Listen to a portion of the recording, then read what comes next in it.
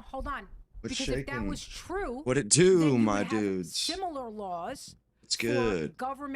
for private contractors who have a government contract to not be able to protest. Yeah, there's no big movements at universities to boycott Ukraine. And they're Yeah, I just threw this up because I was just finishing up though and getting some chats ready, getting like the chat windows. But you know, and I'm gonna be commenting and stuff. I just wanted to have something playing.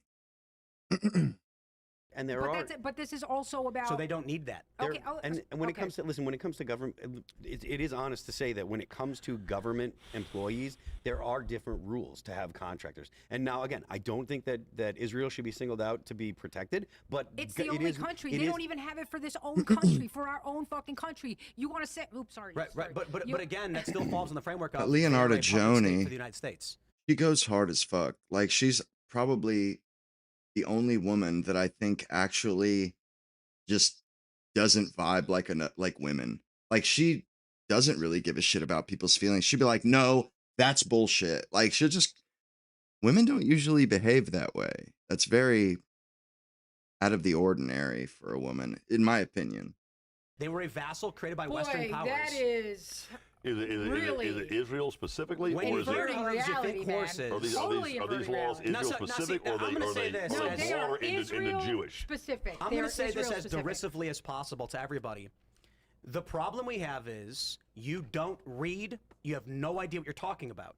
So when I bring up something like the Qatar Turkey pipeline, for instance, you don't know what that is. No, I don't know what the Qatar Turkey And you are pipeline so is. damn sure that reality is the way you've seen it without reading a single book. Whoa. She's just First not of all, okay I read a with lot- you trying to piss down her back, tell her it's raining, because that's what that sounds like someone's trying to do when they say, "Oh, well, you haven't read this and you won't even listen to my argument." It's like, well, you know, you would have more patience if your argument was fucking legit. Books, But not the ones that matter on foreign and policy. they might be about Oh, the ones that he having sex with deems an anthropomorphic bull that matter. but it doesn't matter.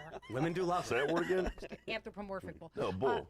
I don't think you Bull. read that book. No, I definitely didn't read that book. But I do read a lot. But there's a lot to actually. There's a lot of books to fucking read. Okay, I Yeah, read. but there's the news. Yeah, but the news is full of shit, and Yes, you know but if you were it. tracking the news over the past 20 years, you're reading things like WikiLeaks, and you're reading the emails these people are writing. I am reading things Okay. like WikiLeaks, and I Indeed, did. and then you would know about the true motivations of the And military-industrial then complex I in did the Middle actually East. read. That's why I knew about how fucked up India was. Sorry again. That's how I knew about how messed up India was before anybody did, because I read WikiLeaks and I happened to stumble across 3 emails that described one of the worst cultures in existence. So I do read, and I'm She sorry is I can't read rather everything about every possible obnoxious. problem No, just that we're Israel. having. Just Kind of, literally, But yeah. please literally, read something about foreign policy. No, I do read a lot about Israel, and that's why So tell me why Israel wanted Panama.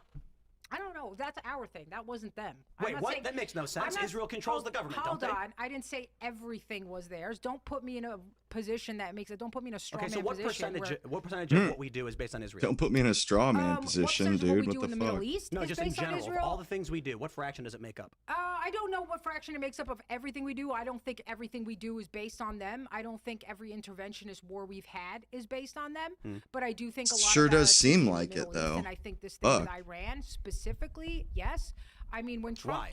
because about they're China. it's their enemy. They're the ones who don't want Iran there because they feel that uncomfortable. They think like Iran's going to attack them, and they want to get rid of their enemy because they want to rule from there. So there is But a they real wanna get ideological rid of- reason Israel has. And there's something I have a beef with Israel. They don't talk about defeating their enemy. They talk about wiping them off the face of the planet. I think they're the only state or entity that I can recall that use that language specifically. It's like what happened in the Holocaust and that there, or whatever happened, I don't know, but they came out of all that with this ideology that, like, this bloodlust, kill everybody before they kill us. You know what I mean? That's the way they behave. They don't see a human.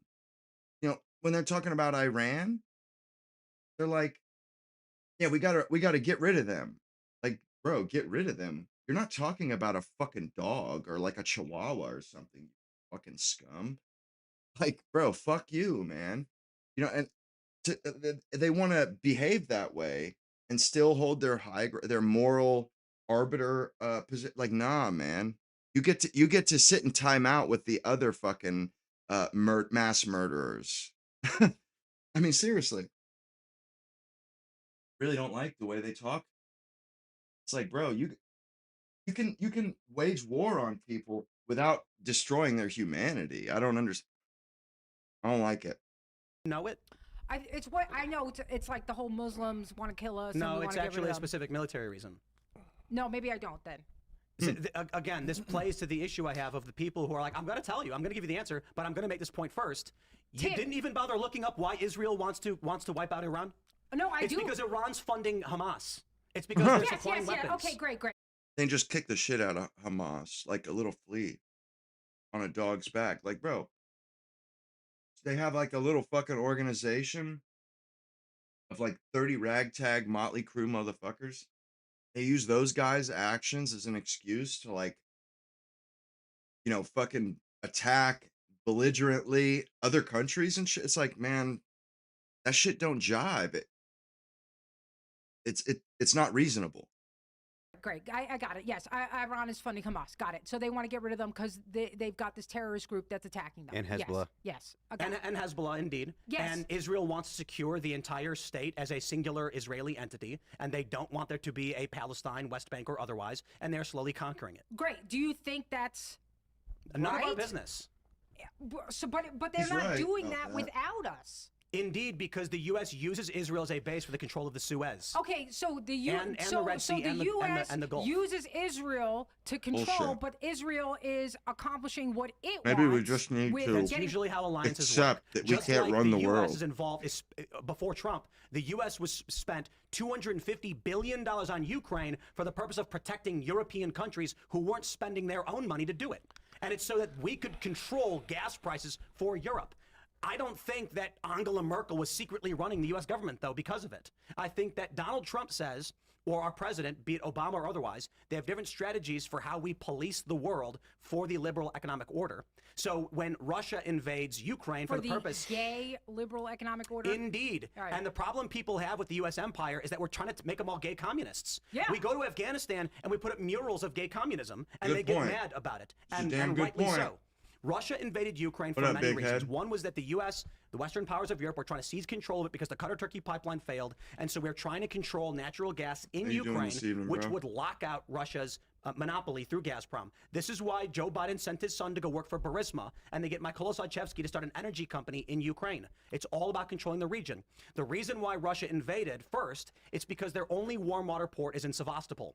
Now, some people have argued they could easily build along the eastern coast, but that would be that you're telling them abandon your billion-dollar naval base where your flagship is and all of the military assets and secrets behind it to NATO, or take control of Crimea. So Russia never invaded Crimea. They simply walked out the front door and then said, we're holding a referendum, which was probably illegitimate.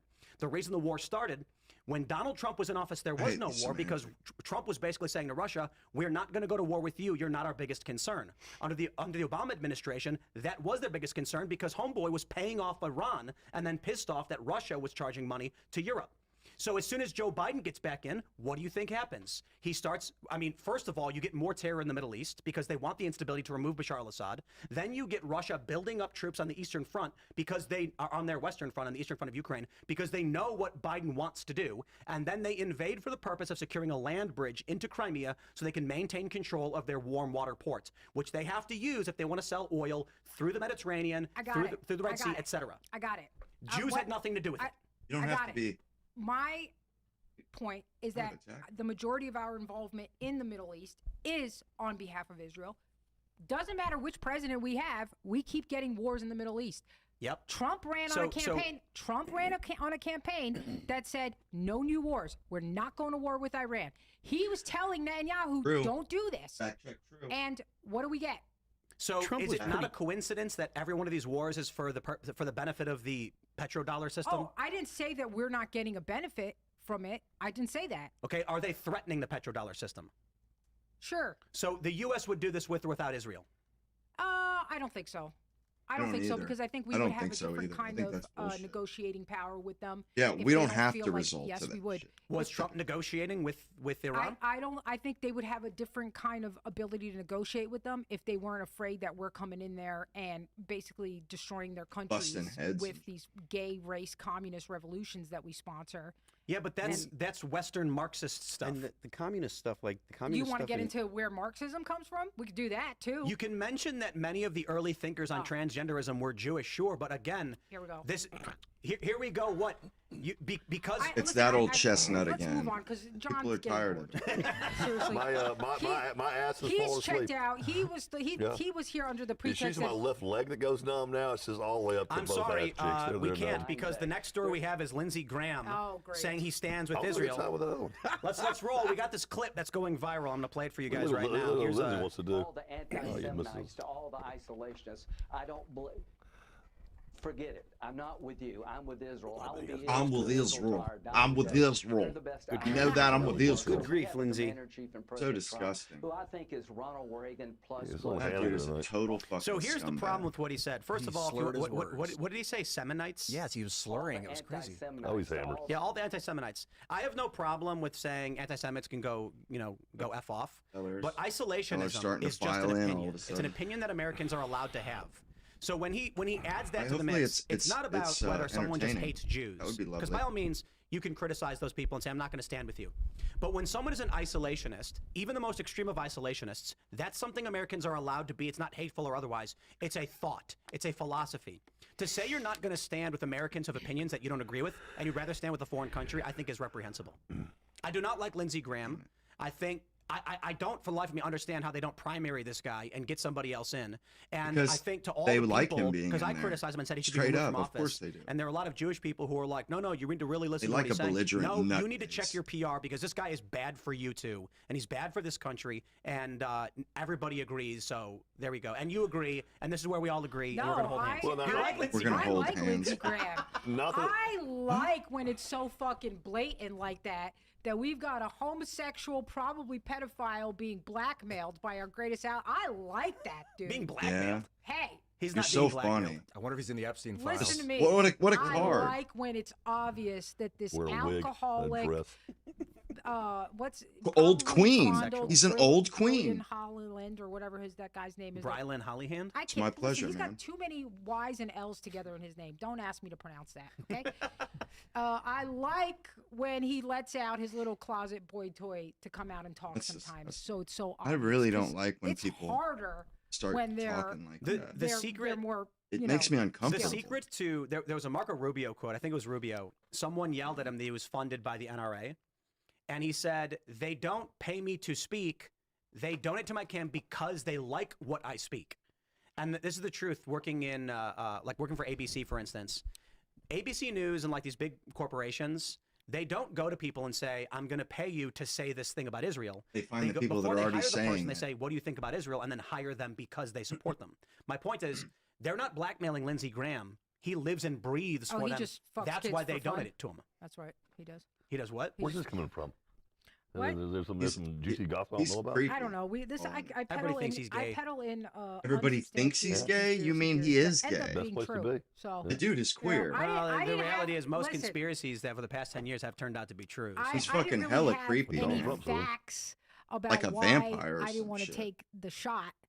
I just saw a Jew made it, and I was like, no thanks. I hope I'm Jewish. I just want to find out. I'm saving up to be. Bro, first of all, I'm saving It's a up to be, he reformation. says. First of all, That's you're funny. too Aryan to be Jewish. You are Viking descendant Technically, yeah. bloodline. Okay. That's right. Ian is a strong Viking. Yeah, North Like, I European. totally Live accept out that, everybody's the DNA by Jews living calling it. us At least goyim, All right, what else? Like, I'm Korean, yeah. Japanese. What Yeah. else? to my mind, Well, you got some. Jeez. it's like you can call me whatever you want as long as you're referring to somebody who's not you people. You feel me? Whatever. You can call us assholes, scum, this, that, and the third.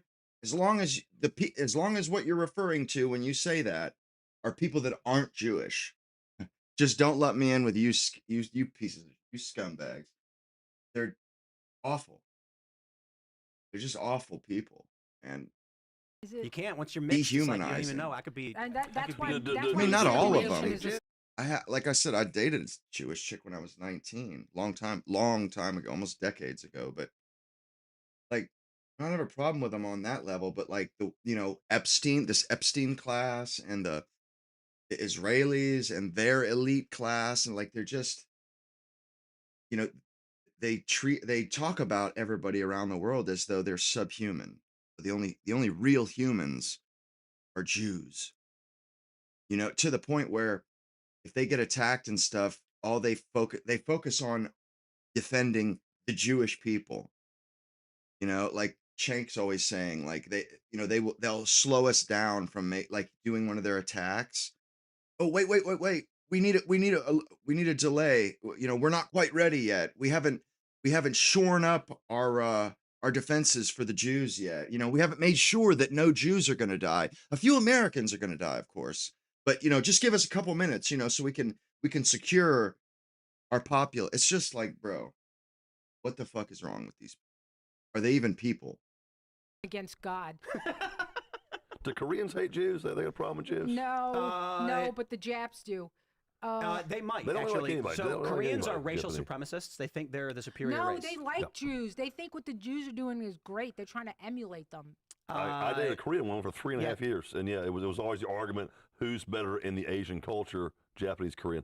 No, Koreans think they're better than Korean. everyone. Yeah, they That's got fine. they got a little bit of They attitude don't problem. treat Koreans, people like it's, shit. It's sort of waning in modern history, but typically Koreans have been racial supremacists. Like, if you are in Korea, it is not atypical to see an older Korean say that they are the superior race. Yeah. Period, of all races. Yeah, her parents off the boat.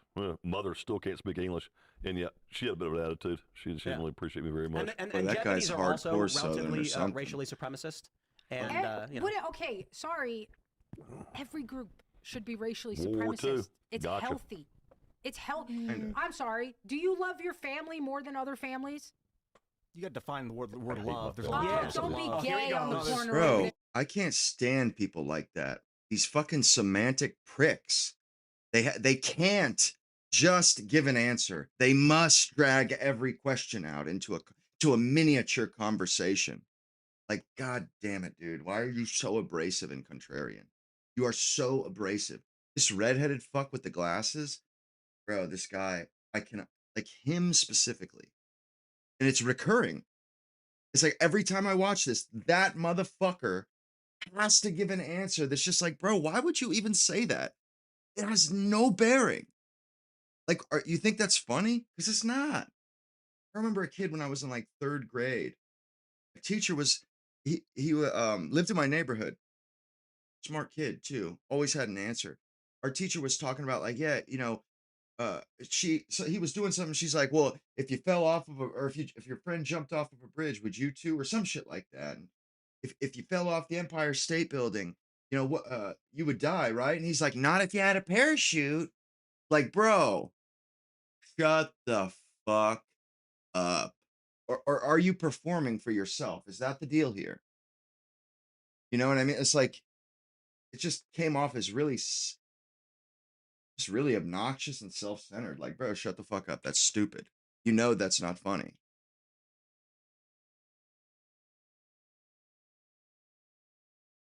Here he goes.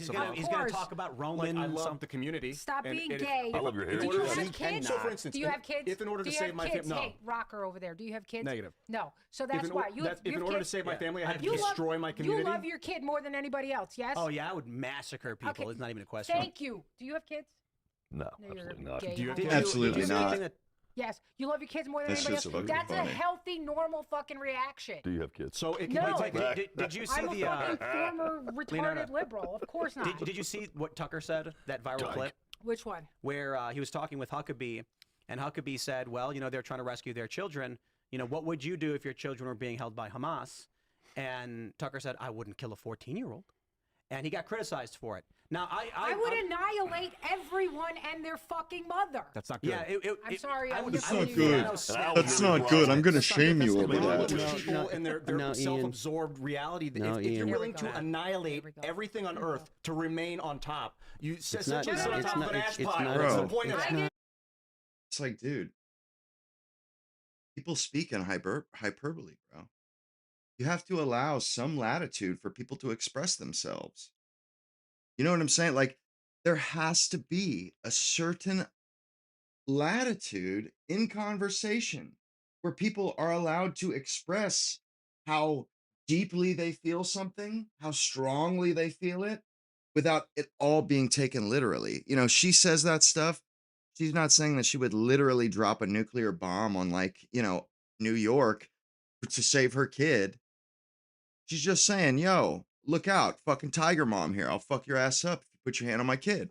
But you know, you get these prick motherfuckers with their stupid glass. It's like they hang their hat on their, you know, they've been told their whole life how smart they are, and you know, and they hang their hat on that. You know, it's like if they're not showing that off, if they're not constantly reminding everybody that, you know, that they're, you know, an eccentric or a unique, you know, they just, I don't know what it is, bro. It's just, it's abrasive to me. It's abrasive, and it's semantic bullshit. You know, bro, are we trying to have a conversation about something, or do you want to just quibble over fucking semantics? Do you want to like spend the rest of the conversation splitting hairs? Is that what we're doing here? Because fuck that, I'll just leave. Like, that's how I feel about that shit. I just think it's like, it's a waste of time. It's a waste of time. It's like, we're not going to actually hash out what our disagreements here, if we're just going to quibble over vocabulary and fucking syntax and shit, like, I'm good, bro. I can do that. I can do that by myself, dude. I don't need you to do stupid shit like that. Waste time. Ridiculous. To remain My on child top. will live. You're I guess I getting kind of For love like to 8 hate that seconds, guy. there's Wait, no wait, world wait. left. Wait, You're talking about what's destroying this the guy's planet name? entirely, which Sorry. kills your I kid. like We're not you. talking At about what Tommy. cost? What is it? Tommy. At a Tommy? great cost. Ian. Tommy. Ian, sorry, Ian. It's spelled E-O-N. Shut up, man. I do like you. I like your No, she Hairy doesn't. chest. liberal Stop fierceness lying. that's coming out. Stop lying. But we're not talking about so that they can remain on top. That's not what I meant. I meant if, like, look, if the choice was between you don't have a kid, so you don't get it. If it's my kid's gonna live, or this other one's gonna live, it's a hard choice. But No, it's not. every parent's gonna Tim go. sits It's my on a fucking fence kid. by Yeah, but a what if pool. you're Why not did allowed ever? to I've choose noticed people society. say that What's- shit. at It's what funny. point will you sacrifice Have your you seen the child? Fantastic Ian, Four, the new one? Never. You are- At you are- no you point. are- Everyone thinks Okay. that, then there will always be war, and No. everyone will consume Oh, each other. because You oh, are and- intentionally in that position. misunderstanding the point. Yeah. It's If been we going Bro, for like destroyed the planet, intentionally. you would be Just gotta killing keep your going own on, child too. as well. Exactly. So at what no one point- is arguing for that. At Oh what my point is it? God. How much waste are you willing to lay to preserve your own species, Quite a your own bit. society? Quite a Quite a bit. bit. But Quite a give me- bit. How about this? Yeah, what, you know what he's saying? It could be defeated. It's like, bro, how about this? Do you like that women can have jobs and shit, you know, and that they can, you know, kind of have some agency? Okay, well, if we don't protect our children, women won't have that anymore. You know, it's like, I'll turn it back around on them. I'm like, well, you know, maybe we actually do objectively have the better civilization. Do you like such and such rights? You know, well, if we don't protect that those go bye-bye. You know, you got to talk to him like a child too. You know, you got to let him know, hey, you're a fucking moron. Yo, what it do, Mr. Robbins? Peter Cotton. What is it? Peter or no, what is it? From Winnie the Pooh. Christopher Robin. Christopher Robin. Tut tut. It looks like rain. Winnie the Pooh. Winnie the Pooh. Bro, that shit was dope, man. I loved Winnie the Pooh when I was a kid. He'd always be like hunting fucking honeypots and shit. You know, like you know, he gets stuck in the little fucking in the rabbit's fucking hobbit hole. He gets stuck in that bitch, and the fucking rabbit's like putting shelves on his ass and shit, and like fucking paints his ass, put a face on it so it's more homey. Like it puts a potted plant on it and shit. Oh, good stuff. My 78%. point Oh, was you bother. loving your own kid Oh, more than other bother. kids is pretty normal. And if you should feel that about your people. This idea You should that, feel that about your I people. should be totally self-effacing. This is a white. You should feel that about your people because for the simple fact that there isn't another people on the planet that doesn't feel that way. There isn't another people on the planet that doesn't feel that way. And it's like, you know, if you're stupid enough to be a fucking chicken for KFC, then, you know, maybe we should just exile your fuck ass, deny you fire, water, and shelter for 1,000 miles. And you know what I'm saying? Like, bro, if like obviously you shouldn't be benefiting from society then. You know, Asians, black people, they all that's how they feel about it. They have their in-group preference. But for some reason we get stuck with these insane fucking liberals, progressives that think we should cast our own children, you know, away, like as if we're in Sparta or some shit and they have some physical deformity. It's like, what the fuck, man? Yeah, Eeyore. I'm talking about Eeyore. Eeyore and Rabbit and Christopher Robin's, Winnie the Pooh, Piglet. Piglet's he's always stuttering and shit. Great. Great Western show. effect. But It's my And I favorite read- as a kid. I blame white people. Yeah, my people are full of awfuls. Hold on. Name a country, ethnic majority that does what we do in the United States or Europe. Zero. You're gonna be Is busy China doing that. allowing other races Hell and ethnicities into no. their country to take control of their Hell businesses no. and their institutions? No, and then but And they're struggling with demographics just like we are. We're the only ones that let these psychopaths, these suicidal psychopaths, run rampant. I mean, they like letting them tear down our fucking society. It's just absurd, man. Fucking absurd. No other way to put it.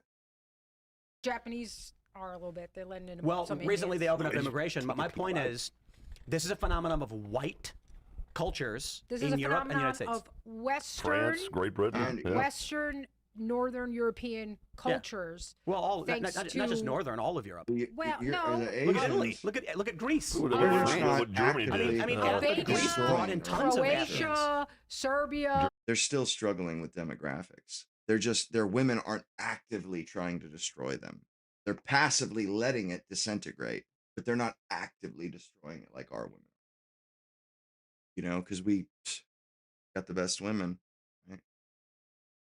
So fucking sad, man. It's like they couldn't just stop at making these women hate men.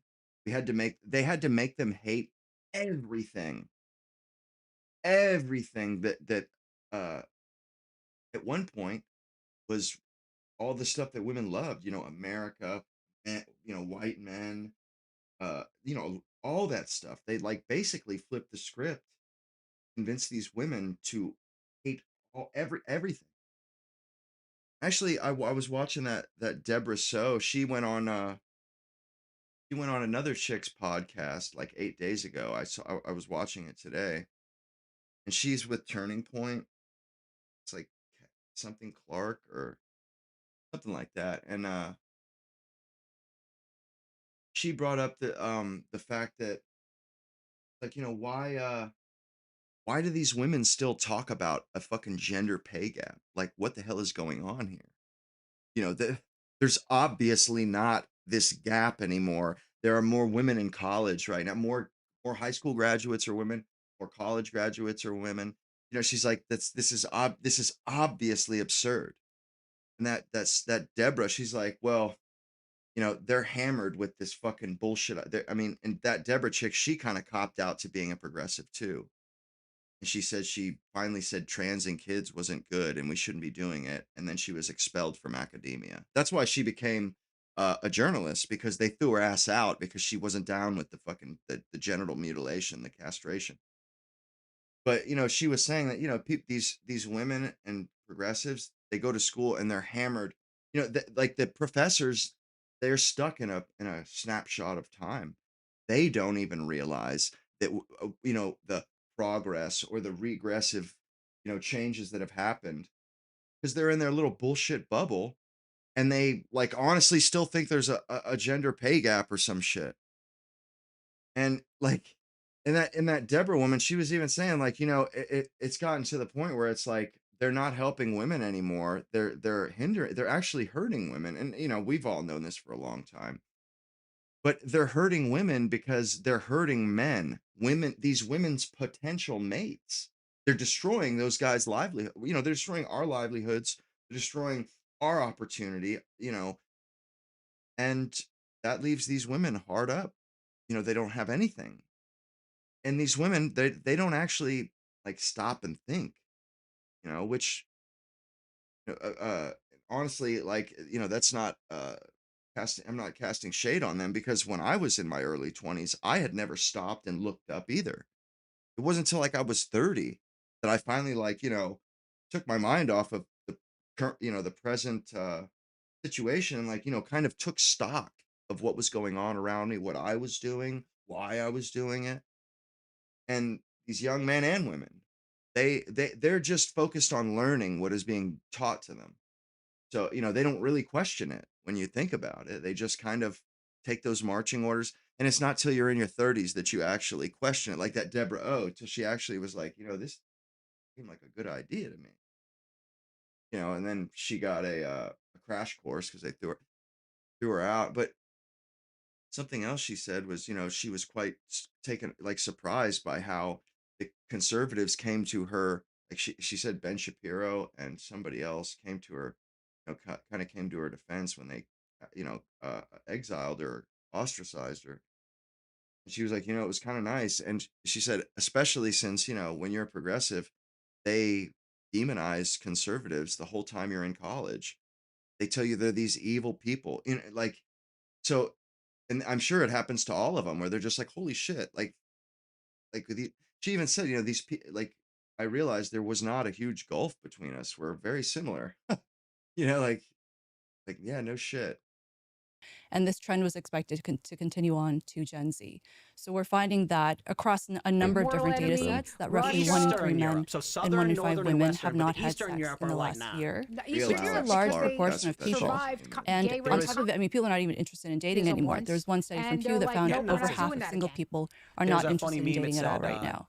So there's a this is a 4chan trend that's meme where they're happening like, globally. It's happening in the West. white It's men happening make in the up less East. It's happening than like among 6% developed of the global countries. population or And something we're like seeing this. similar trends in terms And of we are lower told in marriage America rates, that birth the rates. Chinese people, And despite there I think being also there's a 1.3 larger billion, divide you know, happening of them are between the men and women minorities. politically that is also Substantially fueling a bit of more this. Asians and But Indians I was than white really people, excited but they're with the Extinction minorities. to get to sit down No and other look at the country numbers does that. myself for And the so first what time you, at a and certain really point, you have to determine recognize myself, is this something that's white people actually are doing happening or this. is this a moral panic? I do think But it's something true. very I mean, by all unusual means, you can and say there's a bunch of problems.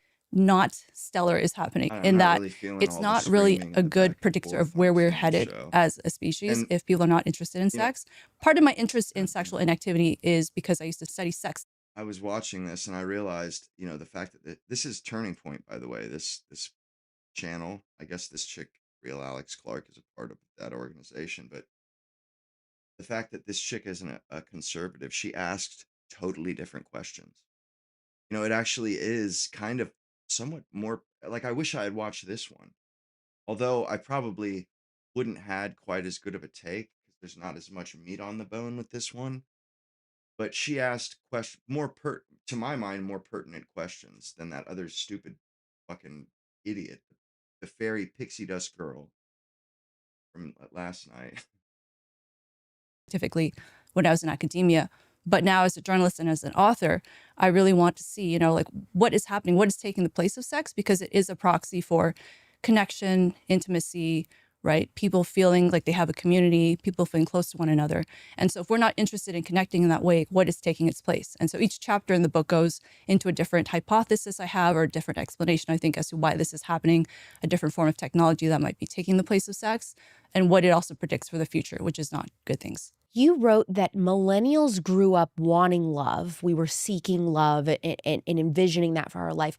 Gen Z doesn't want to date. They want situationships.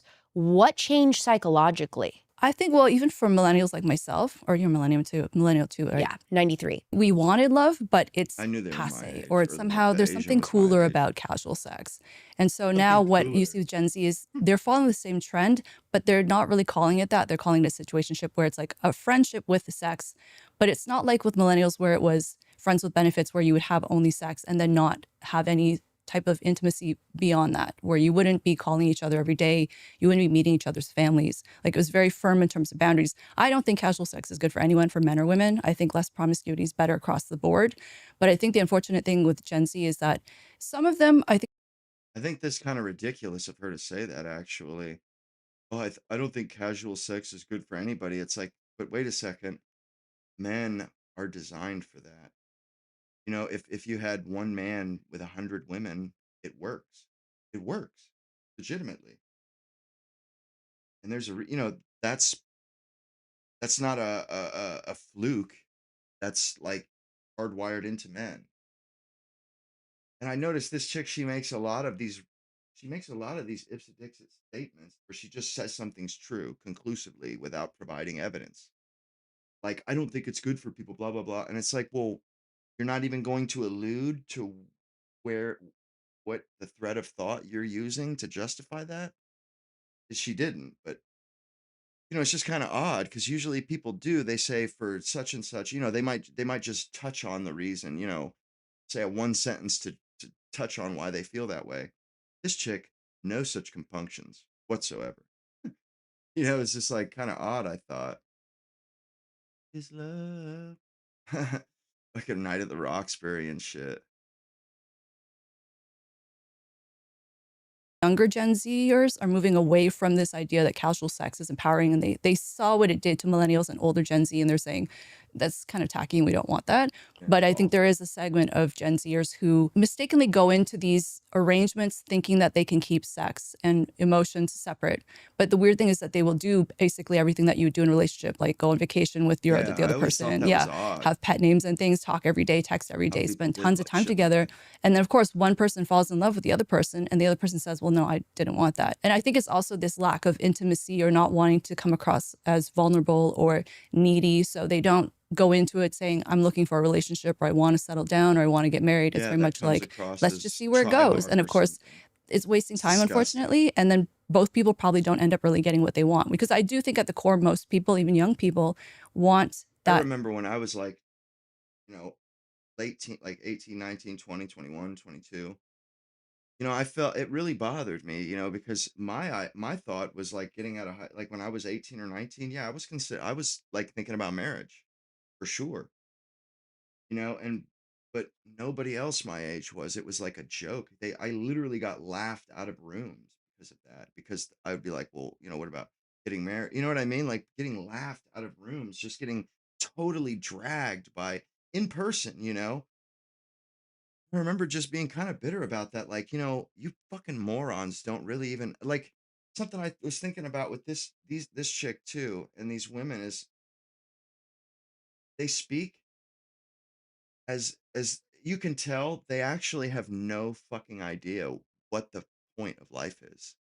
They have no idea, no clue whatsoever. They don't know what the point is. They don't know what their job is, what they should be doing, what's expected of them.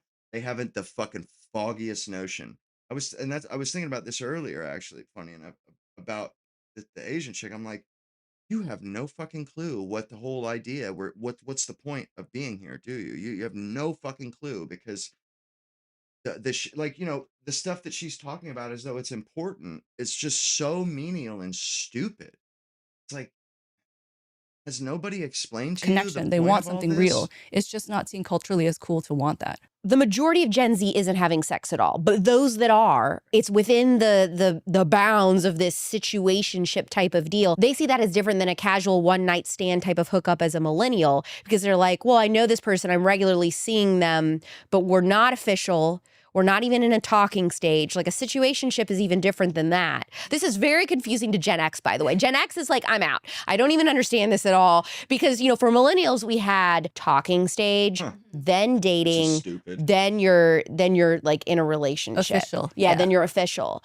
So that was like Makes them our feel- tier system. makes them But is feel everything in comfortable Gen Z starting as a think about it that way. situationship? It seems that it just moves in that nebulous way, but like they meet and they say they don't even really know what they want. They don't want to know what they want. It's just about like testing the waters and having quote experiences, which I think must be so heartbreaking, because I don't think it's possible for two people to spend that much time together and not have feelings develop at least a little bit. Well, yeah. And if you're not compatible, you're going to find out eventually you're not compatible, and then you're going to have to go your separate ways. So not only did you waste that time, but you're not going to be with that person anymore. But it's also even different from friends with benefits. I think millennials are very familiar with friends with benefits and what that looks like. But that was serious boundaries. You were not, for sure, inviting them to go on vacation with your family and stuff. Yeah, no. And you wouldn't even necessarily tell your friends that much about them, because you know that this is just a sexual thing. So this is not your boyfriend.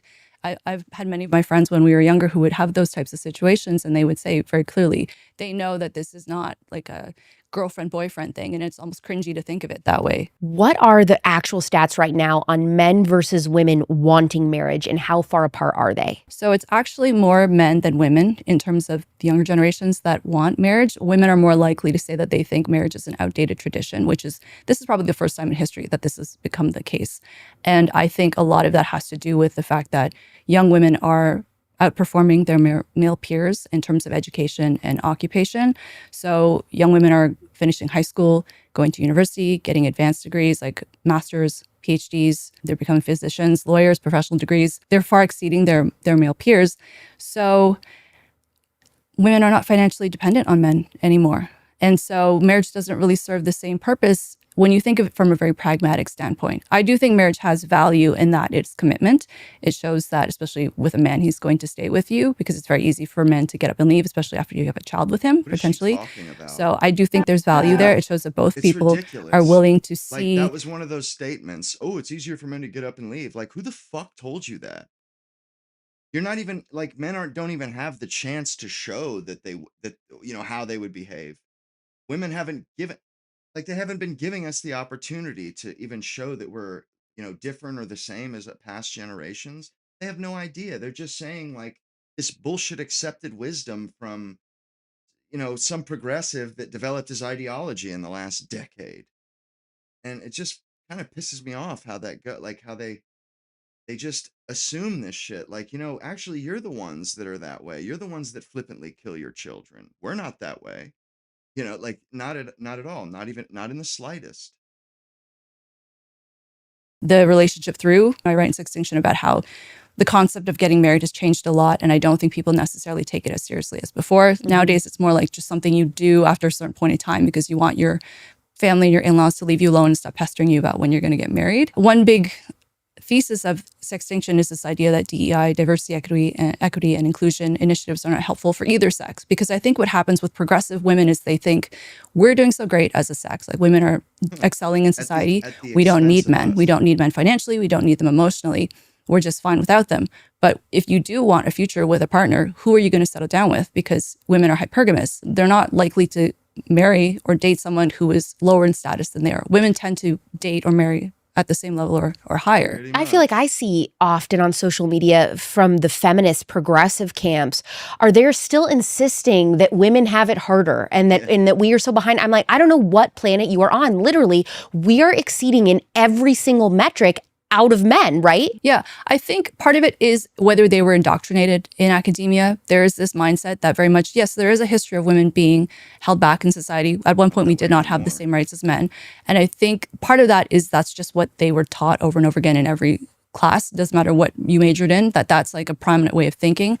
Maybe they're afraid that women are going to be sent back to the kitchen if we let go of those ideas.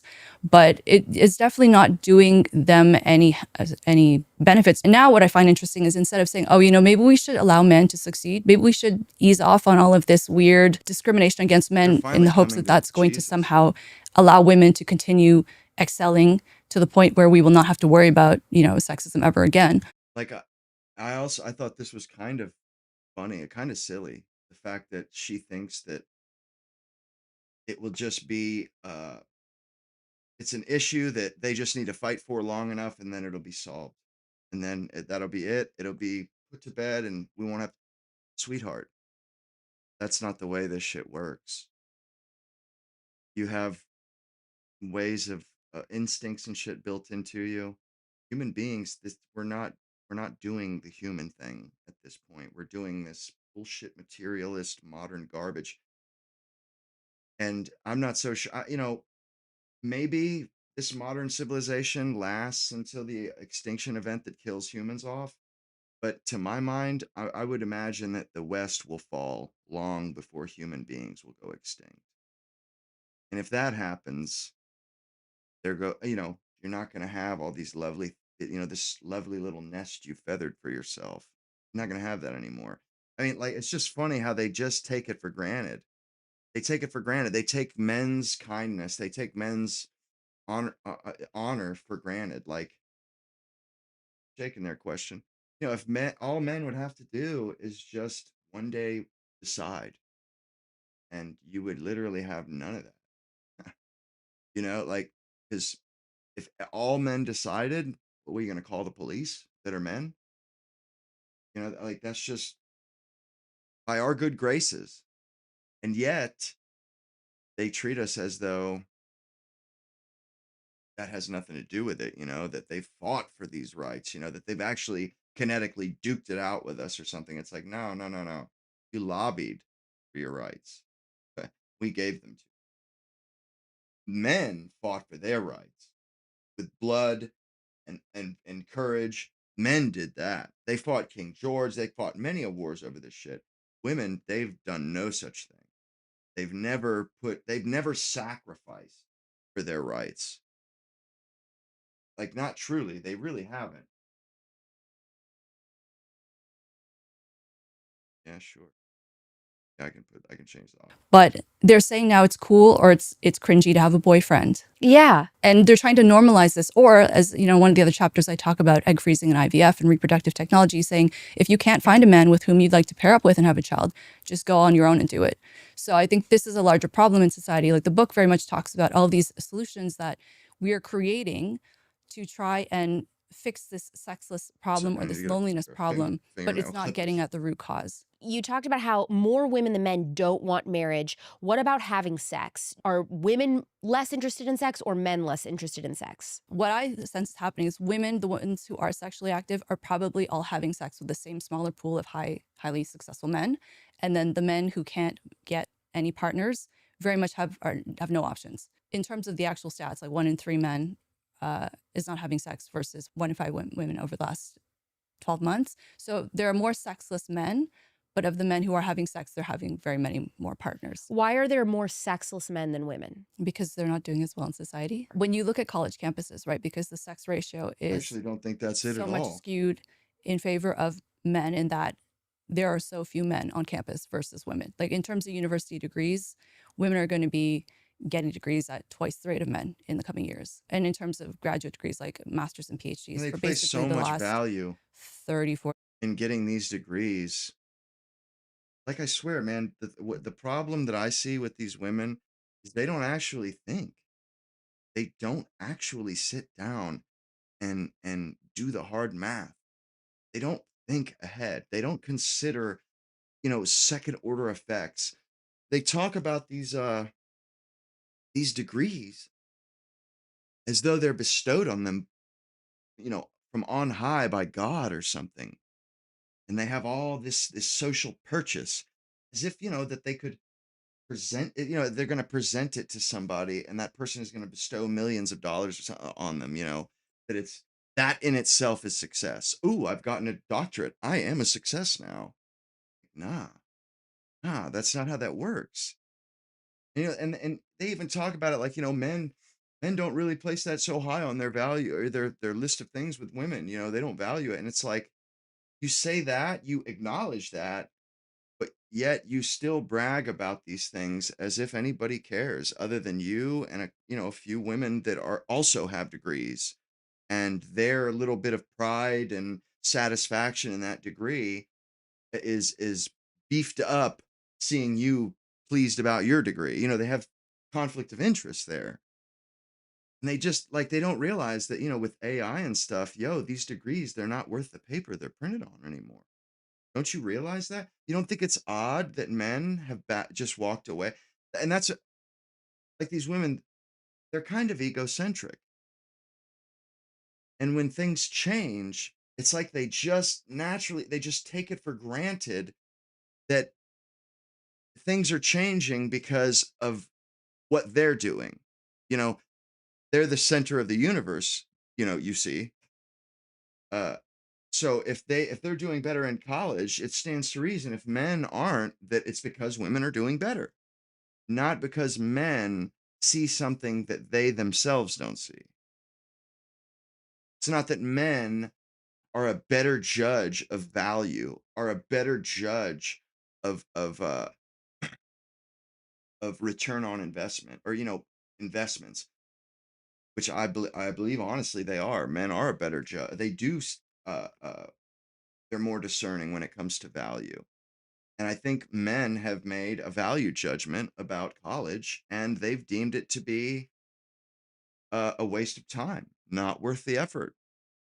Because not only is AI and stuff, all that, the world is changing. It remains to be seen if college is still going to be viable 20 years from now. It remains to be seen. But not only that, there isn't even the social aspect to drive men to college. You can't even find a woman in college anymore. And the women you do find, they're just slutting it up. You're not going to find anything meaningful. And I've said this before, men are the better judge of value. Men, they're not as risk averse as women. See, women, they're or men, they take risks because we have the burden of performance. Men take the risks when it comes to new industries. They're willing to invest in new industries, learn new skills, like, and I remember when video games, if you played video games online, if yeah, that's what I was going to say. That's exactly what I was going to say in the question, that it is because they don't see the value in it anymore. So they're going to where the value is, which is YouTube and all these other online endeavors. That's what they're doing. Because going to college, the corporations, they're just not doing all this hiring anymore. That's in the 80s. If you wanted to make big bucks, that was kind of the deal. You kind of needed to get a degree and then have a corporation hire you. But today, there's so much going on outside of that. You don't even need to start a business. You can just plug into several different sites and stuff, and you know what I'm saying? Like, and men see that value, and women, it's like they don't see it as soon as the men do.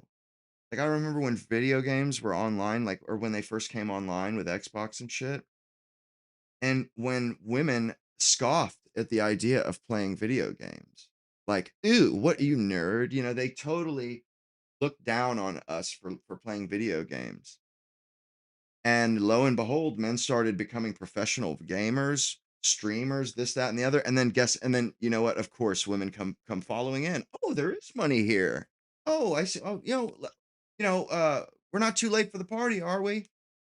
And then, like, you take something like Hollywood.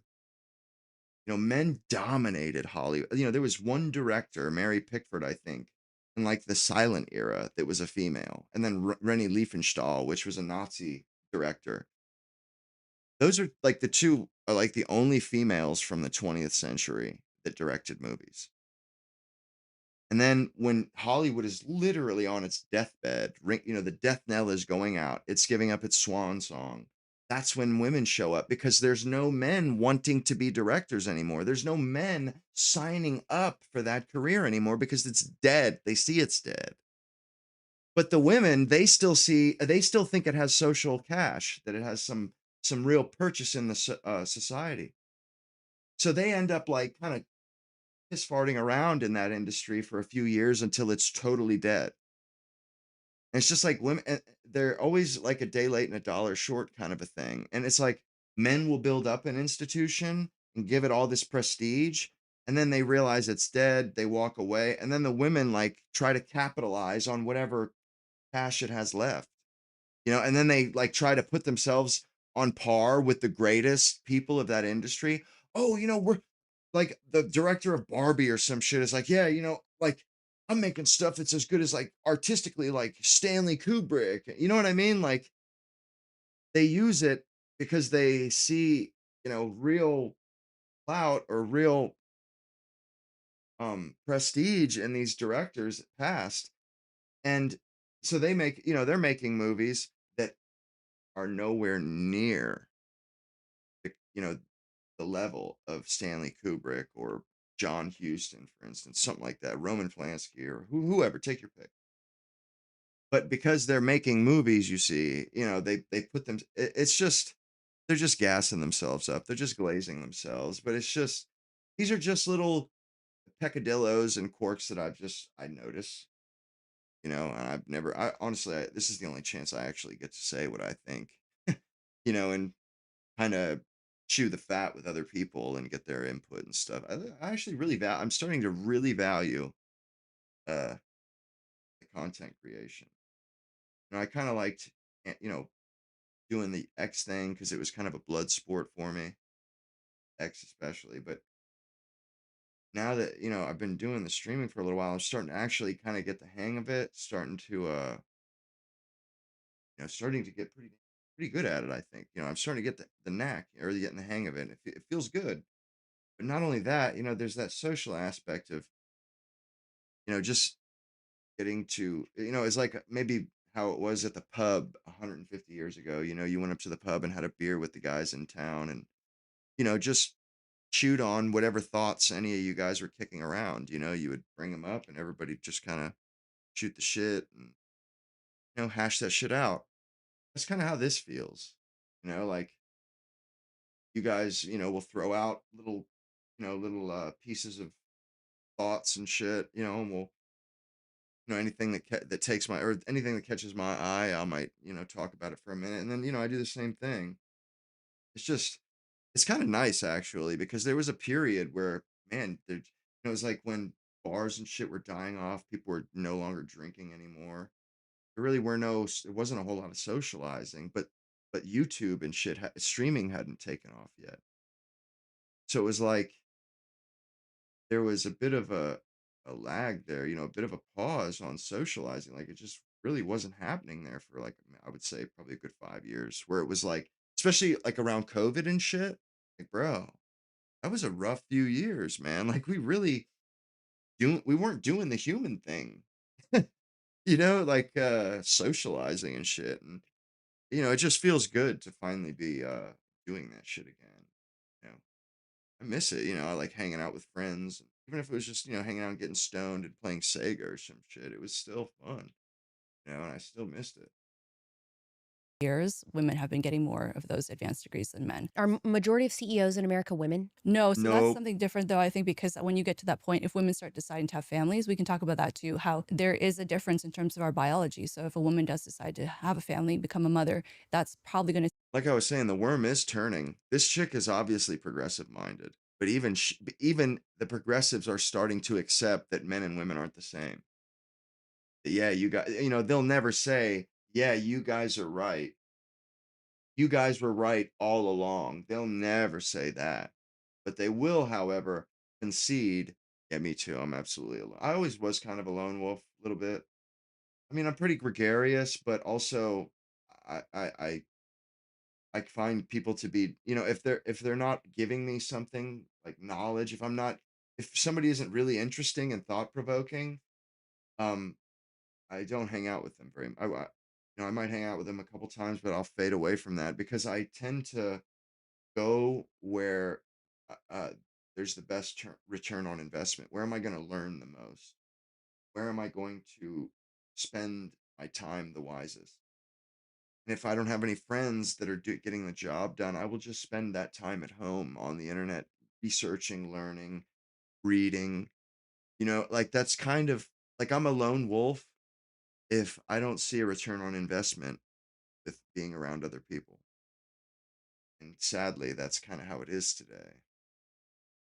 I mean, in person is just not where the action is. That's not where you're going to have the best You know what I'm saying? Like hanging out with people in person, man, it's just, even if I know I don't really have anybody to do that with other than my family and shit, but even if even if I did have that, I doubt that I would be doing it, because it's too constricting, too constraining. You can't talk to people outside of your reality. You can't talk to people in California at the same time as people in, New Zealand or some shit.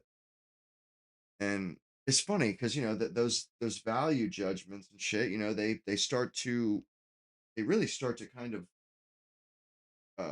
inform your behavior. That shit really, uh, our lives have changed because of that shit. It's kind of neat. her away from her career unless she goes above and beyond to focus on her career, but she probably won't be raising her children in that case. Got it. Okay. Yeah. So in terms of when you have this smaller ratio in terms of successful men, those men do not need to settle down or pick one partner. They can have as many partners as they want, because when they are that successful, they are much more attractive. So they can set the bounds in terms of how soon they want to be having sex, whether or not they will commit to someone, whether or not they will invest in a partner. And so that's why we see this with women. They're, like I said, they're all fighting for this smaller pool of highly successful men. And those men are not really incentivized to settle down. So when you see this massive group of 18 to 29-year-old men who are not dating by choice, and they're absolutely not even interested, they're not even going out looking for women, nothing. I think a lot of What people up there, assume, well, it's Cam? because it's porn. Like they get all of their needs fulfilled with porn. But your research proved that's actually not the full picture. It's not porn only that is causing this epidemic. So can you kind of explain more about that? Yeah, I do think porn and I know other exactly what you technological mean, Bob. stand-ins are playing roles, because if you, as a young man, especially if you're at the peak of your sex, sexual interest, The say old late days, bro. Yeah, when it was like a Friday night, bro, you might only spend 30 minutes at each location. You'd be with the same people the whole time, but like, dude, it would just be jumping around. Boom, boom, boom, boom. You might hit 5 parties in one night. You might hit the liquor store, the corner store for a pack of smokes, like just, bro, picking people up, stopping by their crib for a few minutes, like just all over the fucking place. It was fun though. It was a good time. and early 20s, it's not like you're going to be sitting around just waiting. You're going to need an outlet. So I think many young men are turning to porn. I do think porn can be very destructive, because what happens is when someone is watching porn, they have an orgasm. So that helps to satiate them, at least a little bit temporarily. And that takes away from their desire or their drive to actually go out and meet women and to find someone and to better themselves and become successful, so that they can have a real relationship. So it'll basically help them satiate their sex drive until, the next time they want to look at porn. And if someone's looking at porn every day or multiple times a day, that really, I think, is setting him back, because again, he's getting that sexual need fulfilled, but he's not having any motivation to go out and pursue something better for himself. I think also hormonally, in terms of low testosterone, there's something going on with men's testosterone. I think also for women too. We're all being affected by these endocrine disruptors. And so for men, especially if their testosterone levels are lower than they've ever been, that also affects their sex drive. It affects their motivation. It affects their mood. And I so think this woman, she's really downplaying the the mutuality of life and of human beings and of living. She really doesn't. She doesn't have a grasp on what makes all of this shit work. It's like she's not that she's taking for granted, but she's downplaying the the effect and the motivation. Just the effect and the role that women play in men's lives. They're talking about how men, they don't have they don't even have a desire to work, no desire for sex.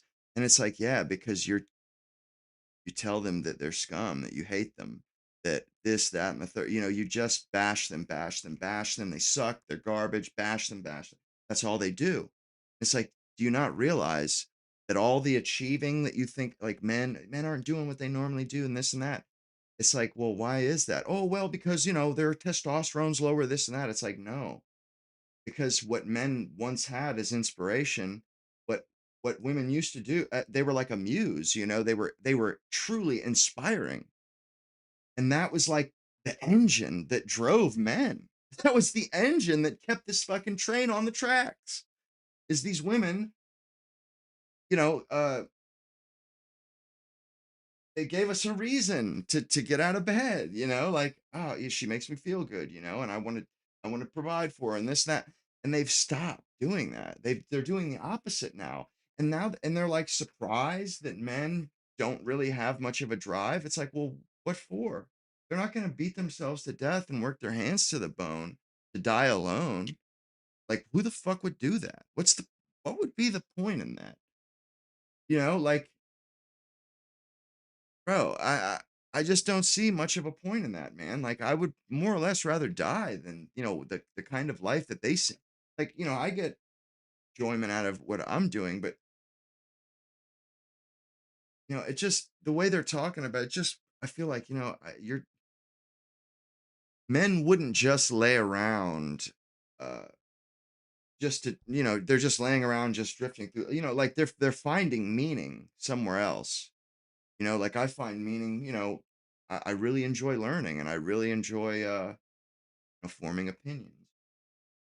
And if I didn't have that, man, I don't know what I would be doing, man. I don't know how I would, or how I would square that circle and endure, and really just keep going, keep trucking. But yeah, they really, they downplay the role that they had, and the contributions that like, and I guess they just assume, they just think that men would, they were the way they were for thousands of years, and that's the way we will always be, and they play no part in that. Like, that seems to be what they're getting at. It's like, and now that they've changed, they don't see the correlation there, and they don't connect the two. Those, to them, they're completely dissociated. One has nothing to do with the other. But to me, bro, those are absolutely linked. Those are inseparable, my dudes. Like, you can't separate the way women treat men with how men's production, men's drive. You know what I mean? Men's uh like, those are they're attached at the hip. You cannot separate those two, because nobody wants to work their fucking hands to the bone. Nobody wants to risk their life climbing trees and shit. Nobody. Not just women that don't like it. Men fucking hate work too. But they hate work less than they love women and family. You know what I mean? Like, that is a sacrifice that we're willing to make for the right shit, And they don't even have to do much. They really, the bar is really low, but it's not that they're not doing anything. It's that they're actively being negative and regret. You know what I mean? Like, they attack us. It's not that they're just neutral and not inspiring us. No, they're tearing us down. That's why there's this huge, profound difference in outcomes. It's because you're not just being neutral and indifferent. No, you're actively telling men not to do that stuff, or at least alluding to that with your behavior, because you can't help but read into people's behavior. Well, what are they getting at? What are they trying to motivate me to do here? And it blows my mind how they don't they really don't see the correlation. They don't see the link between their own behavior. And honestly, that sucks. That sucks, because they should be taking more credit for the accomplishments of humankind, or mankind. They absolutely deserve credit. And like they used to say, behind every great man, there's a great woman, or a good woman, or whatever that saying is. Absolutely, bro. Abso-fucking-lutely, man. That's 100% fact, bro. That, you know, I would imagine probably all the great men of human uh or society, you know, they had a great woman, that they came home to. And women, they just seem to, like with everything else that's traditionally female, they scoff and scorn it. They think it's garbage. Like, homemaking, raising children, so beneath a human being. Like, seriously, bro. They think it's for Mexican nurses and wet nurses and maids and shit. Like, nah. Like, if you care what men think, if you think what men value, if men value something, then it is valuable, you're valuable, sweetheart. Like, I don't know why you let some bitch ass feminist tell you that this stuff has no value. Because if you give a shit what men think, then you should see that as very valuable. Because I'll tell you right now, there ain't you ask any man if they think women have value, they'll be like, fucking A, man, my mom had a hell of a lot of value. You know what I mean? Like, there's something to that. Like, and she's right, we all do kind of want love and companionship and stuff, not we're not willing to pay any price, you know what I mean? Like, it's not priceless to us, but every once, it's like maybe once every couple of weeks, I'll, truly feel that sense of loss. Like when I'll see like a movie every once in a while that has a really touching act in it or something where, there's it shows this really strong bond between a man and a woman. And it just really hits me somewhere deep down. And I'm like, fuck, man. You know what I mean? Like that, I get that kind of the down in the dumps there for a few minutes. Just a profound sense of loss, man. Uh, so she's right, but at the same time, it's like, it's not priceless, it's just that simple. But there's a reason why I feel that kind of a loss because, man, my mom made me feel good. Like, and women make me feel good, after sex and you're just laying in bed with a one, like, bro, every time I was in that shit with a woman that I actually wanted to be that, be with, I felt like I could die happy. Like, bro, if I died right in that moment, that would be absolutely acceptable. Absolutely acceptable. I would, you know what I'm saying? Like, bro, it's just like I was content, man, satisfied. Probably, maybe the only times in my life that I was truly content was right after sex, with a chick, like that I was, really enjoyed. And also, when I was younger, the way that I would feel when I was with my mom's a lot of times, she was very soothing. And it just kind of occurs to me what a fucking diabolical, it should be a sin, bro, like a original sin or a crime to scoff and to, attack or to talk shit about or to downplay, you know, how good women can make men feel. You know what like, man, there is something there, dude. Obviously that's the point of life because that's the only time I've ever felt that good about life. That's the only time I've ever felt that good. And it was because of a woman made me feel that way. I mean, you get other satisfying feelings and feelings of contentment from others, from your friends, from other, situations and people, but something about that one itself was the most uh contented I've ever felt. And I felt it many a time. Like, and I remember thinking, like, man, bro, if somebody, if I had to die right now, that would be okay. I would be like, all right, well, it is what it is. You know what I mean? Like, I wouldn't bitch and moan or kick and scream. Like, I would just accept it, okay, it is what it is. You got to die sometime.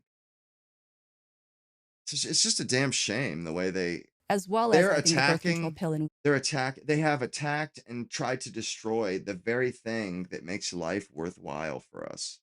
That's the problem, man. That they go after the stuff that we actually care about, um, with hammer and tongs, bro. They want to kill that. They want to kill what it is that we find so inspiring, so good about life. They want to make sure that they stomp it out. it's doing something to the Women, sexual they get that feeling from children, I think, or from children, or also from sex. I would assume from sex, because if I feel that way, they probably do too. But they get that feeling from kids too, and they just somehow they're talked into denying themselves those moments of happiness. feeling. So there's something that's changed in the dynamic between men and women hormonally. So men are less incentivized or interested in pursuing women, and women are also less interested in getting involved with men. I think even more shocking than just the fact that guys are not even interested in hookups or dating is that you said that there is a large number of young men in this country who are not even interested in working. And there's no good reason for why they are not working. You said there's no reason at all. They're not on disability. And that goes, I'm just going to say this now. Like, I have that Nightbot in there.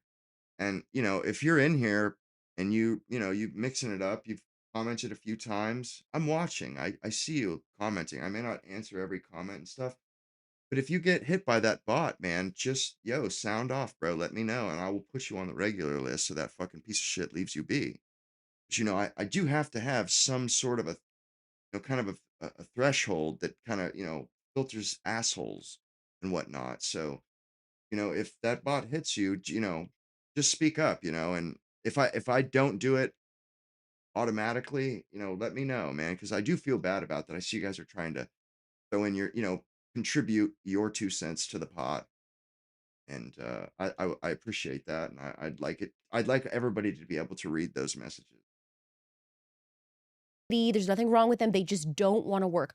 So what did you find that those men who are just choosing not to work, what are they doing all day? What did they all have in common? I do think part of it is the low testosterone. I think it's also mental health issues. 5% of the globe is depressed right now. So depression is at an all-time high. I also think if you're potentially taking pharmaceutical medications like SSRIs or other things that are affecting you, endocrine disruptors, as I mentioned, like that's going to affect, again, your testosterone and just your overall sense of health. Were most of them on prescription pills? Many of them were on SSRIs. I don't want to blame SSRIs, but I do think that because they're all, she's on SSRIs, what I love about your show is I that would you're about imagine. getting to the root cause of what people are struggling with, especially with something like chronic illness that is so prevalent nowadays. What is happening, right? This should not be happening, especially to young people. So to get at, basic things like diet, exercise, mental health, improving the way you feel about yourself, improving like just living like a normal human being and not being behind a screen all day long, not doing most of your interactions with other people behind screens or with, say, AIs. Something as simple as that, I think, is See, I don't affecting like that she throws the baby out with the bathwater here. Ooh, these you're behind screens and this and that. But wait a second though. We are getting what we need from these, okay, yeah, we're not in each other's presence, but I do get what I need socially from being on doing these streams. So to say that it's not fulfilling the same role that, hanging out with friends, that's not right. That's not true. Maybe it is a stand-in. Maybe it's not quite as good as hanging out with a group of friends and chopping it up, but um it's I think it's about as good as it's going to get, and we should just accept it. You know what I mean? Like, we're not going to do any better, and it's good enough. So it kind of bothers me the way they it's like there's no nuance. These women don't understand what nuance means, or they don't understand that very, very few things in life are so black and white. No, I actually agree with you, Arceus. Although the things that I was doing for work, I didn't love. It's only now that I really do like this, and it really suits me as a person. And even though it is tedious, being around on a computer 12 hours a day, I find that I enjoy it thoroughly. And I finally understand what people mean when they say, if do what you love to do, because if your job is to do something that you love, you won't work a day in your life. And however, it doesn't work that way, like at face value. But what they're saying is, do something that you would do in your spare time for free.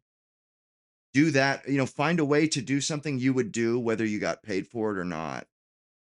That way, because you'll stick with something like that. Because if it's not something that you would do in your off time, you're going to either get bored of it, or something is going to knock you off your path and you're going to walk away from it.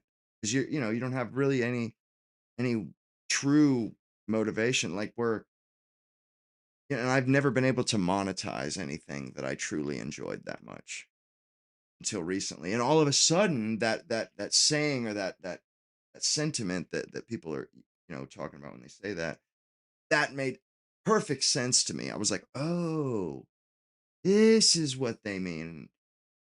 It's not that you won't work a day in your life. It's that you'll stick with it.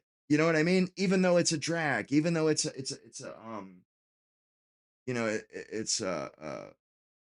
tedious and difficult, you'll hang with it though, because a part of you does get satisfaction and enjoyment out of it. You know what I'm saying? Like, there's something to that, man, where like I came to this realization earlier last year, like about, I think, August, when I hurt my shoulder. I started thinking of, actually, I started talking to a chat bot, or chat GPT, and started kind of asking questions and, talking about things that had happened to me and discuss. And it really was enlightening. It was almost like a psychiatrist, where it was answering questions that I was never to answer myself, because it has this huge body of knowledge to pull from. It was able to put a name to the things that ideas and the concepts I had failed to figure out, you know, what they were called or whether or not society acknowledged them. Finally, when I talked to the chat bot, all of a sudden I started understanding myself better, what I was good at and shit. Like, I've said this to people before since August that, you know, I can do literally anything that I want, but literally nothing that I don't want. If I don't absolutely want to do something in my like for like a if I want to do something like so badly, I'll do it for free. I like I will do it and I'll do it faster, better than anybody typically. But if I'm trying to force it, nah, I'm gonna fail at that shit. It just ain't gonna work, man. It ain't gonna work. I know that now. I tried to do a moving service, tried to do my own tree service, and it worked for a couple of years, both times. But it was like I just lost interest or was just like, this wasn't what I thought it would be, and just walked away. And wasn't until, because I was thinking, like, why is it that I can't hold a fucking job for more than a year? What the hell is going on? And when I was talking to the chat bot, it was explaining it. It was basically it was giving me terms and psychological terms and stuff that when I looked them up were me to a T. Like every single detail that described this whatever was, bro, I exhibited those exact, and I was just like fucking dumbfounded. Like, bro, what the fuck, man? It was creepy, bro. How things that I had never been able to explain and had no idea were correlative and linked. This one, a couple of psychological terms put it perfectly, like twice exceptional. I never heard of that shit before. Nobody ever said that shit to me before. Well, it's for people that have that are neurodivergent. They have a neurodivergent, two different neurodivergence. I don't know if I have ADD or ADHD or if I have it at all. I mean, there's something up because, I'm a great learner, but I just never saw the percentage in doing schoolwork. I would ace the tests, but never get really good grades in class. And it wasn't when Grok was like, yeah, they call that twice exceptional, like being gifted and having ADD. And it kind of sucks because it's kind of, it kind of tricks you because people are like, yeah, you're really smart, but everything you do, you fail at, or from what everybody else thinks you fail at it. And you're like, everybody's telling me I'm smart, but the grades I get don't reflect that. What the fuck is wrong with me? What is wrong? Are they just gassing me up? What's going on here? And once I started to understand what was going on there, it makes perfect sense. Like I was having, like the ADD thing is, made me a little bit or procrastinate a little bit or whatever, but it would affect my motivation to do stuff throughout the day. And like I said, I can do anything I want to do, but absolutely nothing that I don't want to do. So like the schoolwork and shit, I couldn't do it. And I remember my parents giving me shit, and I would just be like, I don't know what it is. I just can't find the motivation. I cannot find it. And they, because they never believed me, or they always kind of just dismissed that, I ended up dismissing it. But then when I was reading about, what Grok was telling me, I was like, oh my God, like, what the fuck? I was right. I really had no control over that shit. None whatsoever. I couldn't help it. I could not help it, but, and I sort of knew that deep down, but that's not an excuse. People are not going to accept that as an excuse. You know what I'm saying? Like everybody, as men, the burden of performance is on us. And because I wasn't performing, I wasn't producing what everybody expected. To me, I'm like, well, what the fuck is wrong with me? Something is wrong with me, And for like 30 years, I thought, I just did not understand what the fuck was wrong with me. Why is it that I can't function like everybody else? Why is it that I can't hold a job more than a year? Well, like one thing that it was saying was people that are that are twice exceptional, they tend to choose dangerous and uh dangerous and something other jobs. Well, dude, I climb trees for a living. I climb trees for a living. And that's basically, it was pretty much, that was what it was saying, was people that are twice exceptional do shit that you can die doing, because we're not good. I'm not good at school. So I could never succeed in college. So I could never get a degree, and no corporation is going to just hand me a job that requires a degree because I said, oh, I'm this such and such, blah, blah, blah.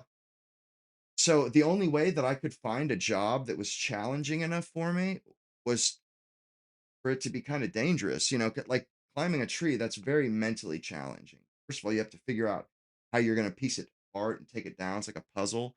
And then you have to the actual climbing itself is like a puzzle. And that's the only reason why I could hold that job, because it was challenging enough to keep me locked in.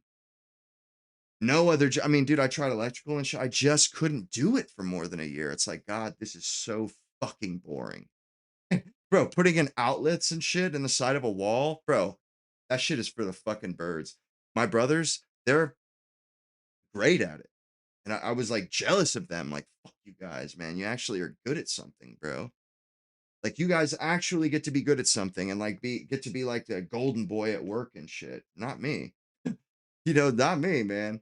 But when it was saying that people like me, they tend to almost always be doing dangerous jobs, because those are the only jobs that will take somebody without a degree, pay them good enough, because I wasn't going to do something for fucking $12 an hour. That's no good.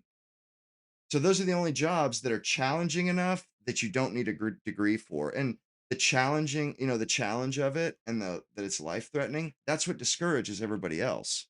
That's what made it a fit for me, was the fact that it was challenging, the fact that there was a lot on the line, and it took prowess. It took technical and psychological and mental prowess to get that shit done. And I like that. I took pride in it. But that right there, when I read that, I was like, holy fuck, man, this shit is talking about me. It was like somebody was over my shoulder and like telling Grok, oh, do this, tell this, fuck with him, twist the knife, like it just, and it was like it just changed my life, man. Fucking changed my life, bro. And then that's when I was like, for years, I had been kind of thinking to myself, like, man, like, I wish I wish I knew what I was supposed to do. I would totally say, fuck these shitty jobs that I've been trying, that my parents and everybody been, telling me I need to get a job, get a job, get a job. Well, over a decade of doing those jobs and just getting nowhere, literally spinning my wheels, getting nowhere. And it's like, like, fuck, man, I'm not getting anywhere. I'm chopping, but no chips are flying. And then when I started reading about this stuff, I finally realized, I said, you know something? That shit ain't for me. It ain't for me. I'm never going to be happy, because it didn't make me happy. I'm never going to be happy doing that shit. Even tree work, I'm never going to be happy doing it. And I'm never going to get anywhere doing it. I would rather make a real effort and a real go of something that is for me than to just keep banging my head against a fucking brick wall. I was like, I'd rather fail, trying to do a YouTube channel for struggle and fail trying to do a YouTube channel. At least I tried, man. At least I tried, bro. At least I put in the effort. I put in the work, man. And it just, I didn't come up with anything. Oh, well. Oh, well. That's acceptable to me. But what is unacceptable is to continue to beat my head against a brick wall because my parents think I'm a fuck up unless they see me beating my head against the wall. Because, to them, they come from, they're boomers. You're supposed to have a job, why aren't you saving? Why aren't you blah, blah, blah, doing this and that and the other? Yeah, well, that's just not me. Sorry. It's just not me, and it's like, you guys are just going to have to accept that I know what's best for me. You're just going to have to accept I'm not a kid anymore. And honestly, I quit I quit caring what the fuck they thought, like, over a decade ago. I stopped going to my dad for advice, stopped telling him what my plans were, because, he would just poo-poo the shit, bro. And it's like, something, man, obviously you don't realize how big of how much your opinion matters to me, because you would not say this shit if you knew how big of a deal your opinion is to me, and how big of a deal my plans are to me, my goals, and what I want to do. You obviously don't realize how important that is, and how important your words are, or you would not say this shit to me. And that's when I realized, you know what? Why am I even fucking bothering? That's all he does. He doesn't know what I want to do. He doesn't know what makes me happy. All he knows is that he had to tough it out and work a job that he didn't want to work. And why should I be any different? You know what I'm saying? Like, I could never really convince him. Only recently, like, that I could actually show him, yeah, Google is sending me money. Yeah, they actually are. And he finally backed off and was like, oh, okay. Like, but yeah, I could never convince the motherfucker. So I just straight up quit trying. I'm like, you know something, dude? I can't. What you say holds too much sway over me for me to allow you to have that much. I can't let somebody have that much control on me, over me. I know what's best for me. Fuck them. They're not living my life. I'm living it. You feel me? And I'll be damned if I live the second half of my life is unhappy, is unfulfilled, is that I live the first half. I would rather die right this second than to do that shit, bro. And I'm not bullshitting. Not bullshitting in the slightest. Like, school, that was like the worst period of my life. One of the worst periods of my life. I liked learning, but I didn't like the pressure that goes along with it. And the fact, I'm just not a school person. I'm not going to do a bunch of busy work just to show people that I learned. I know I learned. To me, that's all that matters. I know I learned it. And I know if somebody asks me about it in 5 years, I'll be able to tell them the answer. I don't give a fuck whether some school or some teacher knows that I know it. Fuck them and the horse they rode in on. I'm not living and on this earth and breathing to impress them, because that's the kind of person I'm like. I don't give a fuck what other people think. I really don't, other than my parents. And I just never could get with the busy work. I couldn't do it. It's like, there was no return on the investment. I would rather learn what they're teaching, learn what is interesting to me, and then when everybody else is doing their work, I go to learning something else. That was the kind of person I was. Like, I remember, like, middle school and high school, I was only there till 16, but, like, I didn't even put there were no pretenses that I was going to do that work, really. I just was like, this isn't for me. It's not for me. I have to be here. I would learn, I'd be awake for a few minutes in the class, or I'd be paying attention the first beginning of the year and maybe for the first few minutes of the class. But once they went to busy work or whatever, I would pull a book out of my backpack, or you know what I'm saying? I would find something else, some other way to get value out of that time. And it's only now that I understand really didn't understand those were the factors at play. And that's what was driving me. I was like concerned with getting to learning. To me, that was the value of school, was learning. To me, that's like kind of the value of life, is learning, like, building your knowledge and becoming more proficient at this thing we call life. So when I was in class and everybody switched over to busy work so that they could, you know, uh, memorize, but they could get the lesson down. I got the lesson down the first time I heard it. Okay. I don't need that shit. I don't need to do the same fucking shit for a week straight before I get it. I just don't. Like, in math, how you do like a section for a whole week, and it was like every week you'd learn something on Monday, and then you spend 4 other days practicing what you learned on Monday. Bro, I would learn the shit on Monday, and that'd be it, bro. And several teachers. I remember in 10th grade, I had a teacher that I was dropping out like 2 months later, and I knew it too. It was like 2 months before my birthday, and I knew I was going to drop out. And my teacher, Mr. McConnell, we had a midterm. This was in December. Bro, I got an A on this midterm, and the dude pulls me aside after class, and he goes, "Yo, man, just tell me the truth. You cheat on that midterm? This is algebra." I was like, "What?" I was like, "Bro, do you have any idea how absurd that sounds? If you like that you would ask me. I'm like, dude, you know I'm dropping out in a month. Why would I put forth that much effort? It doesn't make sense to me. You know, like what? Why would I do that? I did it just because I kind of like tests. I do. I do. I always have. You know, I aced the FCAT several years. I aced that motherfucker 100% of the questions right.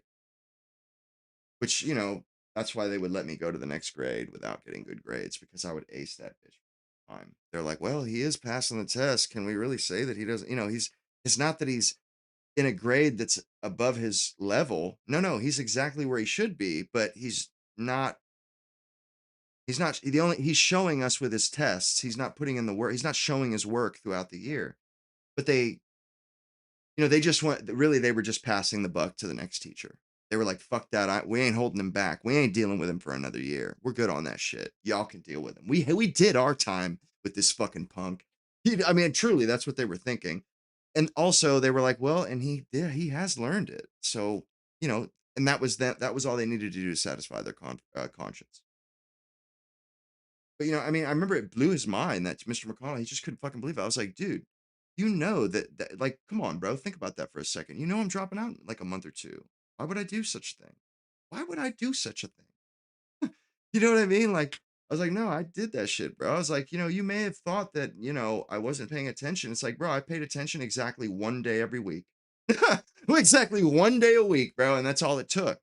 And that blew his mind, man. And I was just like, bro, what do you want me to say, man? You know, and I mean, I think he believed me. It was just like, yo, man, I mean, is what it is, bro. What do you want, you know, what do you want me to say? And it's like, it's kind of weird in school. Like, and I wouldn't even have to pay attention on Monday necessarily. Just one day a week was enough, you know, because they do the same fucking lesson 5 days a week. And if I just paid attention one day, it'd be enough.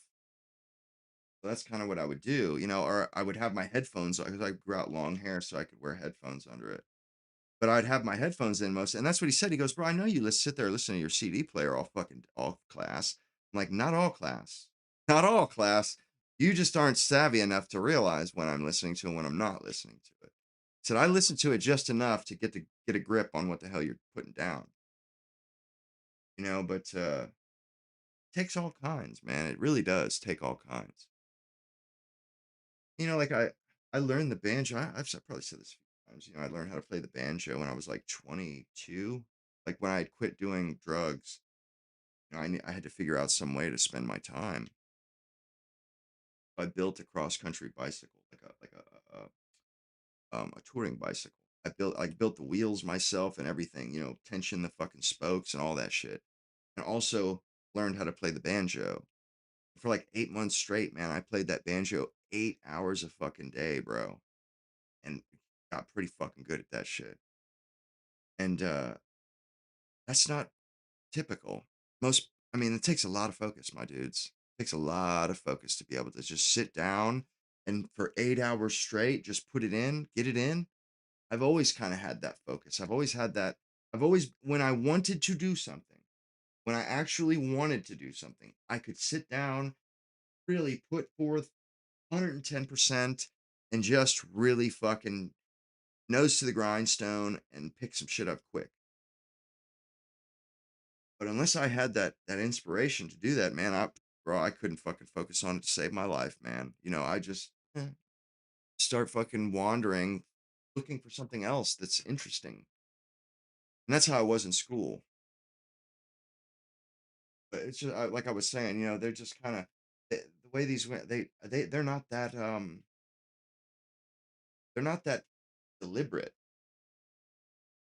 You know, they don't think things out the way I do. You know what I mean? Like I'll sit down and literally fucking take things apart piece by piece down to this, however small and minute and minuscule I have to get, I will go there. However granular I have to get, I will get there if you know, if to figure something out. And it just kind of blows my mind that they don't do that. You know, like it's kind of weird because my whole life I thought I was normal. You know, I thought nobody knew what it felt like to be related to, or nobody knew what it felt like for other people to relate to me. You know, because nobody could ever relate to me about my hobbies and my interests. I thought that was normal. And then when I figured out it wasn't, I was like, holy shit, man, people are different. They're not like me.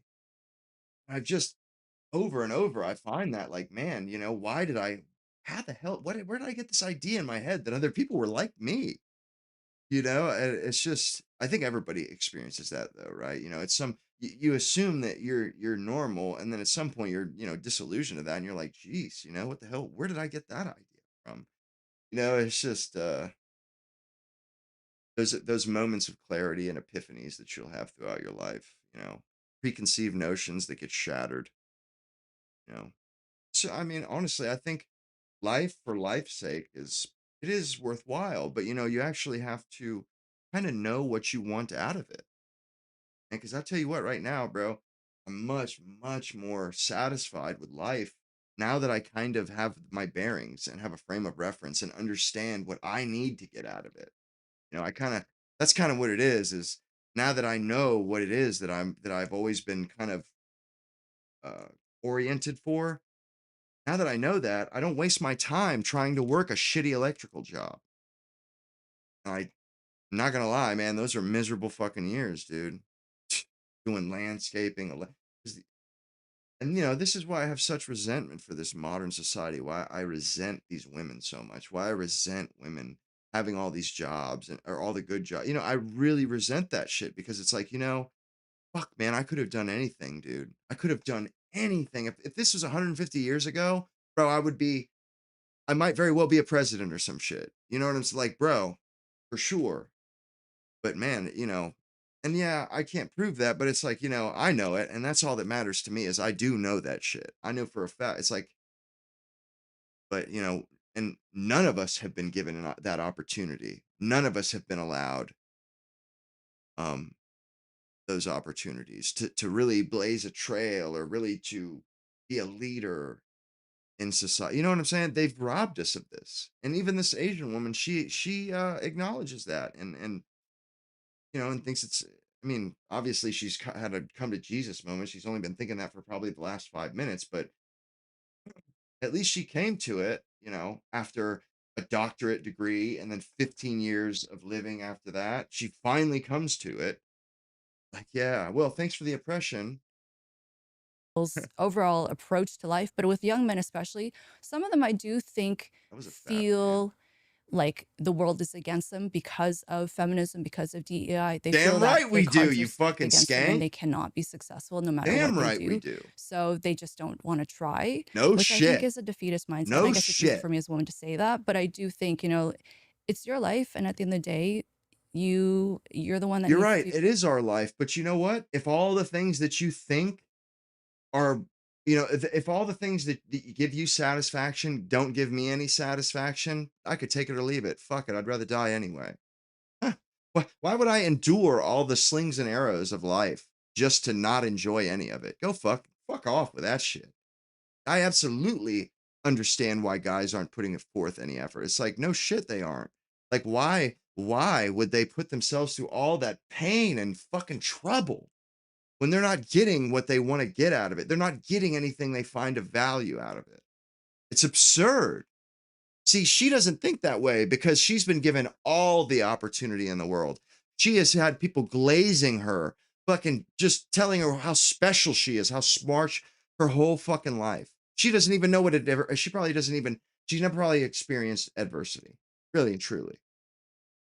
And so it's just this really, they don't understand. And it seems like they don't even want to understand. This woman is a fucking psychologist practically. And she doesn't seem to really have any interest in understanding, what life is like for men, really. Choose how you want to live it. What I think is interesting about the SSRI part of this is that She's you said 1 in assuming 5 that, we want the same things out of life that she wants out of life. That's just not so. It's not so, like, yeah, I would rather do what I'm doing than, working a job and, having a nice car and this, that. I mean, of course, I'd like to have a family and shit. Like, yeah, that would be worthwhile. But if I'm not going to get that anyway, then fucking, why would I be putting in the work like that? Hell no. Hell no. I'd rather just, do exactly how much I have to get by and spend my time doing other shit if I have to. Kids are on an SSRI. And one of the biggest side effects of an SSRI is anxiety and depression. Anxiety, depression, and low sex drive. Yes. Yeah. I feel like that's a listen to this huge shit. key Listen to to this this. And shit I coming up. also agree with the low testosterone, the chemicals in the environment, and the products that we are using in our homes, on our bodies, deodorant going right into your lymphatic system. I think all of that has to do with it. I thought it was so smart that you put that in the book. Thank you. And also Well, with, thank you. post SSRI sexual dysfunction, which is something that's starting to get more attention now, the fact that children are being prescribed these medications and there isn't really a full understanding of how this is going to affect their sexual development. So of course I say for anyone listening, speak to your care team or your physician, don't base your mental health decisions or physical health decisions on something that I'm saying on a podcast. But I do think it's worth questioning because there's something larger happening, I think, in terms of the disconnection that we are feeling in society. And I'm really concerned because I don't see it getting better until we address what's actually causing this, as opposed to turning down these different pathways of band-aid solutions that make us feel better at the time, help us maybe self-regulate and emotionally deal with our problems. But in the end, it's not going to be good for us. I feel like one thing too is, I feel like as men, we kind of need to feel like we're building towards something bigger. Because I've felt a supreme drop off in motivation when I discovered where we're headed with this low birth rate and shit, and illegal immigration, a supreme drop off in motivation. When I realized that, whoa, maybe this is all coming to an end. All of a sudden it's like, man, I don't know if I really want to put in the work anymore, especially if I don't have kids myself. I have no stake in this thing, and I'll be damned if I'm going to work for something that's going to be disintegrate in a couple of years. So I think there is a lot of motivation in the fact that, yeah, men are provide for their families and shit, but they're also building something greater than themselves, kicking in something and building something else. You know what I'm saying? There's something going on there. It's not just that you're motivated by what your immediate surroundings. No, there is something to contributing to a greater whole, a greater society. And because like I said, when it started looking kind of doom and gloom, I noticed like, man, I don't like, bro, I'm not so sure I want to really even put any effort towards this anymore. Like, and I didn't feel that way 15 years ago. I never felt that way. I always kind of could find the motivation. It's kind of odd. Yeah, absolutely. Sucks. I mean, you kind of do need to feel like, you know, uh, what you're doing is going to matter. It's going to contribute to something people will benefit from later on down the road. You know what I mean? So it's not all for you and the immediate people. When the people you're doing it for die, it will have been for in vain. No, no, no, no. That's the point of society. Is it's like even after I die, even after my children die, or my non-existent children, even after they die, it still will not have been in vain. People will still enjoy it. You know, um, it's just there's something to it, man. There's certainly is, and it's a damn shame. Like I wish these women, obviously they don't understand what we're talking about. That must be like a uniquely male thing, where we feel like we're contributing to something bigger that will last beyond our death. You know what I mean? It will, because that's what it is. We're built. Our effort in life is going towards something that will outlast us. And when that isn't the case, it's supremely demoralizing. I mean, on a really profound level, it's Remember the Chip Skylark episode of Fairly Odd No, I Parents? don't. That song, My Shiny Teeth and Me Shiny. No, I do not. Do not. Inability to orgasm. You also have an inability to just experience Yeah, this is what I was like, bro. This is incredible. This is crazy. I had no idea. I've done episodes on had no post i- SSRI sexual dysfunction. And I don't think a lot of people realize, because the FDA doesn't require a black box label on the product yet explaining this, that being on an SSRI for as little as a week, you can develop this disorder which completely numbs your genitals. You have an inability to orgasm. Dude, this You isn't also have this, an inability bro. to just experience How joy. is this fucking legal, bro? How is some shit that does that to 5% of the people who take it? How is that fucking legal? That it makes your dick numb for the rest of your life? Bro. That's fucking diabolical, dude. And you pay for this? You pay for this? Fuck, man. or any extreme like range of emotions, period. Creativity. Yes, and it doesn't go. There's no cure, and people are not warned of this. There is no informed consent when they're being prescribed this. And OBGYNs are the top person that are prescribing SSRIs. It's not even psychiatrists, which is really disturbing, I think. When you say that women now believe that marriage is outdated, is it only liberal women, or are we seeing conservative women believe that as well? That particular study did not break it down by political affiliation. I would imagine it's probably more so among progressive women that feel this way. My sense is conservative young women, like in Gen Z, still do want marriage. But again, if you're making more money than most men of your age cohort, even if you want that, it's going to be very difficult to find somebody. So you either are going to have to wait a bit longer until your male cohort catches up, She or is date like a older, robot, which man. there's nothing wrong with that. But I do think I think she is kind of dead inside, bro. She's my age. So she's in her mid-30s, around there. She ain't got no kids, cuz it doesn't even seem like she has a husband. Those were the vibes that I picked up on. Now, obviously, you guys are picking up on it too. But yeah, she does. I know what a married woman sounds like when she speaks. I know what a woman with a husband, or a woman with kids, and I know what a woman without a husband and kids. They sound much more alive than this woman. The chick sitting across from her has kids or has a husband. You could tell she's bubbly and kind of chopping it. She's mixing it up and shit. This woman is just, bro, monotoned. Like, the best thing in her life is sitting in her fucking computer writing a book. Ugh, fuck. I mean, honestly, I feel bad for her if that. I mean, 'cause obviously she's dead inside. it is just what is available, and also where we're moving culturally. Like, even I think among conservative women, and this is the tension I see between conservative women and conservative men, whereas conservative men, of course not all, but my sense is many of them will say, I would prefer to have a stay-at-home wife. No I shit. would prefer that my wife not Why work. would you And for want some of them, I guess if somebody it's more else to raise extreme, your right, that children? red pilly side that you mentioned might Red say pills. it's because a woman who's educated is going to be promiscuous. She's going to have a high body count. Yep. She's going to cheat on you, all these things. She's Gonna going to have a be like shit a attitude. bossy How about that? person. A She's not shitty going to submit attitude. to you and all of this stuff.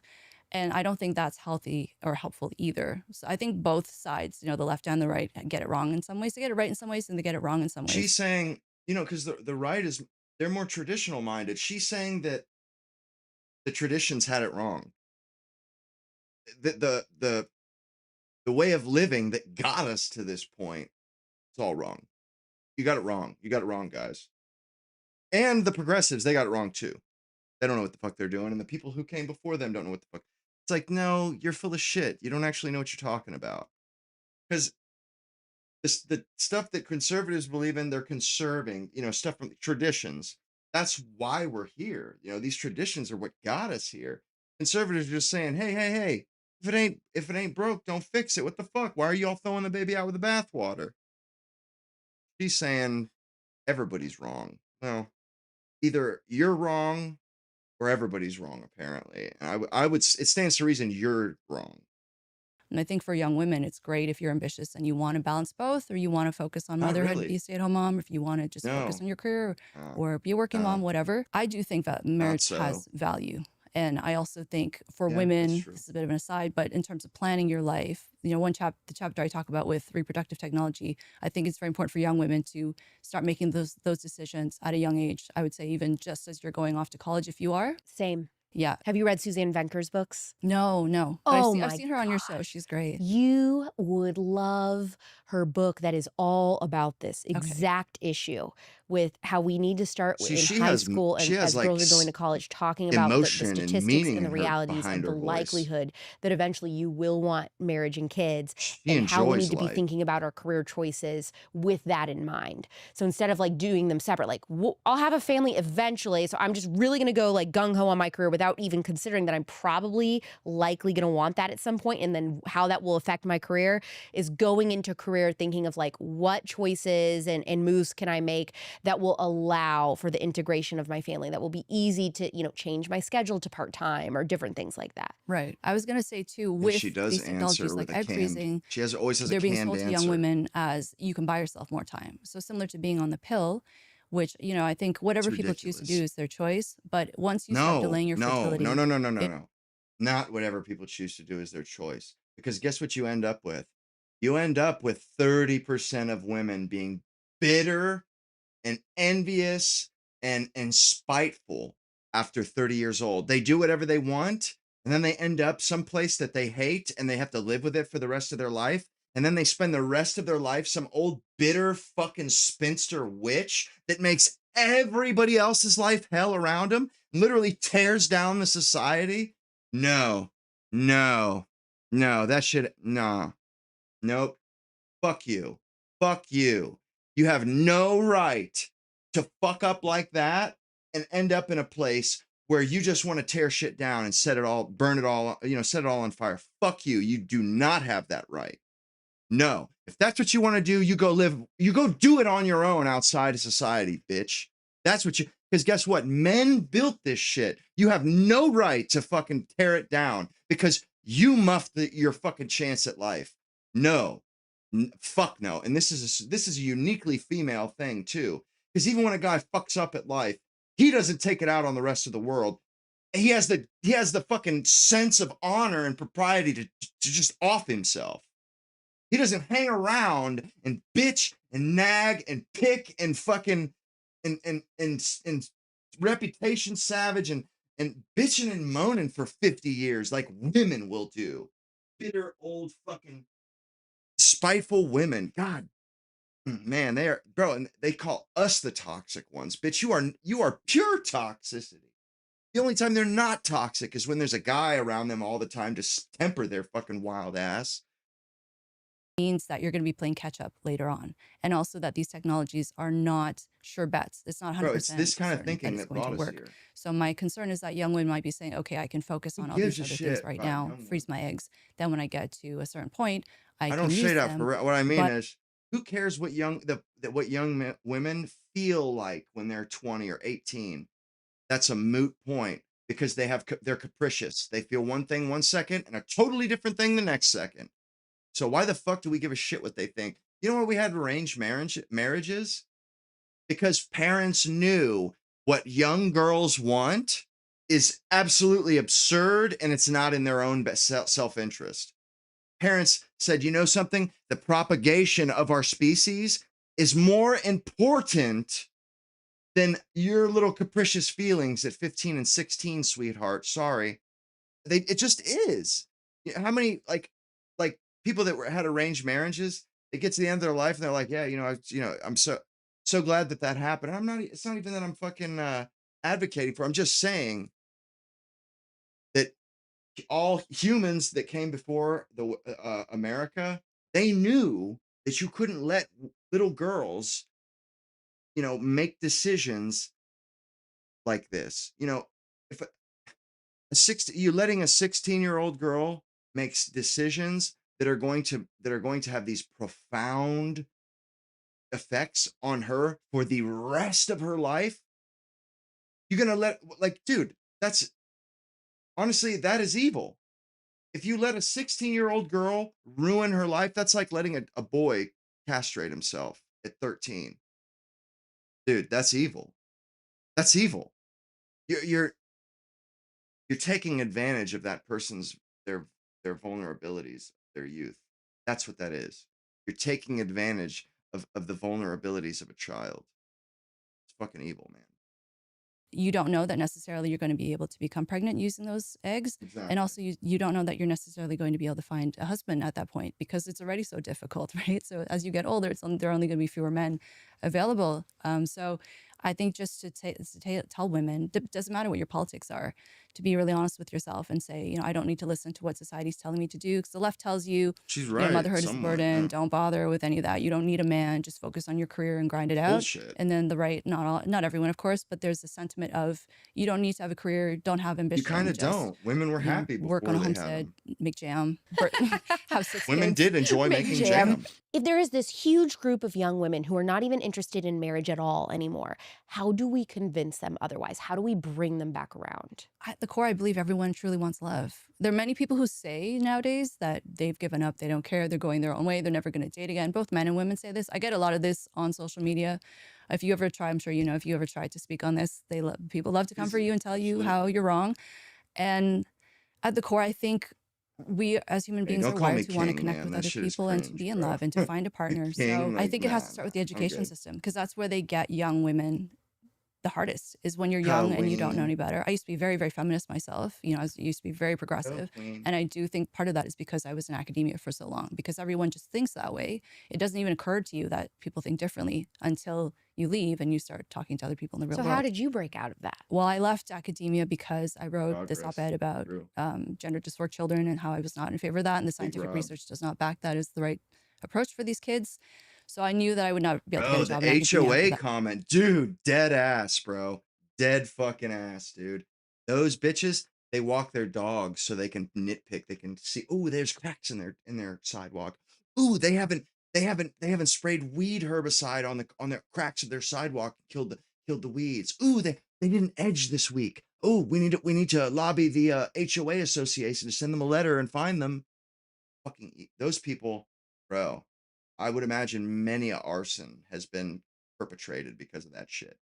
And that was really what started to, I guess, open me up to different ways of thinking. Because before then I thought, there are no biological differences between men and women. I thought that was just sexism. Whereas now I understand that obviously there's a huge scientific literature showing that there are very clear differences on average between men and women, especially when it comes to things like the work-life balance and the way we talk about these issues. You have to take into account women's biology. Whereas in the past I would say that's just sexism. Yeah, it's women can do the same as men. Now we have all these technologies that help us do the same things as men. But there's a cost to that. And I don't think that technology when you say king, it's basically saying, yeah, you feel so shitty about yourself. We feel like we need to call you king and kind of push you up, make you feel better about yourself. Like, no. I don't need pity. Good. As it is, can truly override biology, or that it's meant to. So that was probably the start of it. And I remember when I was mobbed on social media as a just, quote transphobe or whatever, that conservative media came to my defense. And I didn't think conservatives would ever care about anything I had to say, because being in academia, almost everyone I knew was a liberal. So, and then I started making friends with conservatives, and I was like, oh, we're really not that different at the end of the day. Who was the first prominent conservative that reached out to you and said, I'm a fan of your work and keep doing what you're doing? David French was one of the first people to ever write about me for National Review. Yeah, that's why. I don't want to speak for him. I don't know if he's still a fan of my work now, but I appreciate that. And Ben Shapiro also was very supportive very early on. And I met Ben actually at an event. I kind of realized that what she does know, it took her a long time to figure it out, and none of it she has come to due to her own introspection. Like I have not been taught any of the shit that I talk about in school. All the shit that I talk about, bro, was shit that I learned from the fucking old fashioned way, either by experience or because I sought that knowledge out. I flagged him down, and he was so nice. He was about to go on stage to speak, and I couldn't believe it. I was just like, okay, I just need to ask him a couple of questions because I was writing about the event, and he spoke with me. Yeah, I've been very grateful for it. Did you grow up in a conservative home? My parents, I think immigrants are generally conservative. Yeah. And where are they immigrants from? Malaysia. Okay. And so what did they think of your transformation? They love it. I mean, at first they were, Asian parents are very much like horrified if you're not going to be a proper doctor, like a physician. Why is it okay for her to make those? She can talk about ethnicities and shit like that, but if we were to do, goodness gracious. Like neuroscience was okay, but they're happy now. They're very happy. They're like, okay, she's doing all right. I think what the left would say. I think that's an absolute travesty. Her parents were more concerned what she did for a living than whether or not she had kids. Doesn't that come off to you guys as kind of like profoundly wrong? Like, why do Asian parents care that their daughter becomes a doctor? It didn't exist prior to 100 years ago.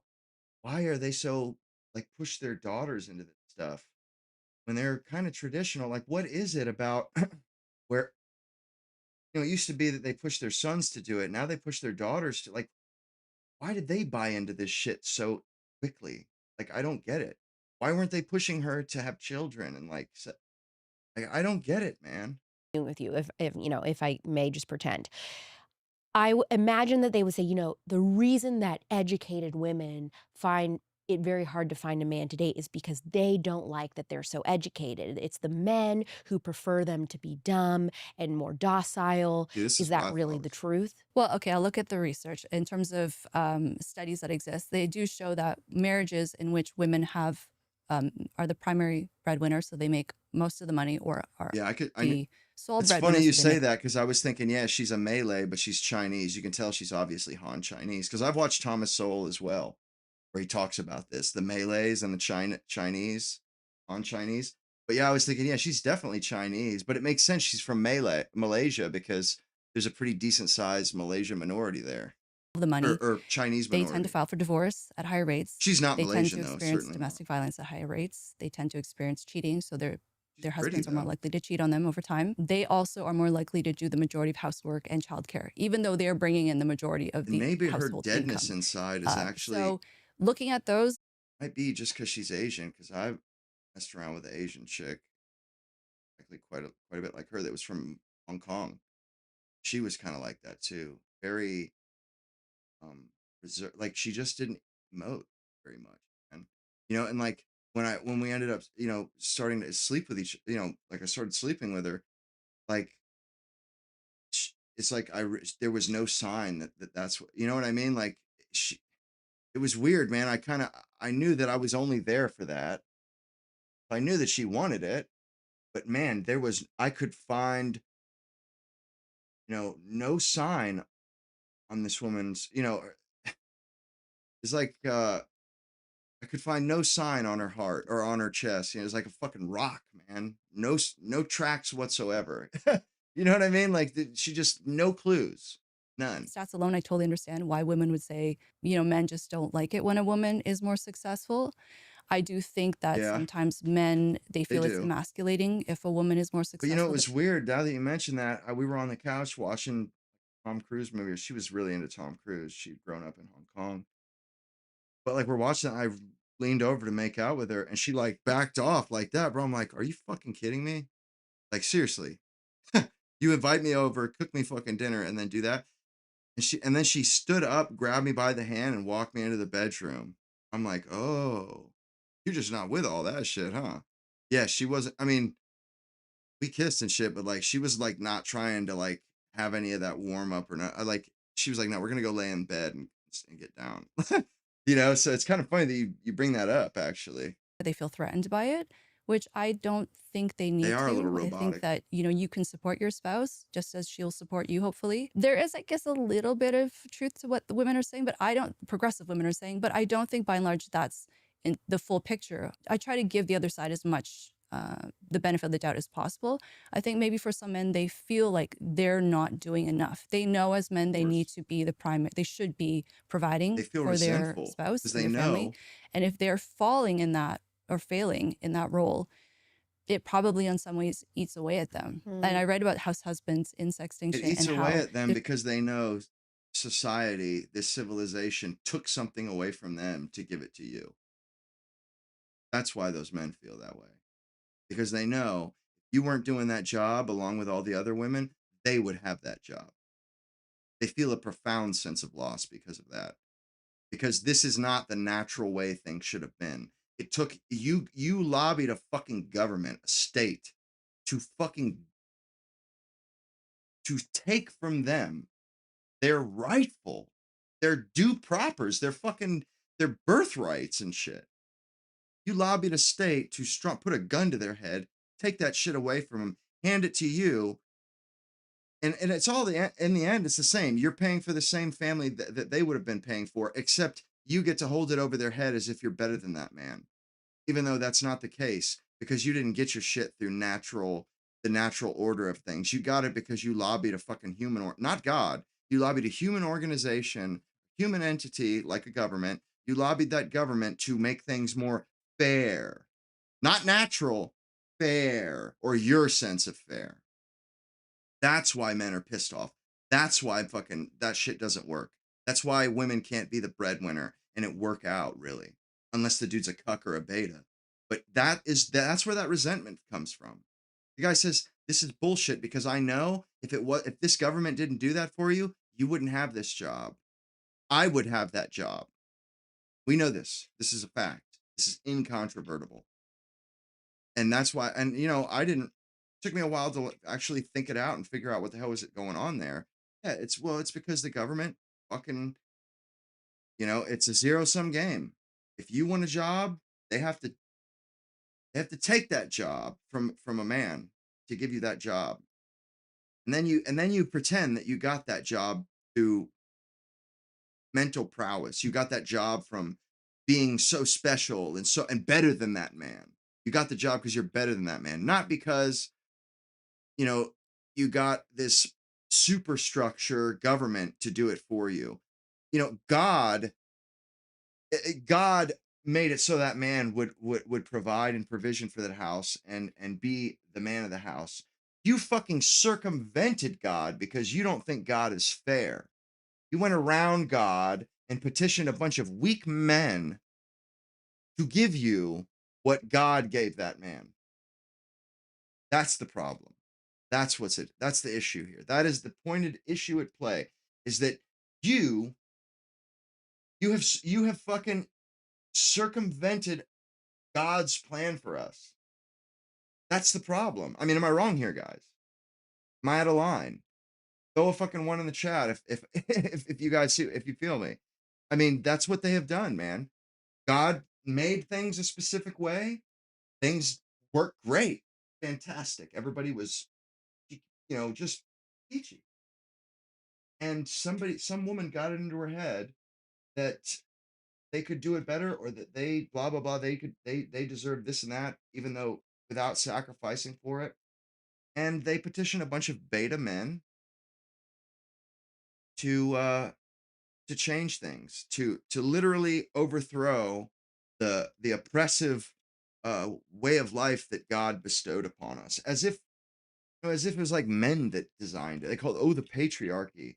No, it's not the patriarchy. It's called God's order. It's called the natural order.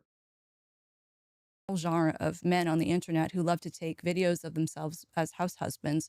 So they're running around the house all day long saying, this is what I do when my wife is at work and I'm at home. I'm going to tell you right now, my husband made a video like that. I'm drying right up. Well, no kidding. Absolutely no. And it doesn't really she speak is well married, to I the know fact it. that you're supposed to be so busy if you have time to be making videos for social media while your wife is busy making all Exactly. the money. That's giving Just me like she said, it's good for the women work, and then the man can stay at home, but he gets resentful, this and that. Why do you think he gets resentful? Because you're talking shit about him because he stopped for a second to record a video. You don't think that's shaming women?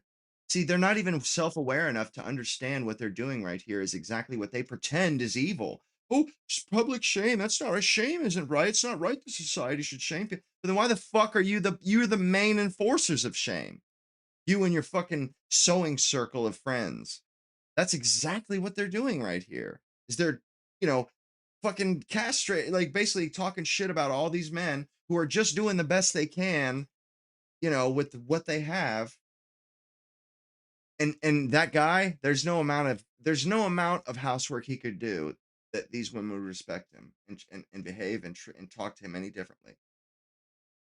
There is no amount of, it doesn't matter if he waited till everything in the house is done and he did everything he's supposed to do and then waited till like 8 or 10 o'clock at night. They would still say, how do you have time to blah, blah, blah. Well, obviously, like you're not being the man you should, you know what I mean? Like, it's just naggy, bitchy, feminine shit, man. And they think that they're based because of this.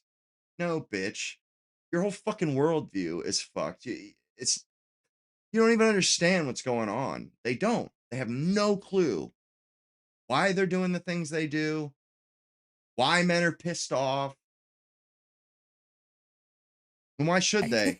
They've got it made in the shade, unnaturally so. So it's basically kind of like stay-at-home dad type of stuff. Yeah, I do think for those guys deep down, they know they're not really fulfilling their purpose as men, and they feel guilty about it. They feel shameful about it. So this is why they need to make these videos. And they get Absolutely. validation from Absolutely, Big millions of other Rob. women being Well like, said, oh my man. gosh, you're so amazing. What a dream husband, blah, blah, blah. It's like, You can do that and have a job. yeah, Bro, yeah, exactly. bro. So I have had a long-held belief They are that never, one of the contributing factors to bro, they want our jobs. They want to be these things, and they don't think they should have to sacrifice. They don't see that for them to have that job, that man can't have the job. So they feel totally justified when they talk shit about that man. Even though the Asian chick knows that DEI and shit has screwed everybody out of those jobs. But it's like they seem to think the man has done something wrong. Even though he hasn't done anything wrong, you've done something wrong. You have contributed to a wrong, stealing. Stealing a shit, and like, oh, he could still do that and have a job. But would you expect a stay-at-home mother to do that and have a job? Because if not, then whoa, you are way out of fucking line. You are way out of line with that shit. And then they set themselves up as better because they do a half-assed job. Like, think of it this way, they're like, oh, we have all the degrees and we're doing all the jobs. And it's like, yeah, but where's the product? What have you produced? Where are your inventions? Where's the fucking Fortune 500 company you've built, sweetheart? Or any other fucking woman's built? Huh?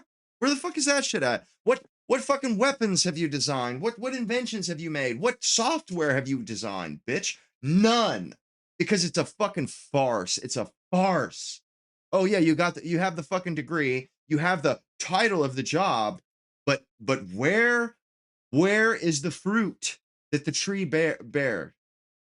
Where is your fruit, bitch? Or has it rotted on the vine? Like, bro, this shit, they don't even have kids to show for the shit neither. They actually have no fruit. And neither does the man, because they've robbed him out of his natural way of producing. So it's like this totally disgusting, unnatural way of life that we've got going on here, where the man he's not allowed to produce the way men produce, and women aren't producing the way women produce. Babies. And they have the gall to set themselves up as better and like this morally superior, blah, blah, blah. It's just like, just because you think you care more about people's emotions and feelings doesn't make you right, doesn't make you moral. It makes you a fucking skank bitch cunt. That's what that shit makes you. A fucking, a childish, ignorant cunt. why so many young women do not want to get married is because they have been on hormonal birth control for a decade or more. What are your thoughts on that? That's very interesting because I have a feeling there's something going on there. So when women, I'm sure your audience already knows this, but women, when they're on the pill, they are not ovulating. It halts ovulation. crazy. When a woman is ovulating, that's when she's the most fertile. She can get pregnant. That's when they're And so fun that to is be a around. very potent That's when they're source really of fun to sexual be around. inspiration. So if you basically knock that out of a woman's system, it's going to change her behavior. It's going to change the way she feels. I was on the pill for a number of years, so I can relate to course you this. were. Definitely, you feel Of course very you different were. when you're on the pill versus when you're not on it. I think if women want to be Of on the pill, course that's their choice. That's great. See, But she's off. I do think also She they thinks just it's wrong, but she doesn't want to hurt anybody's feelings. She doesn't want to tell anybody how they should be. And it's like, sometimes a lot of people don't know what's good for them. They don't know I'll fix that in a second here, Big Rob. But a lot of people don't know what's good for them. They need shame. They need a culture that's going to they need a current, there to be a stream that they will have to go against for them to do the stuff that is bad for them. And it's like, that's kind of what societal shame is for the people that are wayward or they don't know what's good for them. Society has its own pressures that kind of get you to conform. And like all the grandmothers that we've had and shit, they all would tell you, I wouldn't have taken any of it back to save the world. I loved my life, but guarantee you some of them didn't think it was good for them at the beginning. You feel me? And like, they're so fucking arrogant. They think they know what's best. Fuck what it just blows my mind at the arrogance of it, man. They just and it comes off as supremely arrogant because they it's obvious they don't know what's good for them. They don't have kids. They end up these miserable old witches after a few years.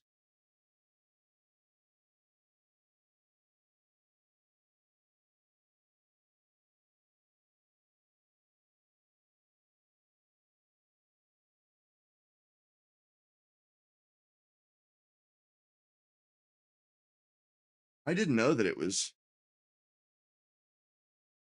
I had no idea that it actually wasn't a. I mean, I did know that they didn't actually, an egg didn't get dropped down. You know, it wasn't quite this, that it was a faux or whatever, a artifice. But it never occurred to me that, yeah, that's like a bullshit, like fake, like it's just it appears to be that because they're bleeding, but it's not. It's just bullshit. Like that never occurred to me, and I was like, geez, like stupid. It's just weird.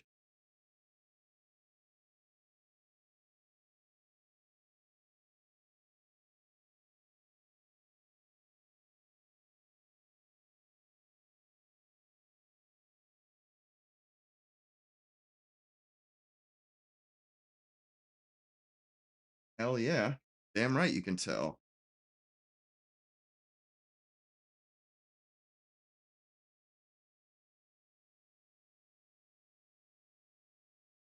Cuckold him. Oh shit.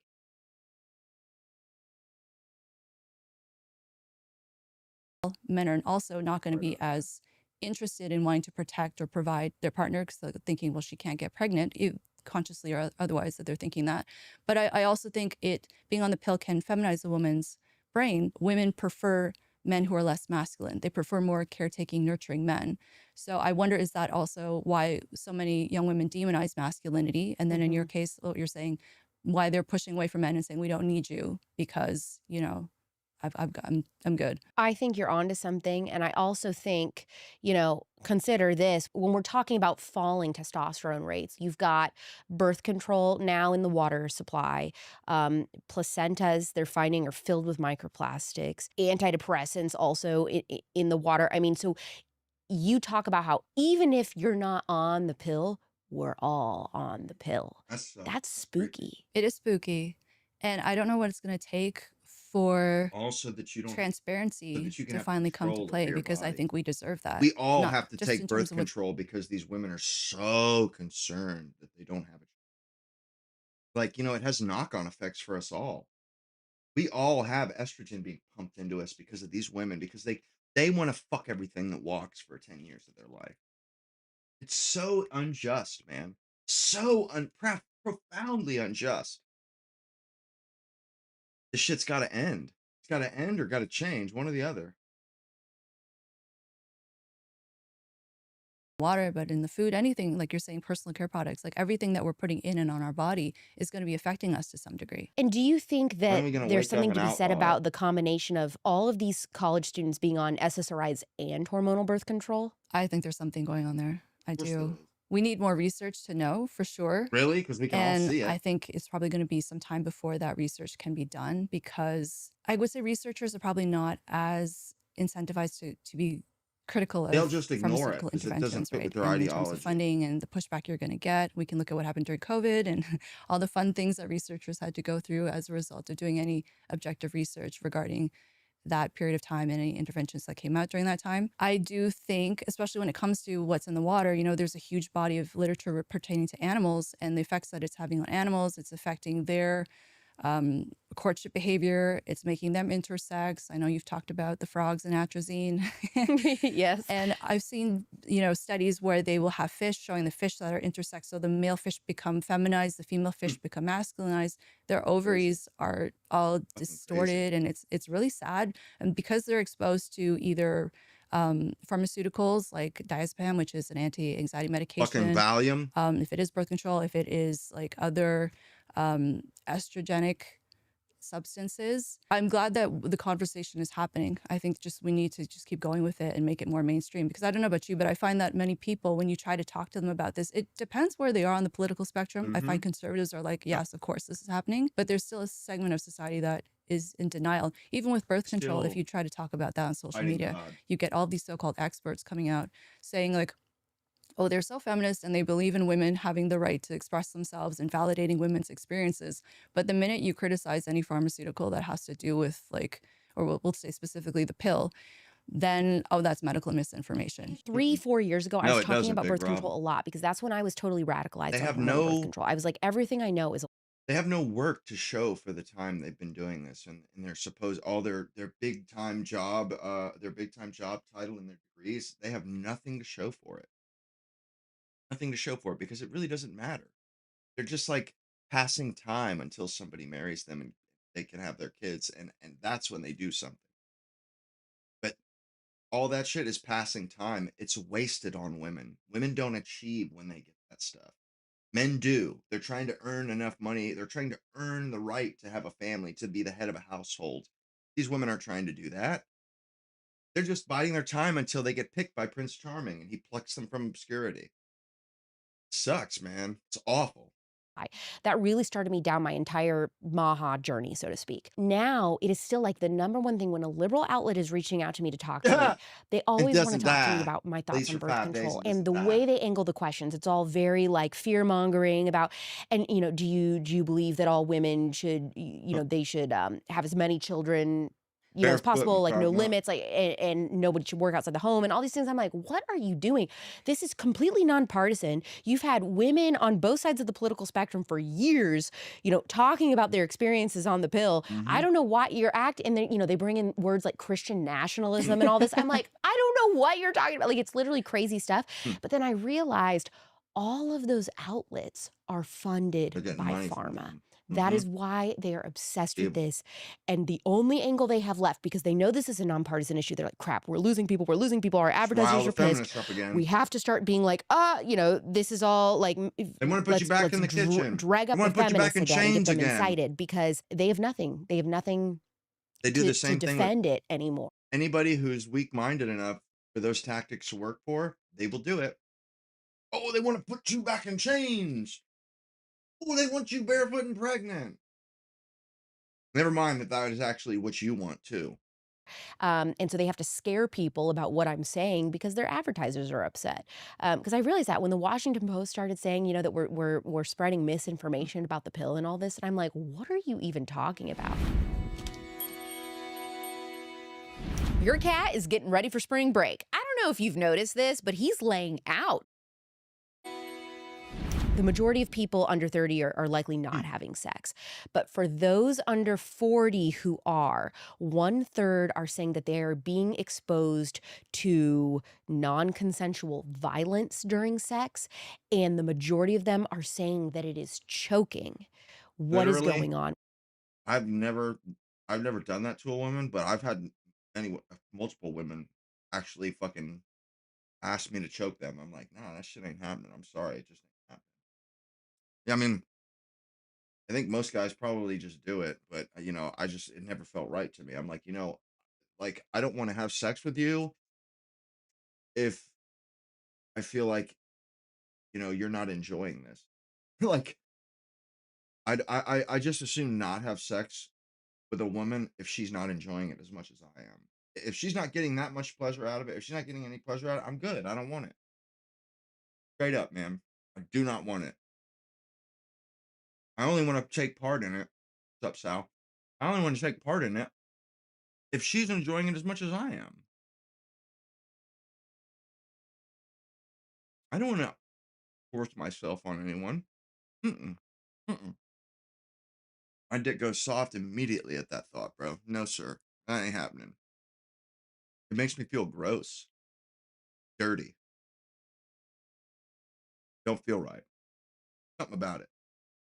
Choking in sex. So sexual choking is a really it's become very trendy in recent years. And what I found really interesting is that when you look at This is one the thing I coverage, have a gripe with. She says that these women don't like being choked. They've just grown up with it. And it's like, well, how the fuck do you know? How do you know?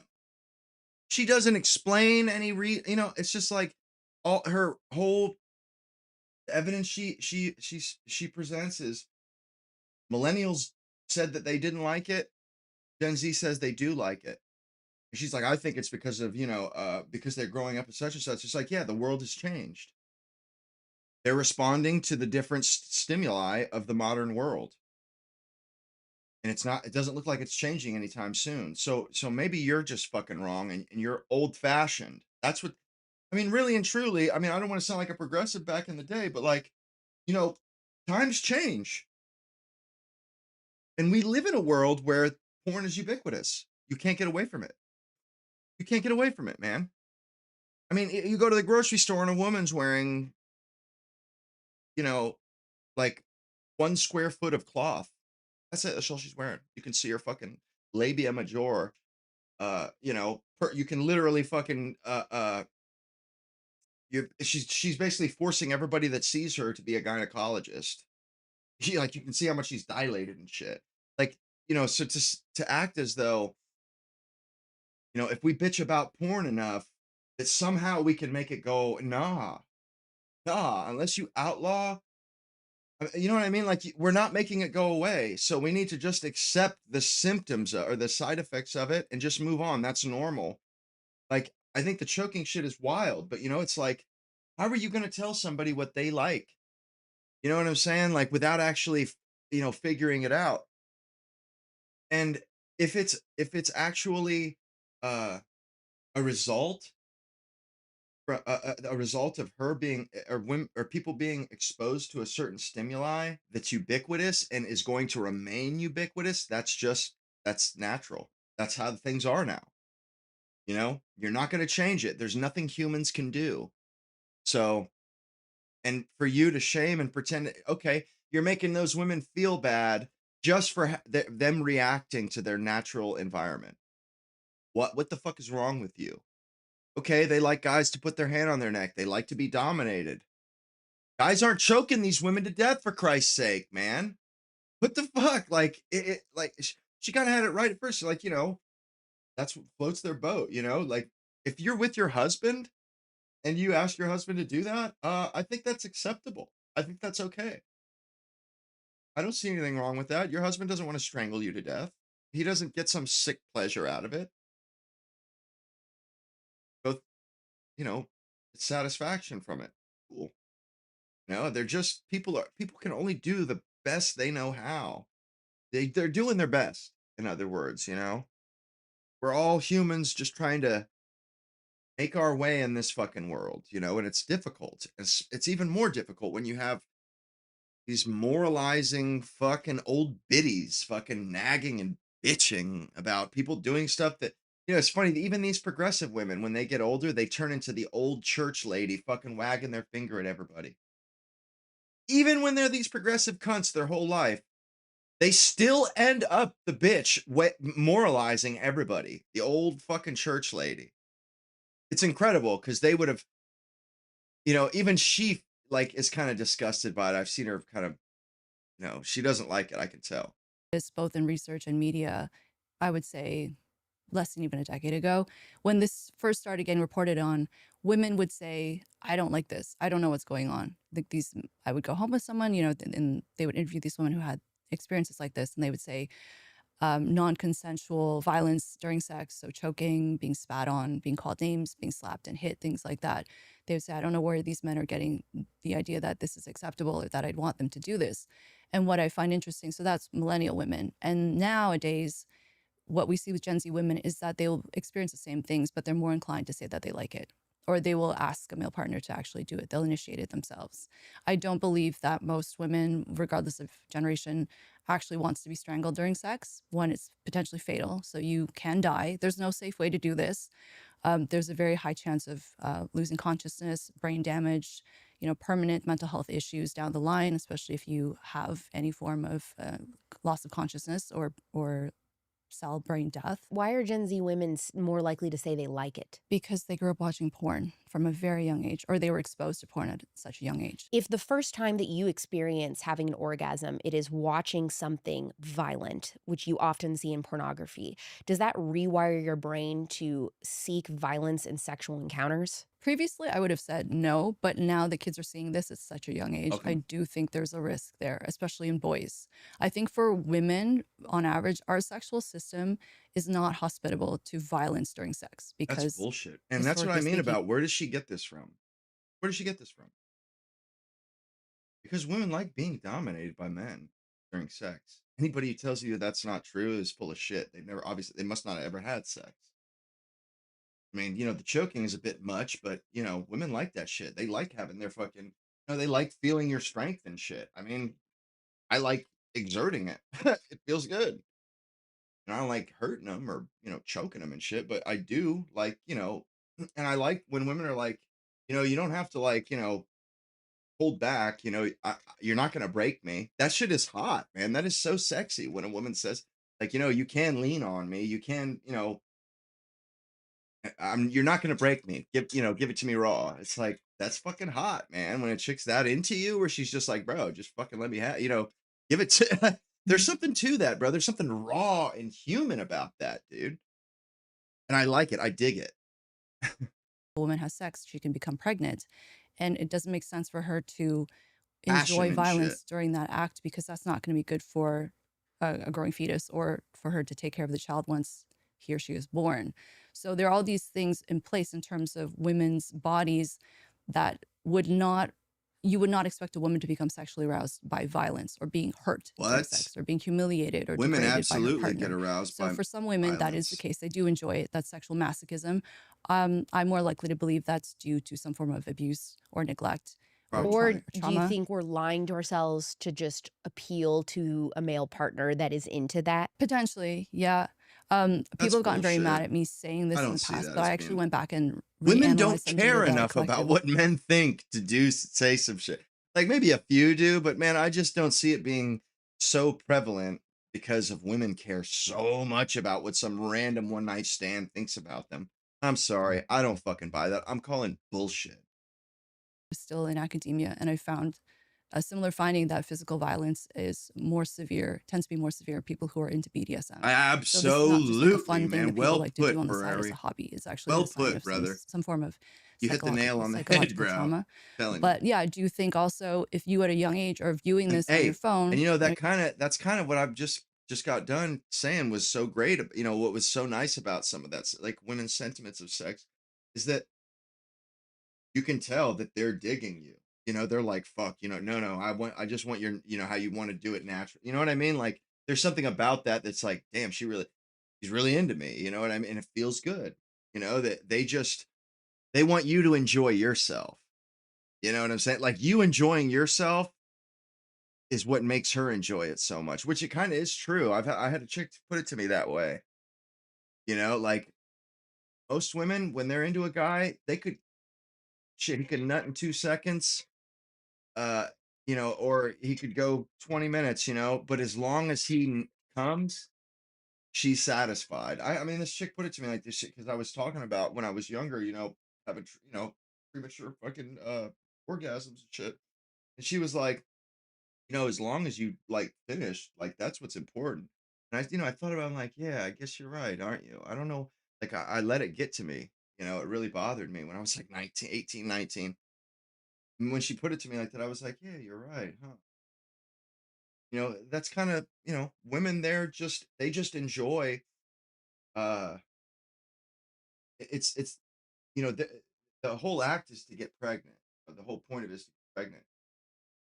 And, their body is meant to sit there and not, uh, uh, interrupt or not, say anything until you do the deed. Th- their body is wired so that they just sit tight until you complete, come to completion or fruition. So they are satisfied when you are satisfied because that is them fulfilling their end of that bargain. And men are satisfied after they finish. Women are satisfied after men finish too, because that's the whole point is the guy finishes in the woman. You feel me? Like there's an obvious point to it. There's an obvious end that everything is working towards. It's obvious. You know what I mean? And it makes sense. You can reason you can logic your way to this to this answer. And I just I had to have a woman basically explain it from her position before I really understood what the whole point was and what actually mattered. What actually matters is that you finish. It doesn't matter how long it takes. It doesn't matter really. It doesn't even matter how big you are, how long it takes. What you do. It doesn't really matter. What matters is that you get her pregnant, you knock her up. Like that's actually the important thing to happen. Parents give you a phone, didn't know that this is what you would potentially be seeing. That's the whole point and of you everything. think this is what men like. I guess I don't have a choice but to like it. Otherwise, I'm just not going to have sex then. So that could be part of also why women are turning away from sex, because they're saying, well, I don't really want men to hurt me during this activity. Are women If that's what also men want, being they probably choked would want in it. everyday romantic encounters as simple as kissing?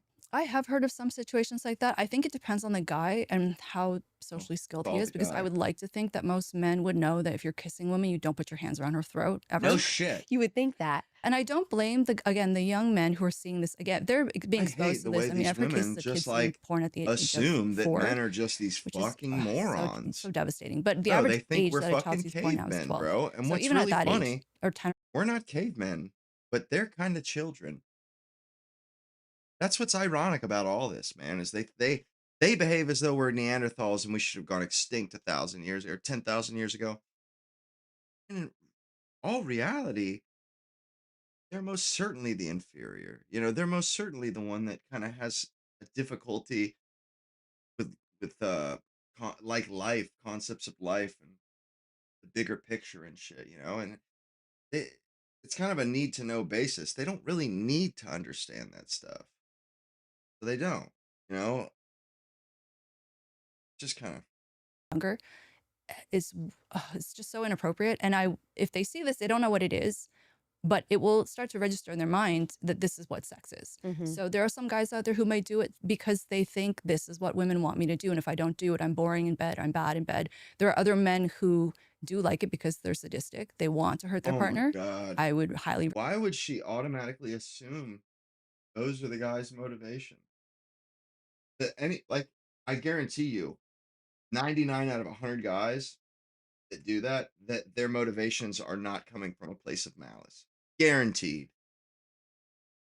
Like men might be violent with each other, but it doesn't give like 99% of men don't get pleasure out of beating a woman or touching or putting their hands on a woman in violence. But you know what I mean? In anger. Seriously, I don't think I've never met a guy who felt that way. Never have I ever had a friend or a family member or even just a colleague or an acquaintance that was sadistic like that. Never, bro. It's pretty uncivilized. We're not like that. We're not a bunch of fucking uncivilized fucking what are they?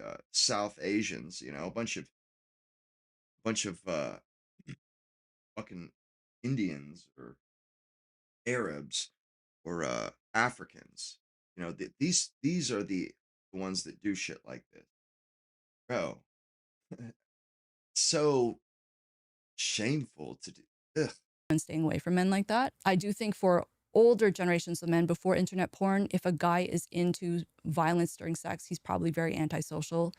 I don't think it's the porn that made him that way, because he would have developed his views about women and would have had sexual experiences before pornography. Or he might have seen like one centerfold. It's not like today where online porn is so easily accessible. It's so extreme. I do think it is affecting kids and potentially affecting their sexual development. Well, actually, there are studies showing that their kids will display more problematic sexual behaviors. They will act out sexually against their younger family members, their classmates, some really horrific things.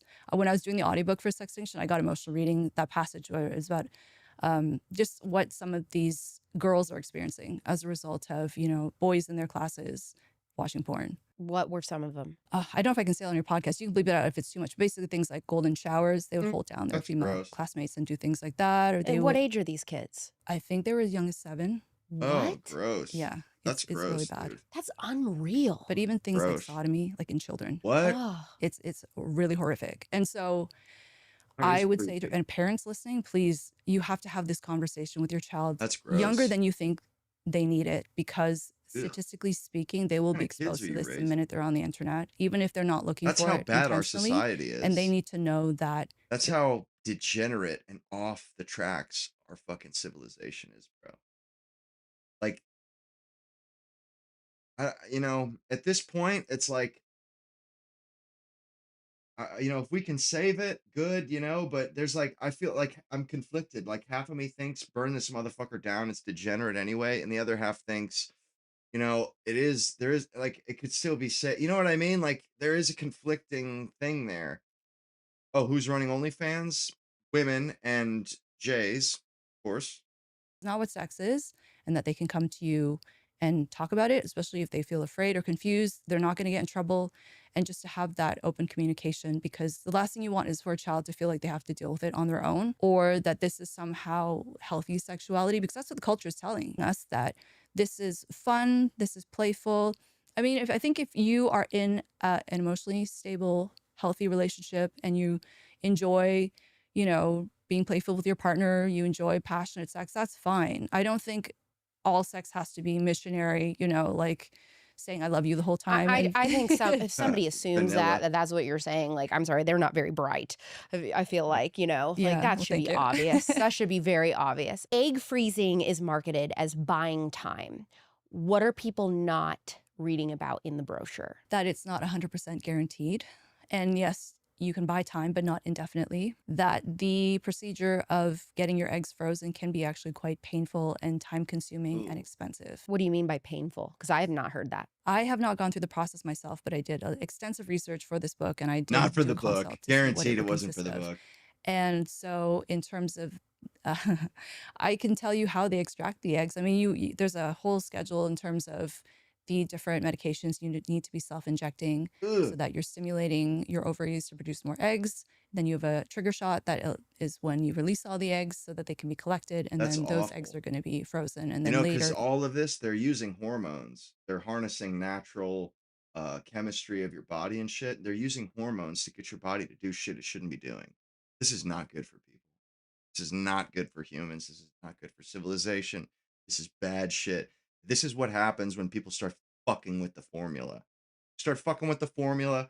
Oh, women should have vote. They should be working. They should be getting out of the kitchen, this, that, and the other. You end up with people fucking doing this kind of shit, fucking with their body, messing with shit they have no idea how complex it is and what the actual end consequences will be. They have no clue what they're doing. So you fuck with stuff at your own peril. And guess what? Now we're all taking the pill. Men are taking, like they said earlier, we're all taking the pill because these cunts wanted to play girl boss, like they're playing house as a kid. They want to pretend that they're like a man working.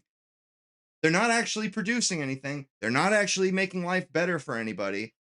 They're just making life worse. That's what these women, that's what women have set about to accomplish for the last century and a half. Making life suck. For everyone. fertilized and implanted or, stored until you need them. So the women who undergo this process, there are all these physical side effects in terms of the self-injecting and also the hormonal effects, the emotional effects.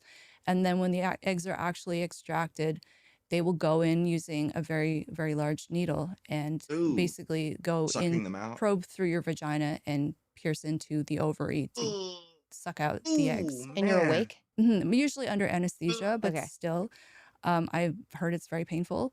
I think I saw you my know, dad get a if vasectomy when I a was a couple kid. or a Like, woman wants to have a fine, child bro. and she's not able to without this technology, Watched it. who am I to tell her not to? Who am I to tell them not to? That's my personal opinion. But at the same time, I think it's important that we have these conversations and to say to women, if you can do this naturally, in my opinion, that would probably be the better way to go because it's going to save you all of this money, time, pain.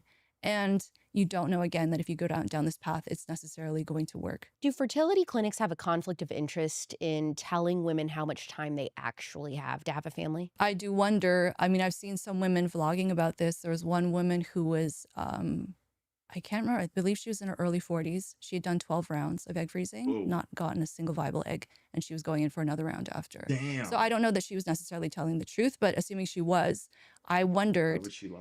is her care team giving her honest information? Because in terms of egg freezing, the best period from the research literature is mid 30s to about late 30s, right? Once you get into 40s, you're getting close to menopause. And so if she knows that and she still wants to go ahead with it, that's her choice. But I wonder, you know, to go through that process that is so laborious on your body and to be not getting the result that you're hoping for, I'm not sure why someone would do that. So let's say a 33-year-old, 32-year-old woman goes into a egg freezing clinic and gets that done. What is she not being told about live birth rates? There can be side effects to the child and She's- to the she's mother literally in leading terms of her that here. process and in That's terms weird. of, you know, like miscarriage, gestational diabetes. There are effects also with increased age in fatherhood as well. So men, their reproductive window is a little bit more forgiving than women's, but it's not like it can go on forever and that there aren't effects to the child either in terms of chromosomal abnormalities, the higher risk of autism, schizophrenia. Even if it does, Yeah, isn't that it goes funny? They according to fought plan. tooth If and nail you for the can't shit find a they're railing partner, against now. I mean, that would, I would think, be the biggest determinant, right? You can have all the eggs frozen. Now, with the retrieval process, there are several steps in terms of Right? getting the best Exactly, eggs, auto hoax. but they don't Absolutely. necessarily, as you get older, Absolutely. your ovarian reserve gets smaller. So you have fewer eggs and they're less healthy with age. So they may not survive being frozen. They may not survive being thawed and then also being reimplanted later with sperm after being fertilized. So that's one piece of it. And then you see some women deciding to go out on their own and being single mothers by choice, which again, I'm Stupid. not going to tell women what they should do, but I think it would be better to have a It's evil what you're partner, doing. to You're have a taking father some for shit that away child. from a Yeah, child. it's better for the child. It is. That's Yeah, the thing. When you're you become a robbing that parent, kid you're of choosing to something. become a parent. It's not about you. It's what are we doing that is the best for the child? And every single piece of research we have, I mean, you can speak to this more than me, shows that children fare better with a biological mother in their life and a biological father in their life. It is just the way it is. There are So- unfortunate effects associated with fatherlessness. So I don't think bringing a child into the world into a situation that is by design without a father Exactly. is going to be a positive one. Yeah, it's creating them purposefully, putting them in that situation as opposed to, you know, taking a child out of a less than ideal situation, you know, like with adoption or whatever. That's different. But to create a life purposefully without a mother or without a father, that's where we get into like children's rights issues and ethics, I think. I agree with you. I think once children enter the picture, it really should be about them 100%. And so, like I was saying earlier, in terms of women's work-life balance, if you do have a child, I don't think it's impossible for women to be really successful, say, in their career and to have children. But I do think the focus should be, if you decide to have a child, for both parents, the focus should be on the child because the child did not choose to be born. You say that IVF actually doesn't fix the underlying fertility decline. I think a lot of people feel like we have this amazing technology. This is going to fix the birth rate decline that we're in right now and people having this inability to get pregnant.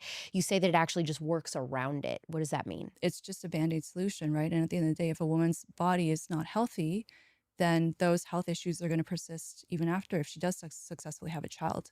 And so I would like to know, why is it that women are not getting the care that they need and that they deserve so that it fixes the underlying problem?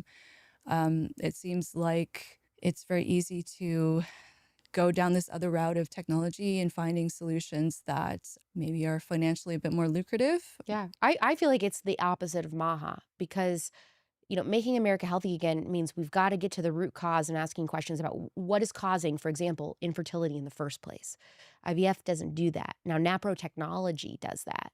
A NAPRO doctor will do that. But your IVF clinic, they're not run. There's a lot of things that they're not doing before they just say, yeah, give us $20,000. I think too, it can be, now this obviously is not the case for everyone, but I think for some people, like for myself, I used to eat tons of junk food. I'm a complete health freak. Like I'm obsessed with health and wellness. But before that, I can tell you it's a lot easier to eat junk food, eat ultra processed food, not work out, not go outside, you know, be just working all day long.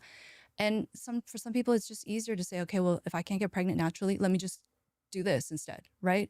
And so it has to be this really cohesive, holistic choice to say, I really want to figure out what's going on with my body. And that can take more time and effort. And for some people, they may not have the time or they may not be interested in it as well. You ever watch SpongeBob as an adult? When you're a kid, Still hasn't sent out his synthetic fucking fragrances, message yet. endocrine disruptors, What horseshit.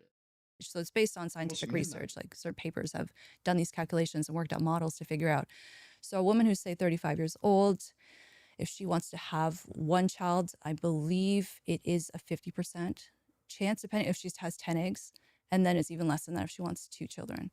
So it's based on how many eggs you have and obviously the health of those eggs, but it declines rapidly after 35. if you were going to tell a 28-year-old woman who wants marriage but feels like there's no viable men left, what would you tell her? That's really tough because you have to choose basically, are you going to settle down with someone whom you may consider to be subpar, or keep searching and potentially not find that person? And I think only that individual woman can decide.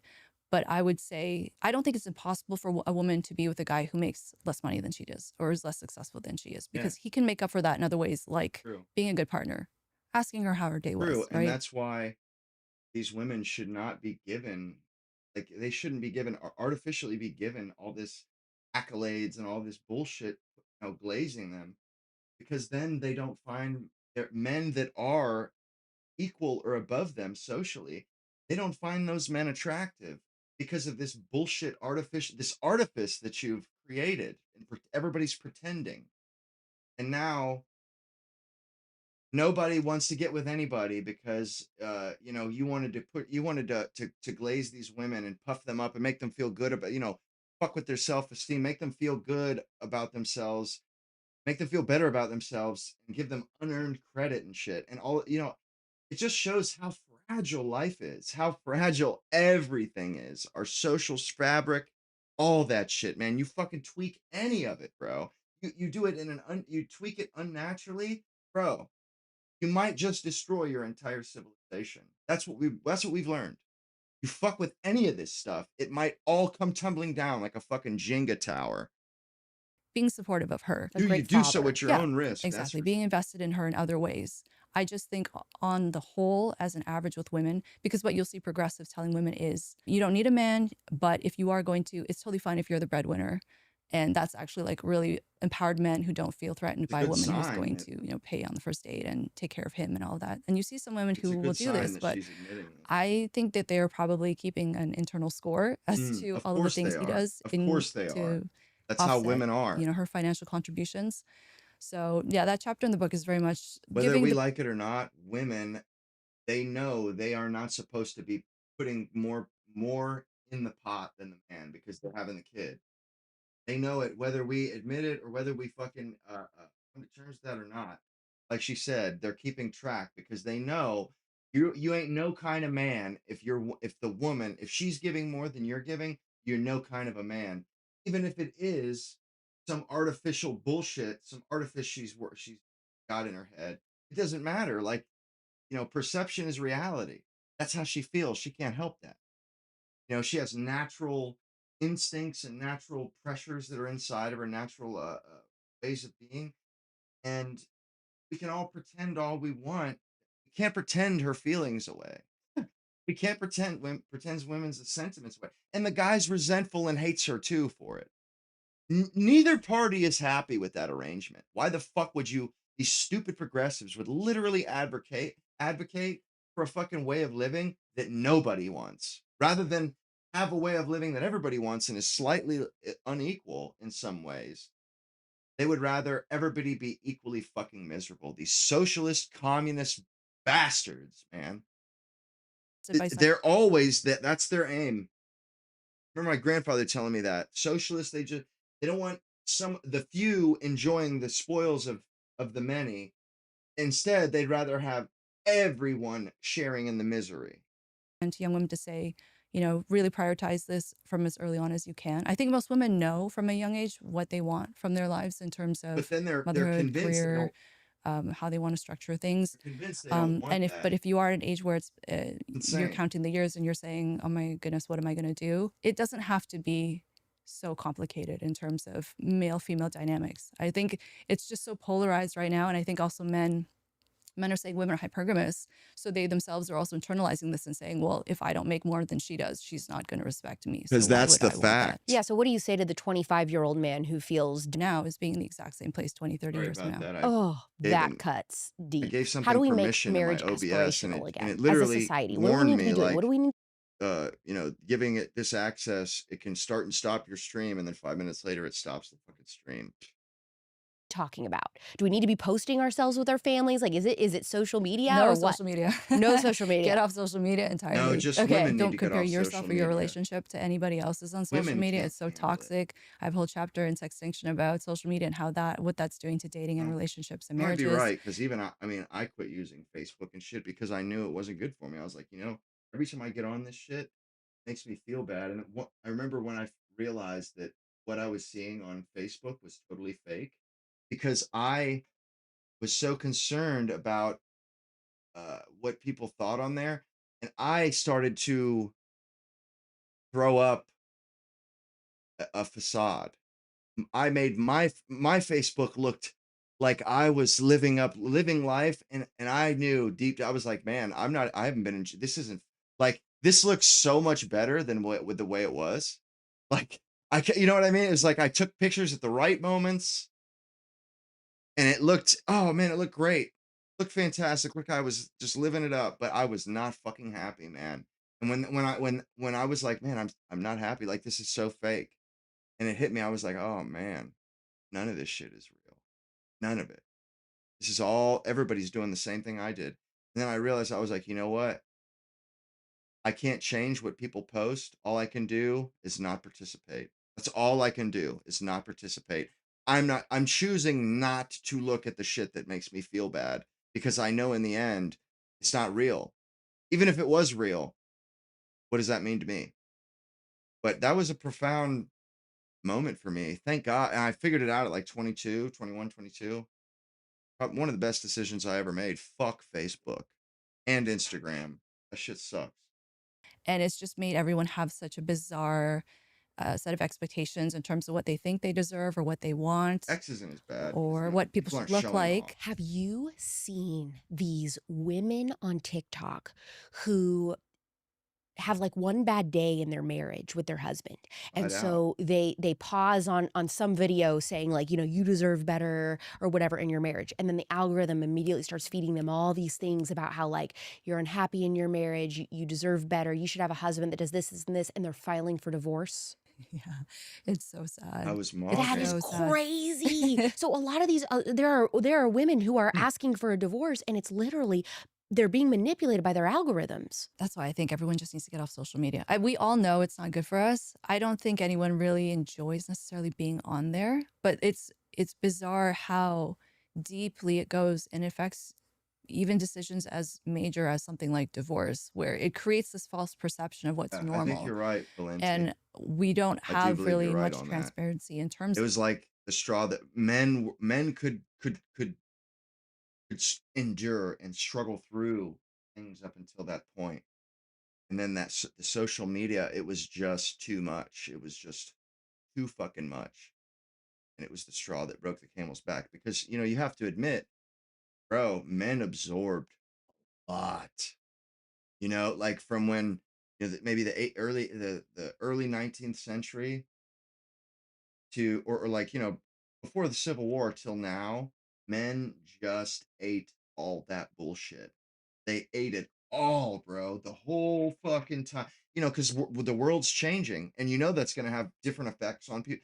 The men wore that burden. It didn't affect the women, because the men just worked harder, did whatever they had to do to get it done. I don't know. His thing is up, but he still hasn't sent out his message. But yeah, the men, they just fucking did what they had to do to get it done, have a family, support their family and shit. And the women really didn't, they didn't know any different, that's like men were like the buffer. But the social media, it was just a bridge too far. Men are really quite a miracle of nature, man. Like, they went from one mode of living in like the 1700s, 1800s. And no matter what life human beings thought up and life threw at them, they just knuckled under harder. You know what I mean? They just fucking worked harder. They just went harder.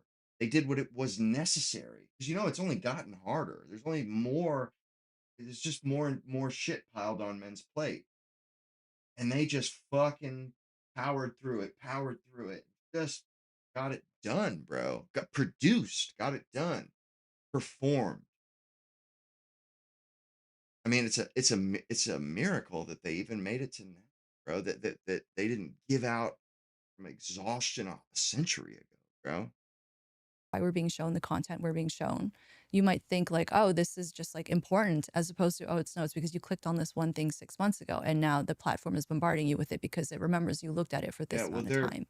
So yeah, I Their see that with psychology women is easier to penetrate. being told like to leave their partner. It's the same with what men are being told in terms of like how women are just gold diggers No, and using them. And no, people are peeping men out to the game. And if a man has a good woman, he's red pill content isn't going to affect anything. It's not going to change him or anything. He's going to go, man, that sucks, but good thing my wife isn't like that. Good thing I got a good one. If she's a cunt, yeah, he's going to leave her. For sure. But she's a cunt. It's not the red pill's fault. She's a cunt. That's what that is. So she's trying to blame it on, oh, men leave their wives. No, men leave their wives because their wives are fucking cunts. And they didn't even realize that they were putting up with shit that they shouldn't be having to put up with. Women, however, they're leaving their husbands for things that they never would have left their husbands for 50 or 60, 70 years ago. They would have cried for a few minutes by themselves and then they would have moved on. They would have just carried on, got on with life, just got on with it, got it done like men do. Just get it done. But them days are over. how they're all going to cheat on you and you're going to end up divorced and losing half of your assets and also not being able to see your kids. In terms of how to make It's a lot. marriage It's a big deal. better, I mean, I've listened to Yeah. young men say things like, Because men divorce is only not lose from divorce. So when they do file for divorce, it means, man, you drove that dude to within an inch of fucking killing himself. Straight up. You drove that guy to within an inch of not being worth it at all. allowed. That should be one way to incentivize, that would incentivize young men to want to get married. But it's interesting because men still He want put out marriage his more than women message. do. So across the board, I think one solution would be to get rid Whenever of DEI And his to shit allow goes men to to that succeed. pre-show Because screen. if men are more successful, women naturally are going to find that sexier. So they're going to want to pair up with these men. We really think of DEI as putting minorities in positions based on race and not merit. And I think we kind of forget the sex component of it, that we're also just putting women in general in positions based on being a woman and not based on merit. And so Yeah, you're you might saying be that's very well right, creating this folks. really uneven playing Might field. be Yeah, very- and I do wonder Absolutely also right. for, say, people, if there's a larger movement here that's not really being explicitly talked about, of people who are concerned with things like overpopulation and climate change, they're trying to reduce the number of people on the planet. So one way to do that would be to make it so that women don't want to have children and make it so that women don't want to she's get starting married to and see pair what up. the deal is. So I wonder if all of this She's social becoming red pilled, bro. She's starting to see the fucking strings and shit. Bro, I didn't think that I didn't think a lot of these women, I thought that they never really came to the realization of what the hell because tricks are being played on them. They tend to not really see it till it's too late. helping women get ahead and be more successful. They know that women are not going to want to pair up with a man who's less successful. And She if that in sees some ways it. helping them achieve the goal that they want. Sextinction is now available. And It just came out. Fuck. What did you cover in the book that we didn't cover today? AI boyfriends and girlfriends, that was probably my favorite chapter to write. It was a lot of fun to research. It was also very scary to me how realistic these AI companions are. Have you ever tried any of them? No, and I didn't realize He this has a till husband, this week I'm because sure. did you see that crazy viral article about that guy wrote about AI and like the future of where we're headed with AI? It was like millions of clicks on his Substack or whatever. It was like broke records because people were blown away because he works in AI. He's like, here's where we're going. He talked about how like if you use the free version, for example, of ChatGPT, it is like years behind even the paid shit. version. And then there's other versions beyond that, which I didn't know. So I just paid for the paid version of ChatGPT to just see. And I'm like, oh, okay, wow, he's totally right. So when I was reading your book and the AI chapter, because you were like calling these bots on the phone, they like talk like a regular person. And I didn't even know that existed. So you opened my eyes to a lot, and I am freaked So basically, out. what everybody's saying, what they're all getting at is, we're like, like maybe one step away from fucking Skynet. Pretty much. That's what they're saying right here. That's what they're saying. We're like on the precipice, the cliff's edge, so to speak, of Matrix, Skynet from the Terminator. That's, it's like we're just too smart for our own fucking good, man. I mean, it sucks because the modern world's like, we don't just get unmitigated good progress anymore. The progress we get comes with a toll. It comes with a fucking cost. It comes with an absolute cost. Get this AI that just allows us to be so much more productive and opens up all these things, but also we have to open ourselves up to being subjugated by fucking software.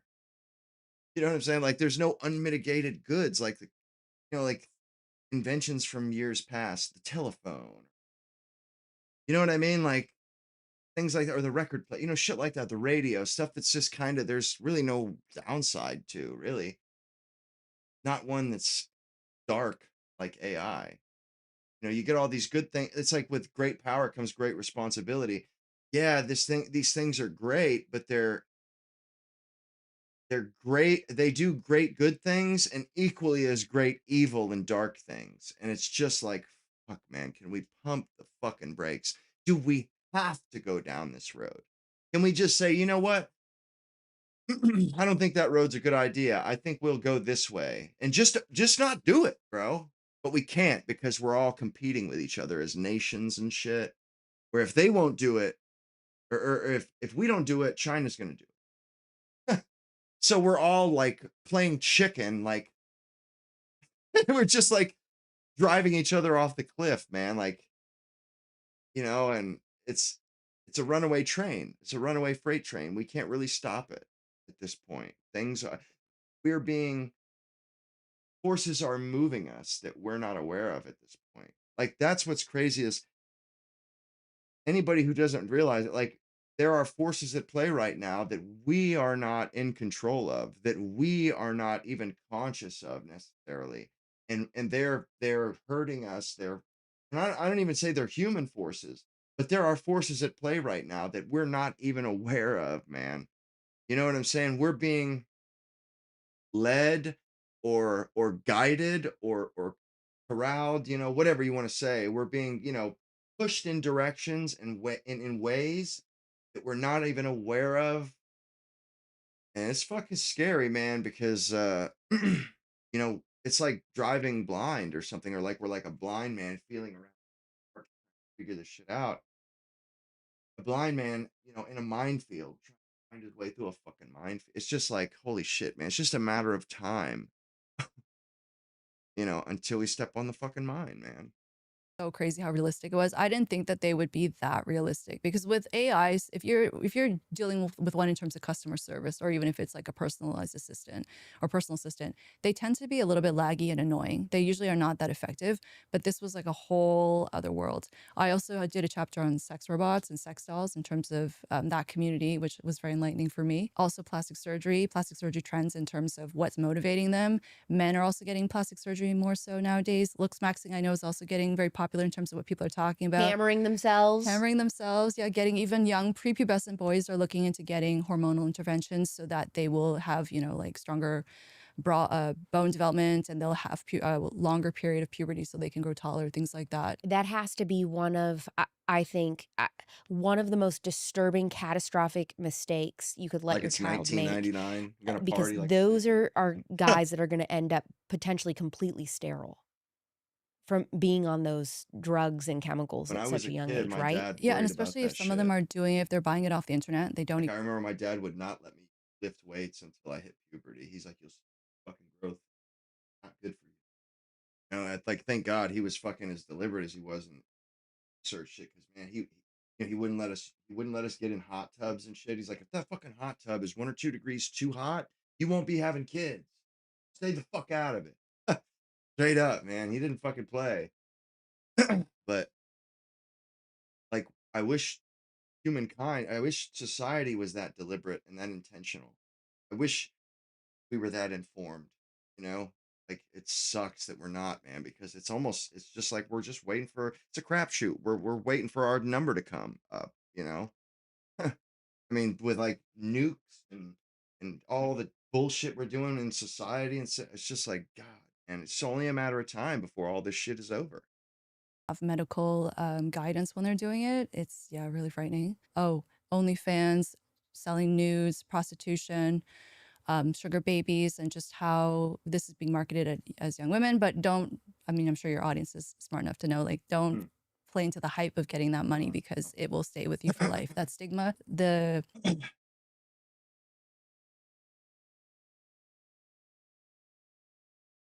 And she's really been through a lot of social media attacks because the way that she puts up qualifiers, slut shaming, and so, like, she goes out of her way to make sure that people understand some things aren't her opinions. She was okay with that chick yesterday saying dumb and broke. Always forget to do the Great volume. show for you tonight. Very excited to be back here with you tonight on Tuesday. We have a lot to talk about, lots He's a busy to guy. get into. He still Big performs. show. Our featured story, we are entering day 11 of the war in Iran. And there's actually a bit of good news tonight. It may be good news, we'll see. There appears to be a break between U.S. and Israel policy in Iran, and it's not surprising. It actually reflects deep differences between the two countries regarding the actual strategic objective in Iran, which have been there since the beginning. And if you pay attention, which we've talked about on the show for years, and specifically the break is over what the overarching goal in Iran will be. As we have discussed now for years, Israel's objective in this stage of the conflict is a regime change. They are hell-bent on toppling the government for reasons related to not just Israel's grand strategy, but also Netanyahu's political survival. Whereas the U.S. strategic interest, it seems at this point, has actually changed. And whereas in the opening days of the war, nearly 2 weeks ago, the original U.S. aim, similarly, was to topple Iran's regime, it seems that maybe they're now changing the game. And now Trump is seeking merely to fundamentally degrade Iran's defensive and offensive military capabilities by bombing them as much as possible and then quickly exiting. And so we're going to talk a little bit about this. It seems that this difference, this divergence, is now coming to the fore after Israel launched an all-out attack on Iran's oil infrastructure over the weekend, which the U.S. has admonished them for. And it seems that nobody in the administration and the Republican conference approves of this. This was condemned by the Secretary of War, Pete Hegseth, by the president himself, even by Lindsey Graham, the Republican senator. They say it's too far. And so we'll talk about that strike and what that means about the broader strategic situation. That'll be our Iran war coverage for the evening. We're also going to talk tonight about the mass deportation policy. Did you see this today? For some reason, I didn't hear too much about it on the timeline from all of the pro-Trump people. Where were they today? Well, the annual Republican retreat was held at the Trump Doral in South Florida today. And it is said that at this meeting, where everybody is making their big plans and strategizing for the 2026 midterms, get a load of this, Republicans were told by the Deputy Chief of Staff from the White House not to talk about mass deportations. Wow. They were specifically and explicitly told, don't use that phrase. Don't say mass deportations. Dude, they say because it's a loser. It's a loser issue. We're losing in the polls on that issue. They say, so instead, you need to talk about how we're deporting only violent criminals. This comes straight from the top. This comes from the White House. They're telling the Republicans, again, in Congress, in the House and Senate that are up for re-election, they're telling them, don't say it. So we've really come a long way, haven't we? It seems like a lot of those campaign slogans and promises, they're being finessed, let's say. They're being massaged a little bit. We went from no new wars to, well, you know, maybe one war, maybe two. 2 wars never hurt anybody. A couple of new wars. What's the big deal? I mean, we said we were going to do something about Iran, so clearly that indicated we were going to drop 3,000 bombs on them, obviously. We went from no new wars, a couple of new wars. We went from no new wars to, well, not regime change to, well, it's not going to be nation building per se. Did you notice that? Today, Pete Hegseth went in the press conference and said, we are not doing nation building. Huh. Okay, sure. Whatever you say, the boss. subtle shift in the goalpost. First it was, we're not doing anything. Then it was, well, we're going to do something, but not regime change. Now it's, well, we are doing regime change, but it's not going to be nation building. Huh. I can't wait until there's like 6 million Iranian refugees and there's 100,000 troops in Iran. And they're saying, hey, but it's still not like Iraq. Or I don't even know. At that point, they'll probably say Iraq was good. I don't know if we'll get all the way there, but you can imagine. And then with regard to mass deportations, it went from, during the election, mass deportations, deport all of them, largest deportation in U.S. history. Then it turned into net negative migration. Remember that one? They pulled that one out at the end of last year. Bunch of horse shit. And now it's, well, we're getting the violent ones out, which, by the way, that's the Biden immigration policy. That's literally Joe Biden's deportation. That's Obama. Obama invented it. Obama invented that playbook. Okay. From a cop. We're backing his play. Trump is backing Obama's play for only deporting the so-called violent criminal illegal aliens.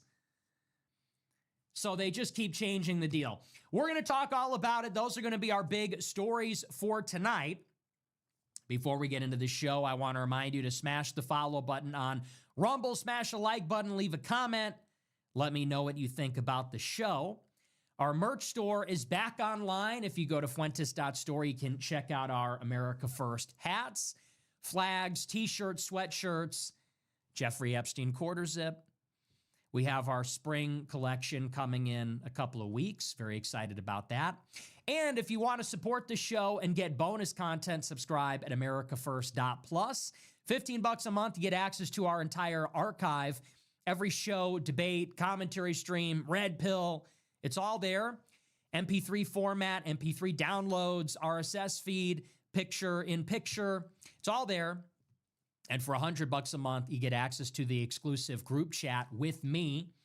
And as promised last night, I did another 40-minute show after the show. So if you're not in the group chat, you're missing it. You're missing it. I did the show last night, then I went in the exclusive group chat, and I did another 40 minutes of content on top of that. And then I came back for good measure this morning and dropped more red pills on the rich and famous. That's only for the high rollers. $100 a month club. That's americafirst.plus. Okay, with that out of the way, we're going to dive in. Love it. And actually, the first thing I wanted to talk about, if you follow me on Twitter, you've already seen this, but I want to elaborate on it a little bit. I saw this clip today on Twitter, and I don't know how many occasions. For me, it seems like it's all the time, but this is a big one. There are few occasions in my career, I think, when I am more vindicated than I am right now about everything, about the Jews, about Israel, about Trump, about all of it. And this clip really brought it home for me. I saw this clip today on Twitter. It was Oron McIntyre, which for those who don't know, he is this, I don't even think he's a white guy. He's some non-white Gen X doofus. He's got a show on Blaze TV, and he's part of that patronage network. He's a big glazer and dick rider for Curtis Yarvin and the neo-reactionaries. I suppose you could call him a neo-reactionary. And anyway, he was on Tim Pool this week, and it wasn't Tim Pool. It was another Trump glazer, this guy named Tate, interviewing him. And he goes on the show, and for those that don't know, this guy has been one of the biggest Trump sycophants of them all. He is your prototypical plan truster, prototypical good goy, Shabbos goy, cannot get enough, with Zionists, you win. Trump is our guy. The Jewish thing is third worldism. He's one of these. And he goes on Tim Pool the other night, and I have seriously questioned in the past few weeks whether people like this are even agentic, if they even have sentience or consciousness. I look at people that are still defending Trump, and I think you are either totally insane, like no connection to reality. Moron. You just have, I don't know, a different subjective experience in reality. Something's wrong there. Or you're a completely paid operative. You have no real convictions. You will say anything for money. Or you are like a true goy, not ensouled. You don't have a soul, like you're a beast. You just look like a human being, but you're not actually one. Don't possess rationality.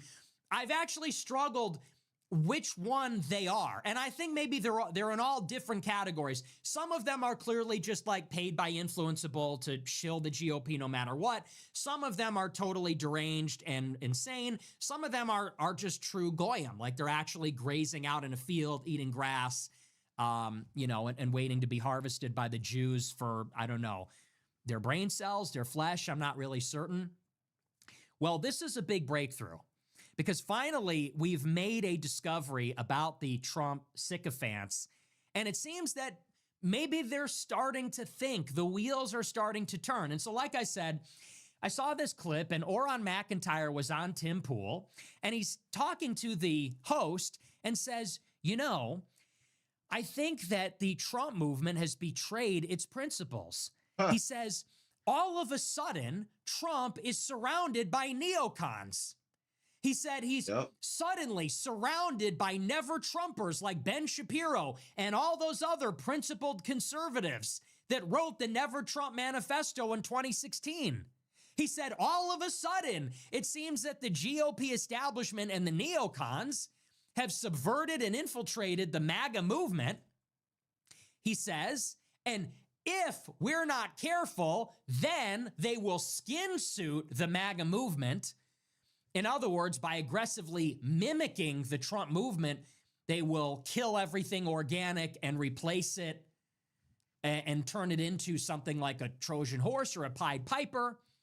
He goes, so we have to be very concerned that this might happen as it did in the past to the Tea Party and other grassroots right-wing movements. And I see this clip and I'm like, wow. So maybe they really are capable of rationality. Maybe they are capable of thinking. My only question is, where have you been? Yeah. What do you mean if It they isn't do that? ignorance. They did It's that. malice. It happened in the past. We have been watching it happen for years and talking about it, and I have been calling it out. He goes, if the GOP establishment and the neocons skin suit MAGA, if they did, it already happened in the past tense. It's a done deal. Okay, that did happen. He goes, suddenly, the MAGA movement is all neocons. Suddenly. What do you mean suddenly? All of a sudden, he says, all of a sudden. We watched Jared Kushner, I spit on my sleeve there. We watched Jared Kushner and Ben Shapiro literally hold Trump's hand and walk him to the grave of the Lubavitcher Rebbe at the headquarters of Chabad Lubavitch in Brooklyn, New York in 2024. What do you mean suddenly? All of a sudden, where have you been? We watched that in 2024. We watched Bibi Netanyahu show up to Mar-a-Lago and gave Trump a big hug. We watched Mark Levin put his arm around the U.S. president and say, "This is the first Jewish president of the United States."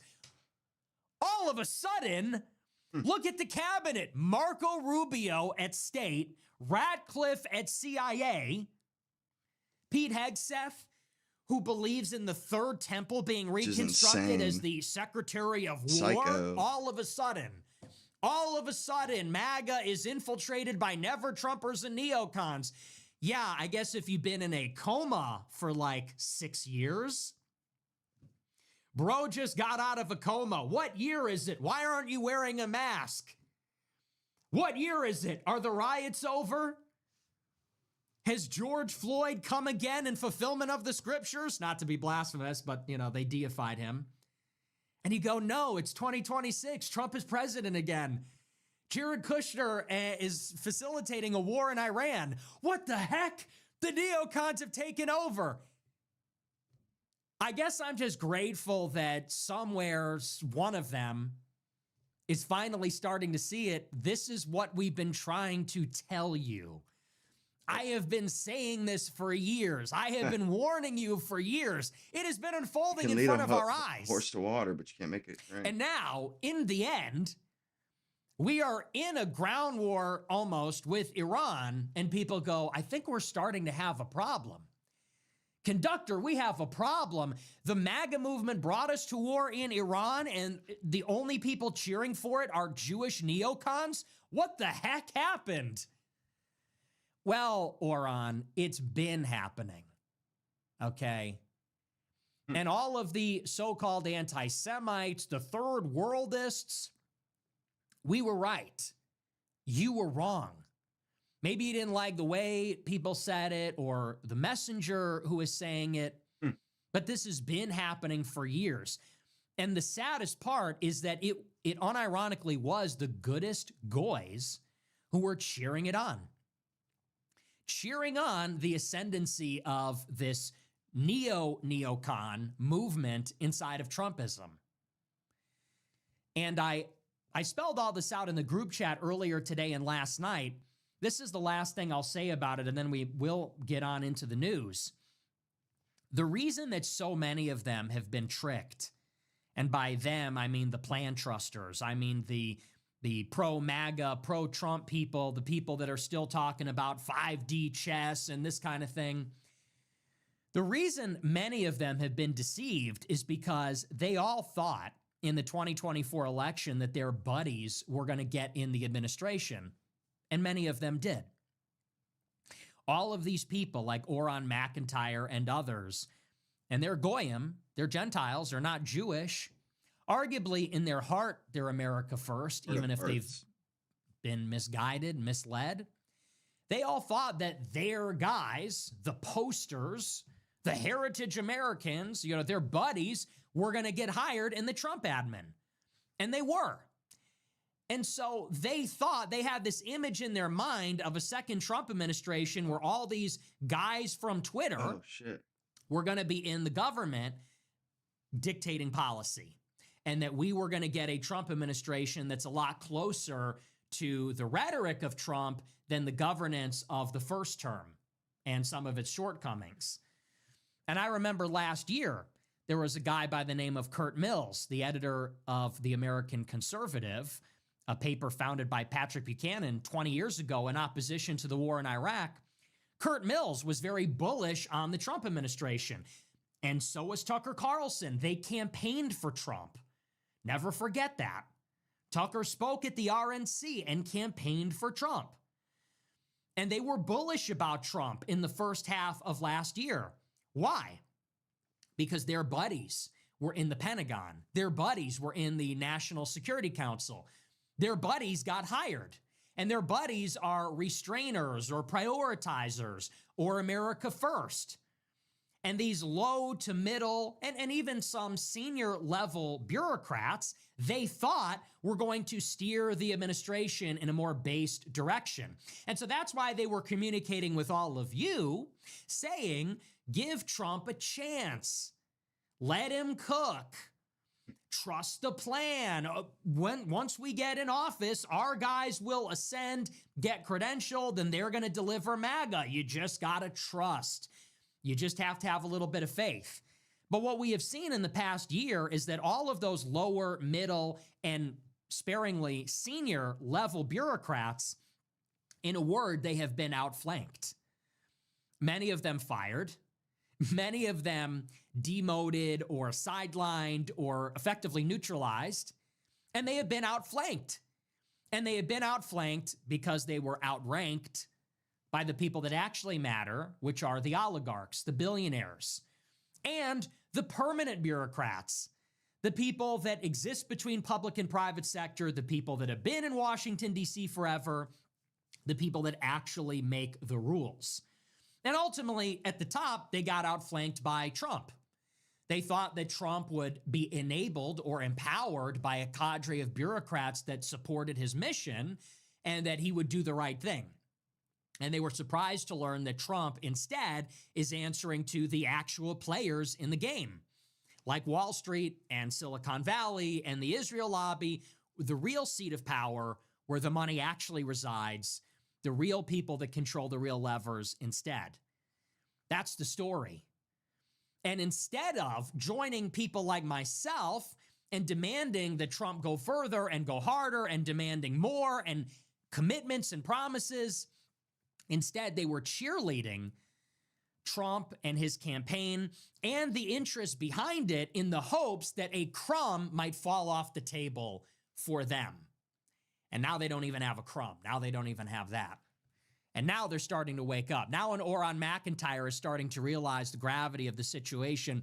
There he sits on the floor beneath the table while Jared Kushner and Mark Levin eat at the table.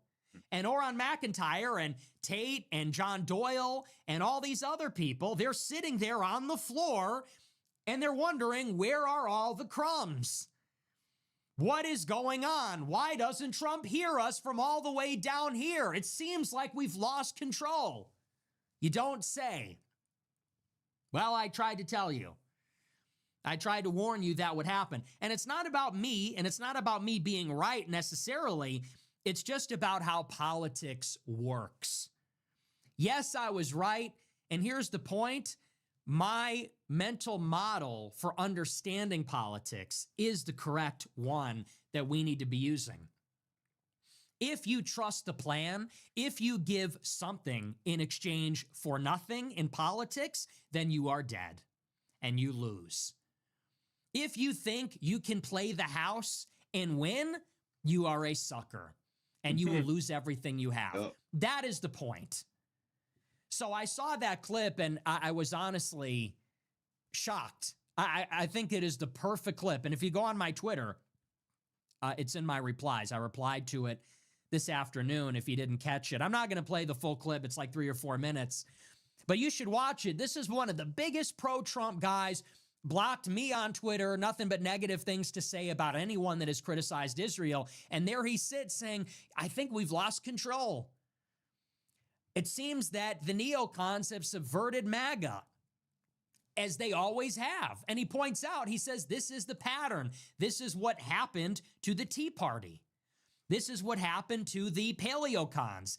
This is what has been the tradition of the conservative movement, which is that the base of the conservative movement has its issues and its opinions. You can call this the old right, the paleocons, the Tea Party, the Buchanan Brigades, the Groypers, the Middle American Radicals. It goes by many names.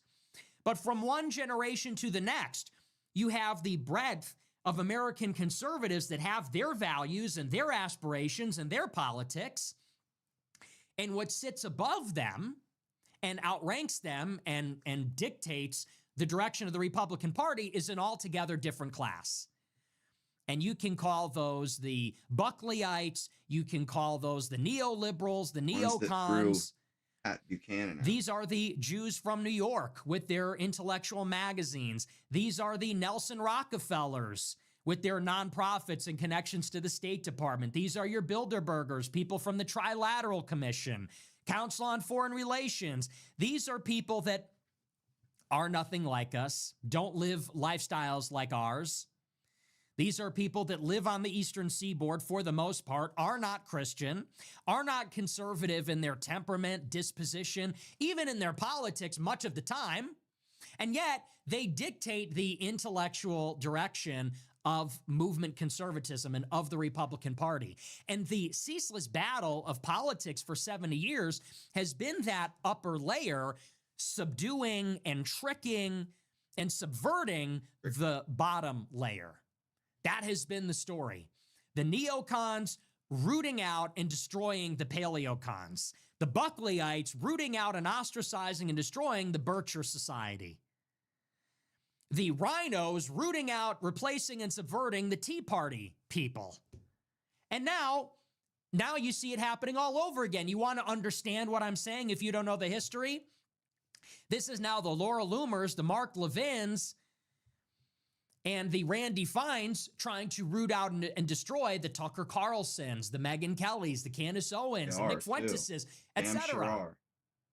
That has always been the battle. That's why our number one enemy is actually not the left.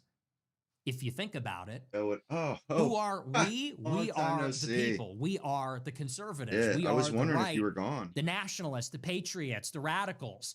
Our enemy is the leadership of our own controlled opposition. And now people are maybe starting to realize that. He goes, it seems that this is happening all over again. It is. And here's a rich little irony for you. This did happen to the Tea Party movement. The Tea Party was a revolution against the rhinos. The same thing was going on. The real conservatives said, we need actual conservatism. We actually need to control spending and take the country back and so on. And it was an uprising against the party establishment, the Eric Cantors and the John Boehners of the GOP. And very quickly, the Republican Party caught on, and they realized that if they wanted to get the people back on their side, they basically had to pretend to be the Tea Party. And they would run as the Tea Party, pretend to be the Tea Party, pretend to be one of them against the establishment, the rhinos, but all the while serving the establishment anyway. It just became a strategy. That's the skin suit. That's the invasion of the body snatchers component. And one of the most famous examples of this was actually Marco Rubio. How did Marco Rubio get in the U.S. Senate in Florida? Well, he ran against Charlie Crist in the Republican primary back in 2012. And Marco Rubio pretended to be a Tea Party guy, and he casted Charlie Crist as a rhino, as a member of the establishment, and defeated him. Marco Rubio got in the Senate and then immediately joined the Gang of Eight and started backing amnesty and every other betrayal from the GOP establishment. This is what they do. This is what they've always done. That's who they are. So you literally have Marco Rubio skin-suited the Tea Party, put down the Tea Party rebellion by aggressively mimicking it, getting empowered, and then joining up with the establishment. What do you think he did in the MAGA movement? The exact same thing. In 2016, he was an anti-Trump guy, and he was a hardcore neocon. His slogan in 16 was literally New American Century, which if you know ball, you know what that's a reference to. In 2016, his campaign slogan was, we need a new American century. Then he became a nationalist.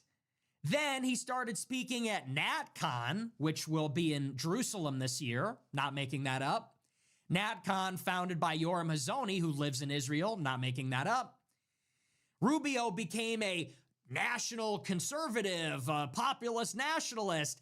Now he's the Secretary of State, and if you look on Polymarket, increasingly likely to be the Republican nominee in 2028. That's what they do. He infiltrated and subverted the Tea Party. Now he's infiltrating and subverting MAGA. He's our Secretary of State. He did it. And you got only now, way late in the game, the biggest Trump supporters are just starting to realize, they go, I think we're starting to be subverted. I think the neocons are suddenly controlling MAGA. Well, it's a little late in the game for that. It already happened. It did happen in the past, and this is now the fruits. A war with Iran is only now the result. So where do we go from here? Here's the good news. Hey, Oran, good news. You finally realize something is up. Hey, Curtis Yarvin is a part of it, dumbass. Curtis Yarvin is a part of it. And for all of his brilliance on unqualified reservations, he is a Jewish supremacist. So is his assistant. So is everybody that he works with. So is Lomez, who publishes his book. So is Steve Saylor. Lomez publishes the other book. That's what all these people are. Jeremy Carl, the Jew that defended white people, well, he didn't even get a job in the administration. So, no, that's not going to work, and you need to wake up and realize that. In 2028, it can't be Vance, it can't be Rubio, it has to be somebody else. We need now a radical intervention. What is the antidote? We need a radical right-wing movement to take power. We can't just give it to Vance in the hopes that the same thing won't happen to him.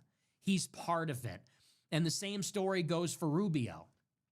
So this is not to blackpill you, but this is maybe, I don't know, congratulations, you figured it out.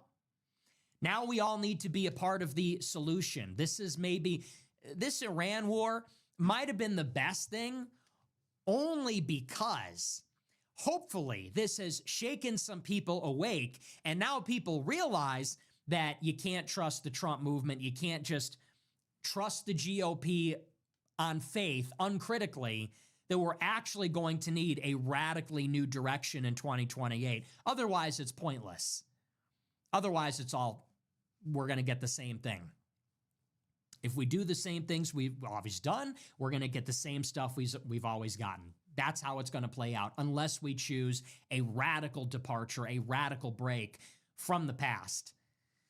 So that's that clip. I did just want to throw that out there. I know Oran McIntyre's not like a household name. He's just kind of a fat schlub and not even white and not as smart as he thinks he is.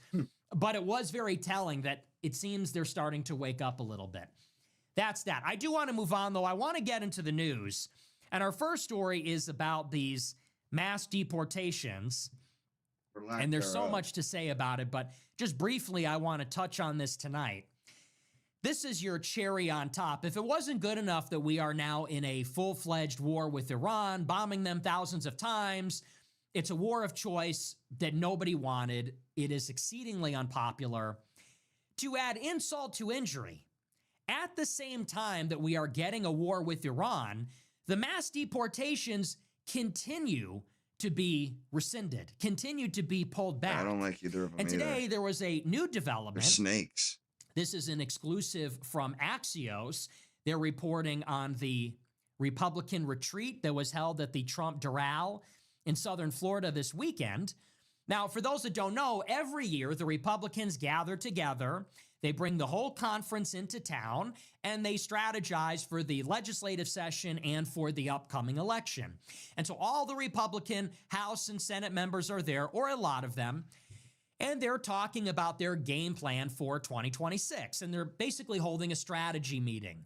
And they're getting into gear because it's about to be a big election. One of the things that was said at this all-conference retreat where all the Republicans are gathered, the deputy chief of staff from the White House came to this convention and told them explicitly and specifically never to use the phrase mass deportations for the rest of the year. He goes there, all the Republicans are gathered, and they're all thinking about, what are we going to do this year? What are we going to run on? What is our branding? What's our messaging? And a representative from the White House, Deputy Chief of Staff Blair, comes down and says, whatever you do, don't say mass deportations, because that's not going to work. He said, instead, we got to talk about how we're only removing violent criminals. The latest in a long line of statements like this that have come out from anonymous sources in the administration, that have been said explicitly by the president and other personnel. It seems that mass deportations are really over. It's really dead. This is a story. This is from Axios.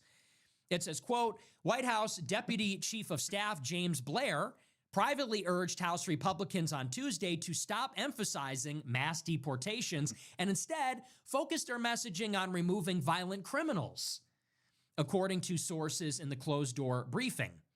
Blair delivered the message during a policy listening session with House Republicans at their annual retreat in Doral, Florida.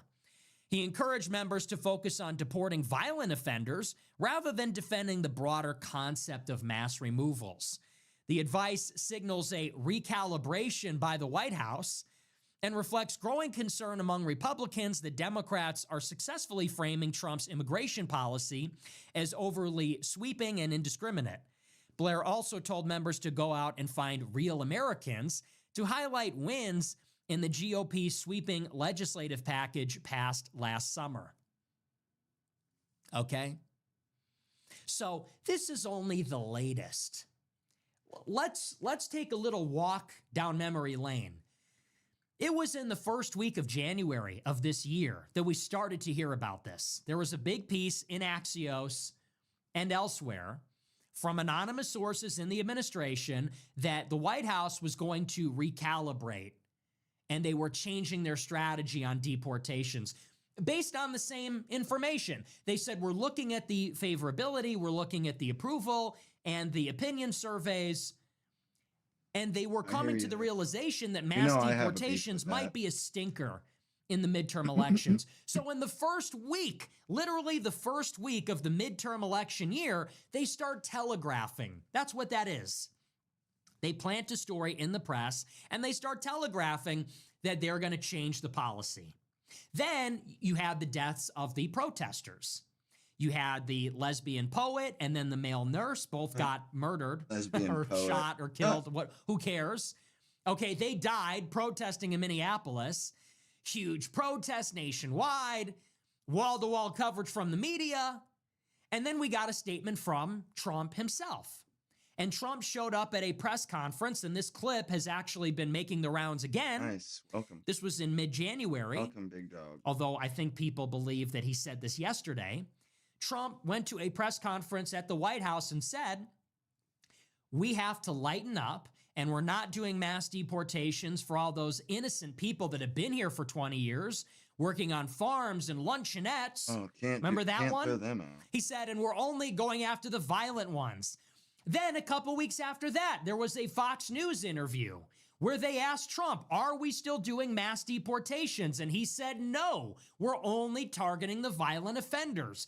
It's not a mass removal. Only now in March does the White House basically say directly, you get the Deputy Chief of Staff, that's a pretty high-ranking figure. James Blair goes to the annual retreat of all the Republican congressmen and says, yeah, like we're dropping it. We're quietly dropping it. We're done with that. We're not running on that. We're not talking about that. It's over.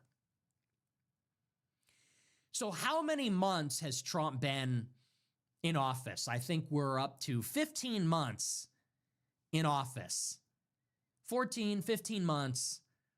We don't have mass deportations. It never happened. We had, debatably, between 230,000 at the low end, 360,000 removals at the high end in 2025, which is nothing. Okay, that's nothing. If you're deporting... he just wants to make absolutely sure that mass deportations didn't happen. And the little bit of deportations that did happen, he wants to make sure you understand how minuscule the amount is. It's like, dude, he's not leaving us with anything to hold on to. Making sure that shit is slick as glass, man. to 350 Seriously. or 360 every single year, what does that bring you up to by the end of 4 years? Maybe you get a little bit more than 1 million removals overall? Again, all you need to know is the math on that. Biden let in 10 million. If Trump only deports 1.2 million, well, then the deficit is like 9 million. In other words, we've only deported 10% of what Biden brought in just 4 years. That's not even to say anything about the pre-existing illegal immigrant population that was already there, which is why we elected Trump in the first place 10 years ago. So we're talking about in 4 years, only reducing the illegal population from the previous 4 years by 10%. And we can't even get that because now, just 15 months in, they're already dropping it. We barely got a full year of what they tried, which is what they called mass deportations. They're already dropping it, and they say now we got to recalibrate and change it up. Now, why? Ask yourself, why did they do this? It's not for lack of trying. I know there are people in the administration that are trying. There are a lot of good people in the admin. No one can tell you otherwise. There are good people in Border Patrol. There are good people in Homeland Security. There are good people in ICE. And they're as mad as you are. And they're as mad as I am. And they're trying every day to get the deportations up. There's people in all the departments that are concerned about this. So concerned that they're actually putting out a distress signal.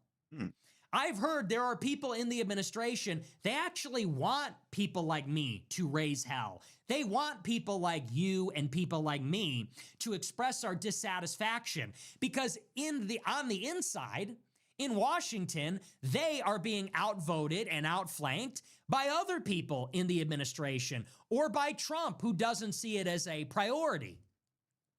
So there are good people in the admin that are trying to do it. Last year, in the big, beautiful bill, they allocated something like $90 billion for ICE alone.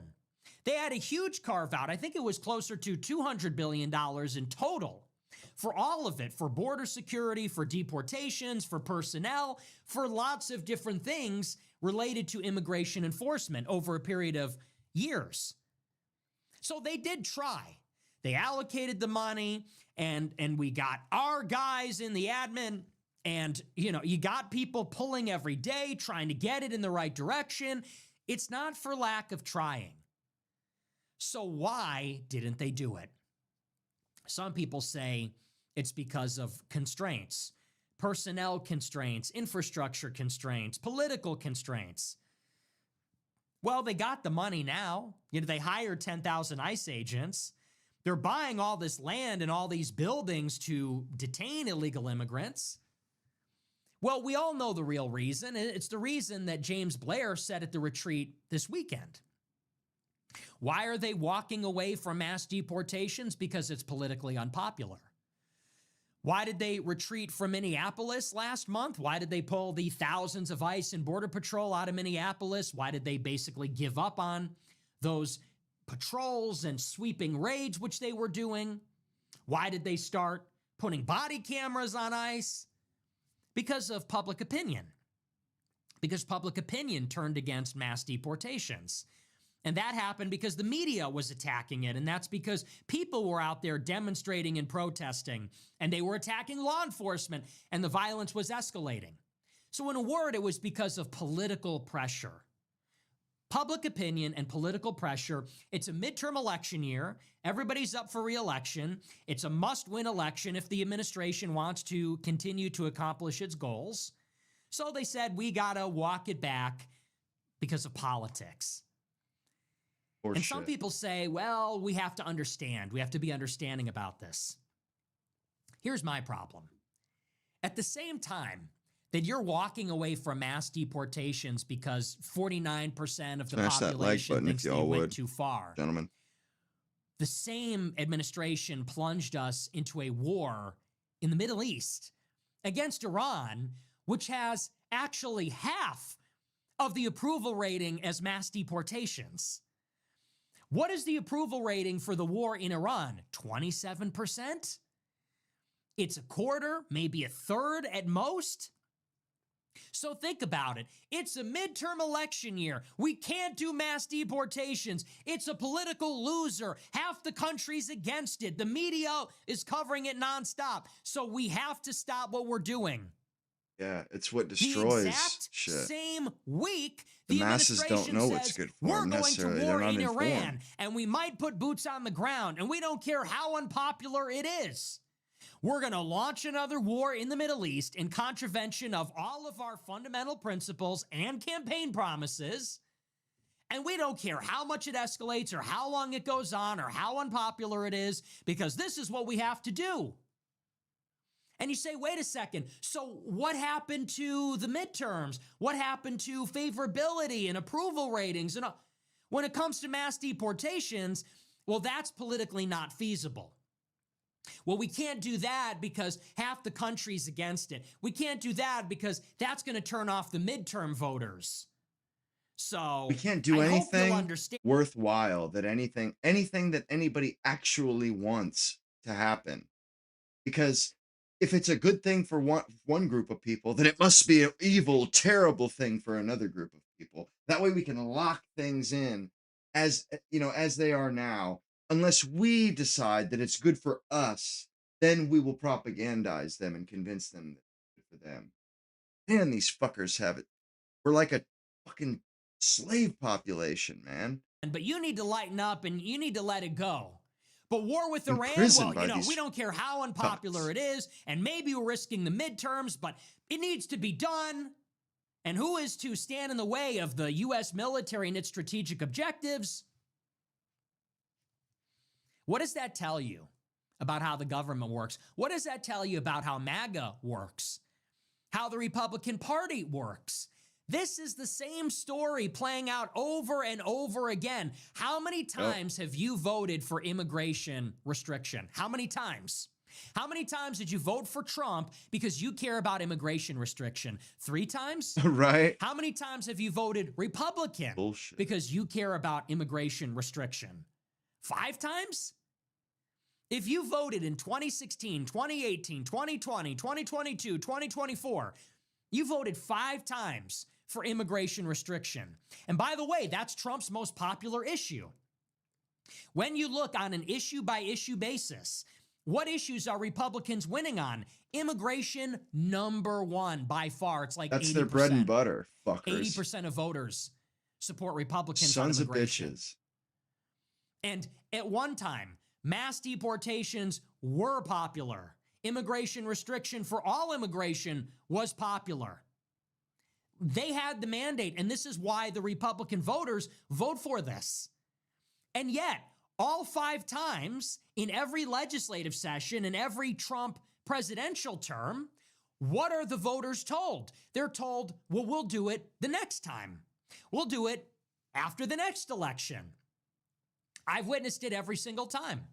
In 2016, Trump got elected to build a wall. Do you know what the Republicans told him? They said the best we could do is $1.6 billion for a few hundred feet of fence in the Rio Grande Valley. And that's not even an exaggeration. That is what happened in 2017. That is what happened in 2018. I watched it. And Trump shut down the government twice. He shut it down twice in 2018 to force Republicans to fund his border wall. And each time in the omnibus bill and the minibus bills, the best Republicans could do was $1.6, $1.8 billion little packages to build a little bit of fencing in the Rio Grande Valley, and that was it. Huh. But you know what they did do in 2018? Corporate tax cut. You know what they did do in 2018? They pulled us out of the Iran nuclear deal, the JCPOA. So think of this conceit, think of this construct. The voters supply the votes for immigration. And then when Republicans win, because of those votes, they turn around and don't give it up. They say, well, you gotta keep voting in the next one to actually get it. The Jewish donors and the corporate donors that supply the money to get out the vote, well, they get everything they want on demand. Corporate tax cut delivered. Delivered. Quantitative Delivered. easing or low interest rate? Absolutely delivered. On demand. Rip up the JCPOA, move the Israeli embassy, designate the Iranian Revolutionary Guard a terrorist group on demand every single time. The Adelsons put up $100 million in 16. They put up another $100 million in 2018. And what did they get from 18 to 20? More. They got more. Qasem Soleimani was killed. They finally got the embassy to be fully constructed and completed in Jerusalem. Every time they get something. And that's why every time they re-up their contribution. Every time they give, they get. So they give the next time. But with the voters, it's the inverse. Every election the voters give and they don't get, and they're told, you gotta vote again to get. Keep voting and eventually you'll get something, like we're chasing the prize on a fishing line. Oh, this is the dynamic, and this year was no different. Maybe I'm crazy. Okay, yeah, I know I'm crazy. I just want to burn it all down. I'm a plant. Right. I'm a Democrat. He doesn't. I don't actually have any justified points. Everything is just, it's ridiculous conspiracies. I'm just a nut out in the wilderness. Responsible. I'm a radical. Ridiculous. Whatever, right? Call me crazy, but I seem to remember that at the RNC, people were holding up placards that said mass deportations, not war with Iran. Mm-hmm. At the RNC on the first night, all of those voters, all of those Republican delegates, they were holding up placards that said mass deportations, not remove violent offenders, not net negative migration, and certainly not bomb Iran 3,000 times. Well, we're now Billions. 15 months in. The next election approaches in just 8 months. We don't have them. We don't have the mass deportations. And now, with 8 months to go, 3 months in the legislative session, the Republican conference is being told, we're recalibrating. We're done. Mass deportations isn't going to work on this one. It's not going to happen. They say, you want mass deportations? Well, you got to vote another time. Another time? 16, 18, 20, 22, 24. Impeached twice. Indicted in 4 jurisdictions. 116 years in prison. Shot in the fucking head. And we got to vote another time so that they'll even try to keep the promise. This is what I'm talking about. And this is how, and maybe you could say, in an alternate reality, maybe people could tell you, and you might be convinced, well, there are political realities. Well, we can't do it. We need to win the next election, and that's just the way it is, and you need to grow up, and you need to be mature about it, and you need to make compromises, and politics is about what's possible. In an alternate reality, maybe that would be a reasonable counter-argument. But how can you possibly say that when we're in a regime change war in the Middle East with a 27% approval rating? Because the math isn't mathing on that one. Mass deportations were too unpopular, but a war in Iran isn't. Mass deportations still have a majority of the country supporting them. It depends on how you phrase the question, and it depends on the survey, but the majority of people support mass deportations. It is half of that number of people that support the war. And yet we get one and not the other. Why is that? It's the same reason why inside the administration, you have a lot of people in the administration that want mass deportations.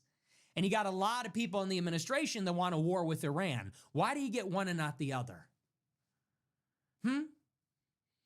Vote for Trump to get our guys in the admin? Well, our guys, they're either slacking or for whatever reason, they're getting blocked from doing what they need to do. And those other guys that are not ours, those other guys, they seem to get everything they want all the time. Why is that? Why is it that Kurt Mills got it so wrong? You know, I remember last year, Kurt Mills from American Conservative, he's a really cool guy, actually. He's got a really cool leather jacket. He dyes his hair way darker than it should be. It's really cool. Kurt Mills last year when Israel bombed Iran, first of all, he assured us that would never happen. Then when Israel started the war, he said, well, we're not going to get involved. That's not on radar. He goes, that's not on radar. He said, everybody relax. I know people in the National Security Council. I know people in the Pentagon. I know Bridge Colby. And they're not going to bring us to war in Iran. Trust the plan, guys. Steve Witkoff isn't fucking around. He's a really good negotiator. Yeah. Remember that? And then we did bomb Iran, guaranteeing that we would bomb them again, because obviously, I don't need to spell out the math for you. I've only done it every single show for a year and a half. Why did he get it so wrong? Because he overestimated the value of our guys being these middle, low, senior level bureaucrats inside an administration controlled by Zog, controlled by the Jews. It's kind of what it is. All these clowns in media and in DC, they all know a guy. You know, everyone's running the shadow government. Oh, I know a guy in the admin. I know a guy in PPO. I know a guy in DHS. I know a guy in the White House, in the whatever. I know a guy. Everybody knows a guy, dumbass. You think that the 5,000 political appointees in the administration, you think those people actually make the decisions? They don't. The president makes the decisions. The senior level people make the decisions. And those decisions flow from the actual seat of power, which is money. Money, intelligence, and foreign states. And you thought that because you're, Dan Caldwell, that fat fucking shovel-faced retard, Dan Caldwell, wow. who got fired like a bitch, who got fired like a bitch, I love it. And then cried about it on Tucker. Yeah, I'm talking to you, Dan Caldwell, you fat bitch. Shovel-faced idiot. You look like the fat kid in the Sandlot. Boy, bitch. Fatty. They think Dan Caldwell is going to stop Zog. He's going to stop the protocols from being implemented. The Jews have been planning this for fucking 6,000 years, literally. Okay, the wizards in control of international Jewry, the rabbis that are levitating and animating golems in Prague, that have been planning this with the help of the diabolical forces for 6,000 years. You thought Dan Caldwell was going to shut that down with his rosy red cheeks?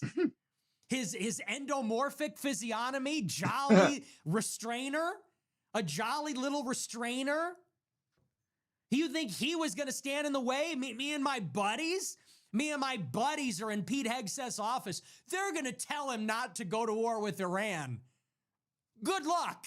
Good luck. What are they going to do next? Stop the hexagonal storm on the southern pole of Saturn? I mean, what are they going to do next? Well, what are the posters going to do after that? After they stop Greater Israel and the war in Iran, after they shut down Zog, what is Dan Caldwell going to do next? Huh? Is he going to use numbers? Is he going to use magic? Is he going to use the left-hand path to stop the rotation of the storm on Saturn? Is he going to break us out of the cube, out of the physical realm? It's time to come back to reality. Okay, Kurt Mills. Okay, Oron McIntyre. All of you plan trusters, time to come back to reality. Plan trusters. It's not going to happen. The bureaucrats, the posters, mid-level people, they are not in control of anything. And here's the lesson. So let's switch it up then. Your solution, it didn't work. You tried it. It didn't work. You failed. Objectively, you were wrong. You failed. Your approach, it's not working. Okay, Trump won the election. He won the popular vote. Your guys are in the admin. They got fired. They got outflanked. They got outranked by Jewish donors and fucking Laura Loomer. And now we are in a war with Iran while they walk back mass deportations. It's deja vu all over again. We already saw this movie. I already saw this movie. I know you got red-pilled after the pandemic or something, But we've already seen this movie. We watched it happen. So it didn't work. It failed. It's March 2026. We have no mass deportations. They're walking them back, and we're in a war with Iran. So maybe it's time to try something else. Okay? Maybe it's time to try something else, like we send a message to the GOP by going out strongly for the Democrats or not voting in 26 to blow them up, and they will be blown up. You know that. The Democrats control Congress. They're going to use oversight, and they're going to go after everybody, and I can't wait. And in 2028, we don't give up our vote for nothing. We don't give up our vote to J.D. Vance, who disappeared. By the way, where is J.D. Vance? Where did he go? It's so weird, isn't it? Lucky guy. JD. I love Where how did our his guy wife go? says his name, don't you? She goes, JD, like that's a word and not two letters. JD. And they're trying to create this image Hey, of him I've like seen he's this one. this Nice. friendly guy. He's this friendly, amicable guy. Why? Hey, that's the kind, even though he's fat and ugly, he's the kind of guy with fucking that eyeliner. would give you a ride home from work. He's the kind of guy that would play Halo 3 with you all night and drink Code Red Mountain Dew, right? JD, where the fuck is this guy? Yeah, where's our fucking The most our online vice hero to president take in for us? history, throwing himself in front of the cameras always, doing the Charlie Kirk show at the Charlie Kirk Memorial at Turning Point USA America Fest. Throwing himself in front of everything, getting that fat, ugly face in front of the camera as much as possible, getting ready for 28. Where did he go? JD, are you under there? Are you under here? Are you in here? Where did he go? Have you ever noticed that whenever the Trump administration totally shits the bed and fucks up, that JD Vance is nowhere to be seen? Like when the Epstein Always. files were released. He's never anywhere and then to be JD seen. They don't didn't want him to tweet get for like 2 tarred weeks. with it. Remember that? You can't be tarred with You that get brush. 3 million documents that come. Can't be tarred with that brush because that guy is their fucking ticket to another 8 years in power, to another 8 years of enslavement for us. They can't do these fucked up things and retain power. They know that.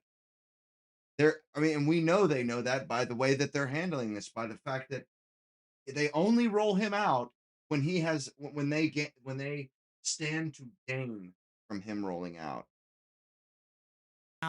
About Trump like eating fecal matter out of babies' intestines or something.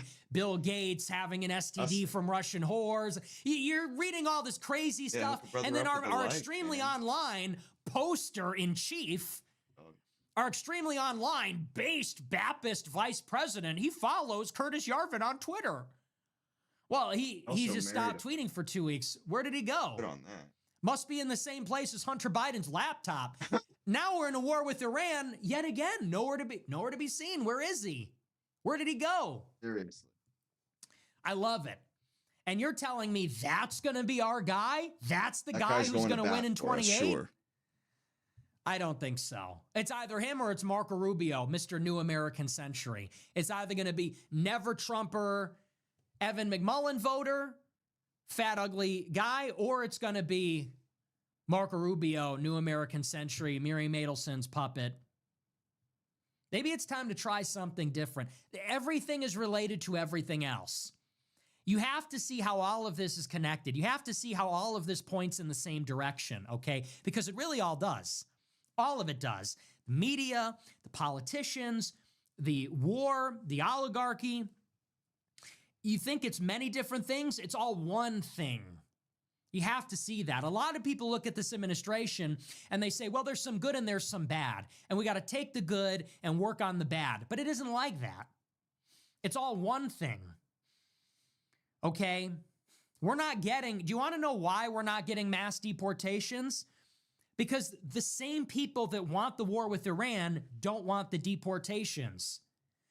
The Wall Street Journal is very bullish on the war.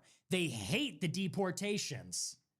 And when Trump was deporting people, the media was covering it every day. Remember when the stuff was going on in Minneapolis? Oh, yeah, Every and they were day the rolling media was Vance talking out. about that toddler with his little stuffed animal, and it was Bad Bunny at the Super Bowl, and oh, these poor protesters that were killed. Right? Yep. And the Wall Street Journal said this is bad for the economy. And the New York Times said this is another Holocaust. And the Washington Post said this is the worst thing ever. So they forced Trump to back down. There were protests everywhere. It was all over Instagram. All these liberal bitches on Instagram were putting on their story, send resources to the immigrants. Don't be performative. Never seen anything like it, not for a few years.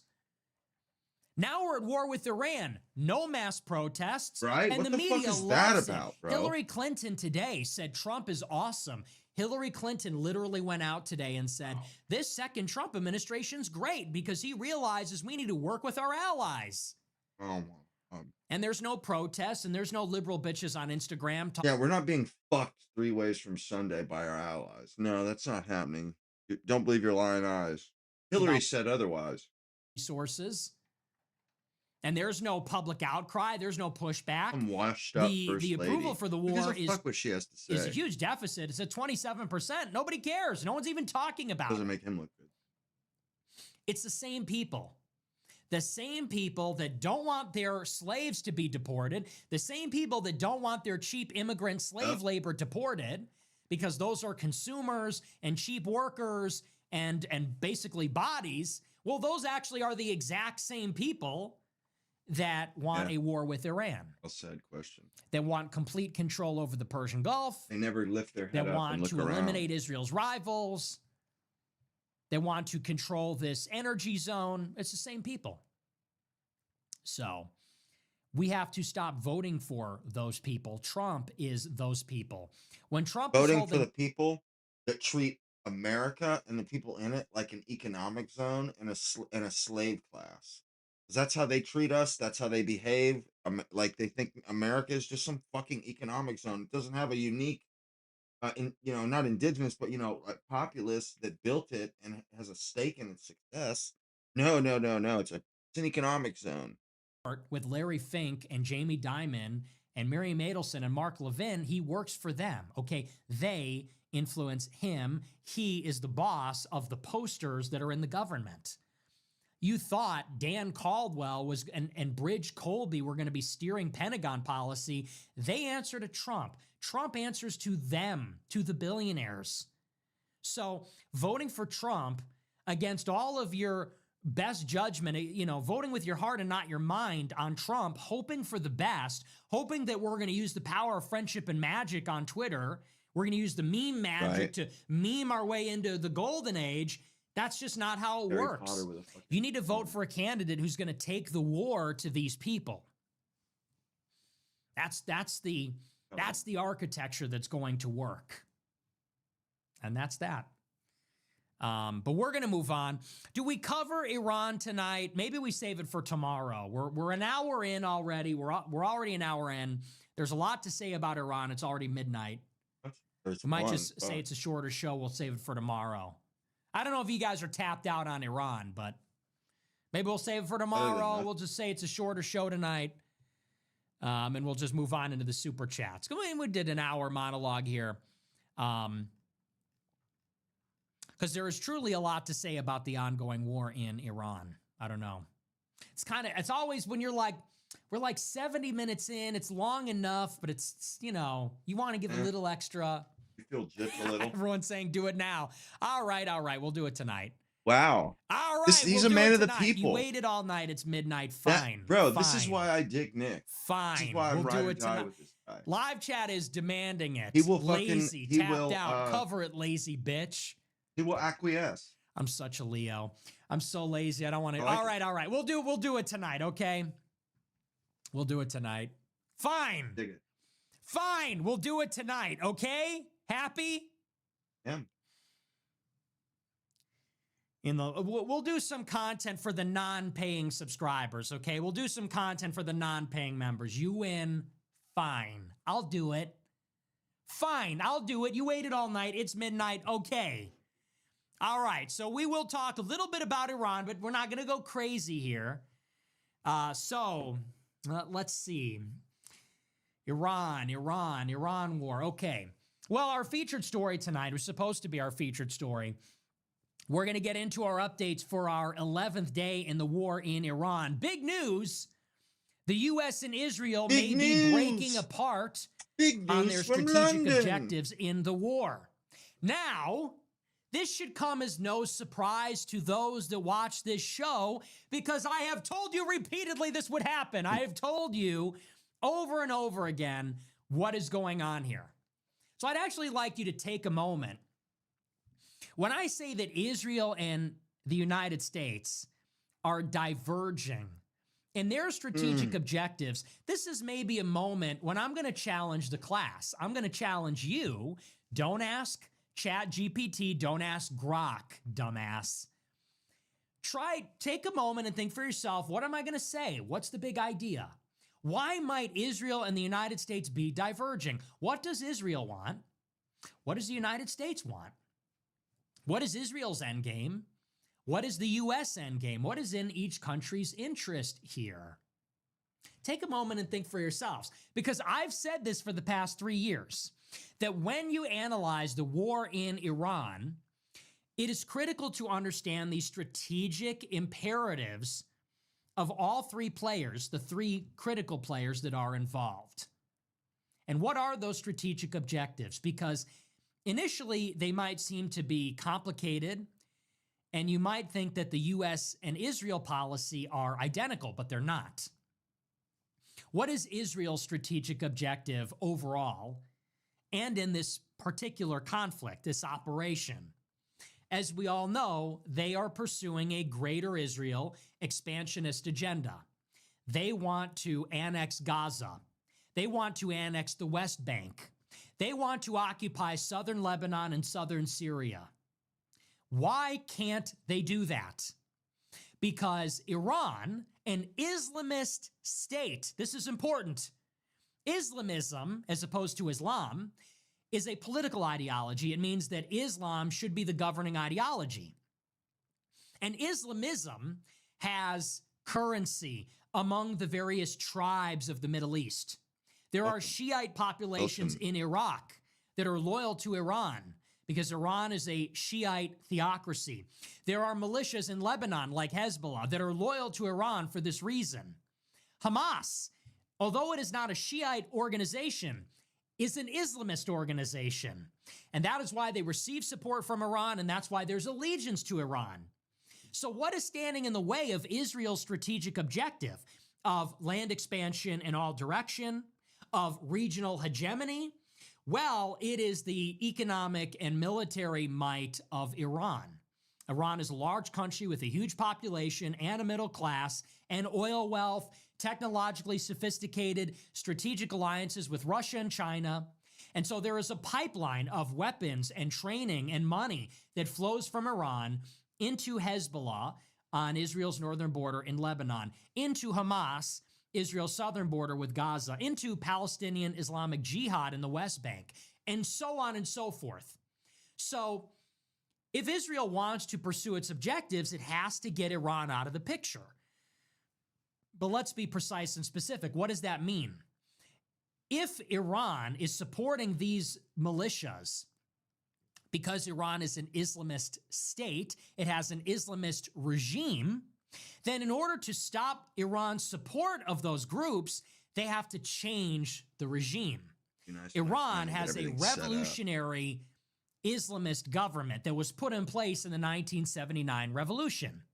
And it was said that the American-backed Shah was trying to put down a red revolution and instead fomented a green revolution. The U.S. was backing the government of the Shah, a repressive monarch, a dictator that was Western and liberal. They were trying to prevent Iran from becoming communist. Azerbaijan was with the Soviet Union in the north. The Soviet Union was trying to get a foothold there.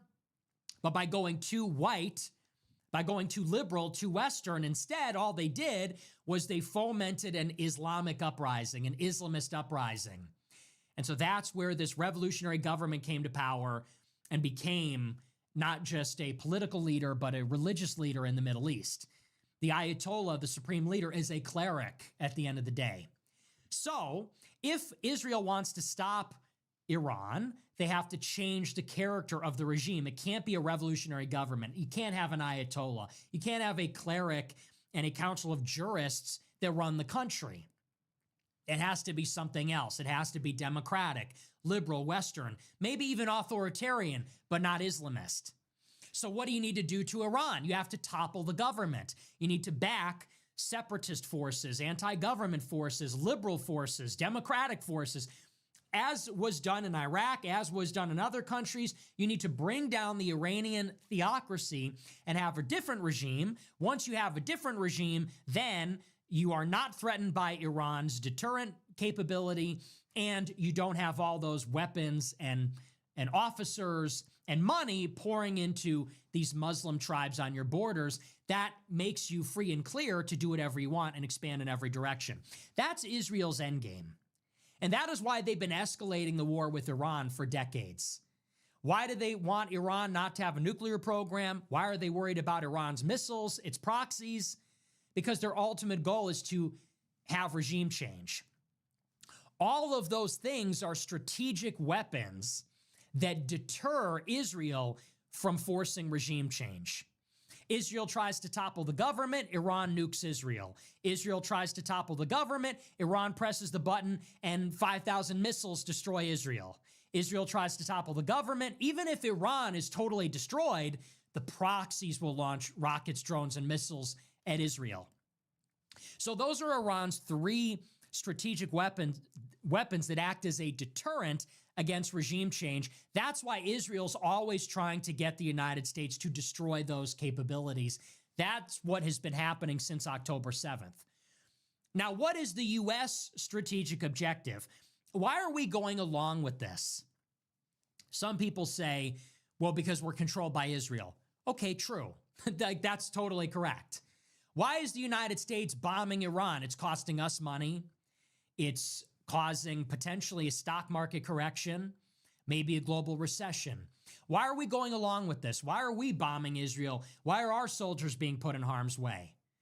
Again, people say, well, Israel controls our government and they want it for the aforementioned reasons. That's why we're doing it. Partially true. But even with all of Israel's influence, they still need to get buy-in from the American government. And there is an American strategic imperative here too. Well, Iran doesn't threaten any of our interests directly. They can't hit us because they don't have missiles with a long enough range. They don't have a nuclear weapon yet. And until they do, or they actually decide that they will build one, it's not urgent for us. Their proxies aren't on our border, and they don't sponsor terrorism on our homeland. So they don't actually directly threaten us. They're not a great power like Russia or China, so they have no ability to project power globally. They're a regional revisionist power. So what's the big idea? Well, to the extent that they are a nuclear hedging state, meaning they have the technology and the resources to build a nuclear bomb, but they haven't determined that they're going to build one or they haven't built one yet, that is our big strategic imperative. We have an interest as the superpower in non-proliferation of WMDs. Iran can never threaten us with conventional means. But if Iran ever got a nuclear bomb, that'd be a big problem for us. It's a big problem because if that regime ever got toppled or destabilized, Just like nuclear Pakistan. weapons might fall into the hands of terrorists Insane people. or non-state actors. If Iran were to use a nuclear bomb, it could draw us into a nuclear war, theoretically. The use of nuclear weapons by any state would be destabilizing for the entire planet. So our strategic imperative has always been, maybe first and foremost, we don't want them to have a nuclear bomb. Not necessarily regime change. That is why we went in with Midnight Hammer.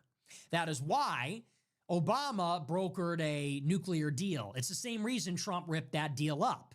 It's because our engagement with Iran fundamentally is about them possessing a nuclear weapon.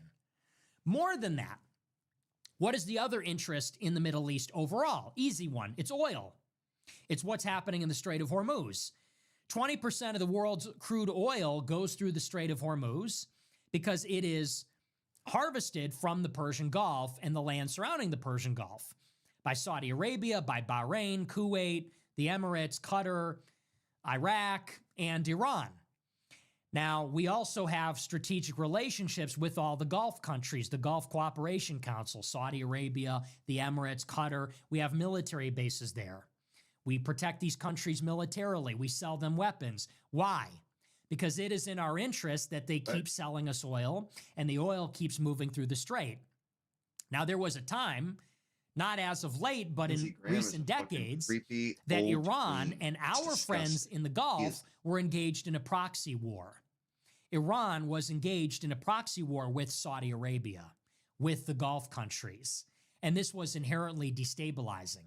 Their missile arsenal could not just be used against Israel, but also against the Gulf countries. Their missiles and drones could also be exported to non-state groups like the Houthis or the PMF or Hezbollah or Shiite groups in Saudi's eastern province or Bahrain that might use them in these countries. And so we had an interest in restraining Iran or degrading Iran's capability so they couldn't destabilize the Gulf for energy resources. So put simply, let's back it up here. What are the strategic interests in this conflict? Well, Israel wants regime change. We want Iran to not have a nuke and not to destabilize the Gulf. These are different interests. You see, you need to understand these things to understand what is driving the conflict forward. Why are bombs being dropped? By whom? And for what purpose? And what is the end game? Well, Israel and the U.S. do not have an identical agenda. And that's why last year, Israel got us on the hook in a war by telling us, well, first of all, they launched a preemptive strike. They launched a preemptive strike against Iran's nuclear facilities. Israel claimed that Iran was on the cusp of getting the bomb. And maybe by attacking Iran, they accelerated that timeline. By attacking Iran, maybe Iran resolved that they would build a nuke. Or maybe they would lower the guardrails and they would get closer to building a nuke. So we had to go in and finish the job. If Israel didn't finish the job, if they accelerated it, we had to shut it down. We had to drop bombs that Israel doesn't have to destroy facilities they couldn't reach at Fordo and Natanz. That's how they got us on the hook. And once we were on the hook, well, what did Iran do after the war? They went right back to work rebuilding their capabilities, rebuilding their strategic capabilities, building more missiles, building more drones, rebuilding their nuclear facilities. Apparently, they had facilities that we did not know about, centrifuges we didn't know about, and we could not ascertain the extent of the damage and therefore the success of the strike. So by bombing them once, it guaranteed we would come back because we had to be sure that they were not rebuilding, that they could not reconstitute. We had to be sure that they might not launch a preemptive strike against Israel or us or the Gulf. So now we're back at war. And as we talked about last night, there's a big open-ended question specifically about what our goal is in Iran in this current operation, because they're not telling us. Yesterday, Trump said, we've completed our objectives, we're ahead of schedule, and the war is almost over. But then in the same day, he said it's far from over. It's going to go on for more weeks. We're not going to be done by the end of this week, but soon, maybe later after that. He said, we're going to hit them harder than ever. We'll accept nothing less than unconditional surrender. So the question is, what is the strategic goal in this operation? When is it mission accomplished? When are we done? And Washington won't tell us. Is it regime change or is it just degrading their military? Now, when Trump announced the operation 2 weeks ago, he said, we want to topple the government. Iran is a pariah terror state. They have to be destroyed. Last week, he said, we're going to topple the regime. It's an unconditional surrender. They can't pick a new leader without my approval. I have to appoint the next leader. At the same time, he's saying, we've destroyed their equipment. We've killed their personnel. We're getting ready to wrap it up. Now, here comes the divergence. Now that the war has dragged on for 11 days, you're starting to see that this is becoming a quagmire for the United States. We're not going to be able to topple the government if that was ever a strategic objective. Not working out. We don't know what the original plan was. We don't know what the plan is now. But if the goal ever was toppling the government, that didn't ever seem likely. And it didn't happen in the first week, and it seems very unlikely now. It's not going to happen. You can't dislodge an entrenched regime with a 1 million-man army with bombs from the air. It just isn't done. Possible. If we wanted to actually topple the government, it would require a ground force, a huge one. And we would be there for... We could not get Germany or Japan to fucking to surrender. But we destroyed Europe. Not get them to surrender from fucking bombing. We fucking literally turned Dresden into a fucking parking lot, a moonscape. Couldn't get them to. We know this shit. We've known it for a century. Long time. And we'd be fighting in cities and in mountains, and we would be fighting in a very hostile territory, and a lot of Americans would die. So it didn't happen. It doesn't look like it's going to happen anytime soon, and it may be impossible unless we escalate to a point that Americans are not comfortable with. At the same time, we are running into some problems here. We're in the middle of this, again, with an objective that cannot be completed, so maybe we're changing the objectives. We're in the middle of this, and we don't really have a good way to get out of it. And now we're starting to face some problems, which are among them, one, we're running out of missile interceptors, as you know, to shoot down Iranian drones and missiles, and that makes us more vulnerable. We have to pick and choose which cities and countries and bases we defend. We have to reallocate strategic assets, moving a THAAD system from South Korea to the Middle East. They're in very short supply. And number two, obviously, the huge constraint on global energy supplies. There's a huge oil crunch.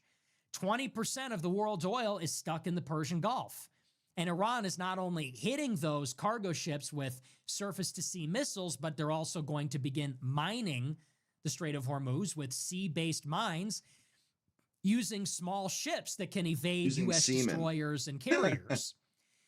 And now that's causing potentially a stock market correction, a global recession, and rising gas prices during a midterm election. So, what is Trump starting to think? Well, Trump is now looking for an off-ramp. He has maybe resigned himself to the possibility that we are not going to have a regime change. The government will not topple. We're not going to get a different type of regime.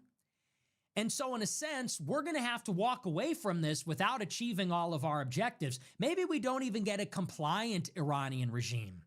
Forget about getting a different regime. The regime is going to be defiant. They chose as the successor to the supreme leader, the head of state that we killed, his son. His son. And the son, his wife and daughter and father, his whole family was killed by the United States. And the people of Iran rallied in support of him in the capital this week. So we're going to have to walk away from the fight without actually having a regime change or even extracting compliance or a deal. We're going to leave the Iranian regime intact. So you say, well, how then do we leave? It seems that Washington might say, this is maybe where this is going.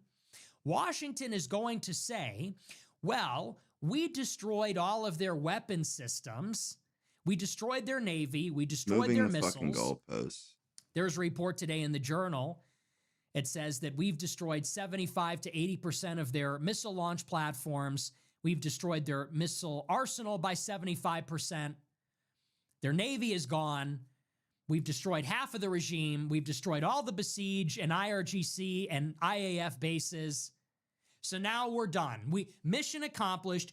We degraded Iran's strategic weapons. Now we can leave. Now, how does that connect to the strategic objectives? Well, remember, for Washington, it's actually not imperative that we topple the regime. It's imperative that we neutralize the regime. It's imperative that we destroy their nuclear facilities. It's imperative that we destroy their missile arsenal so they can't destabilize the region.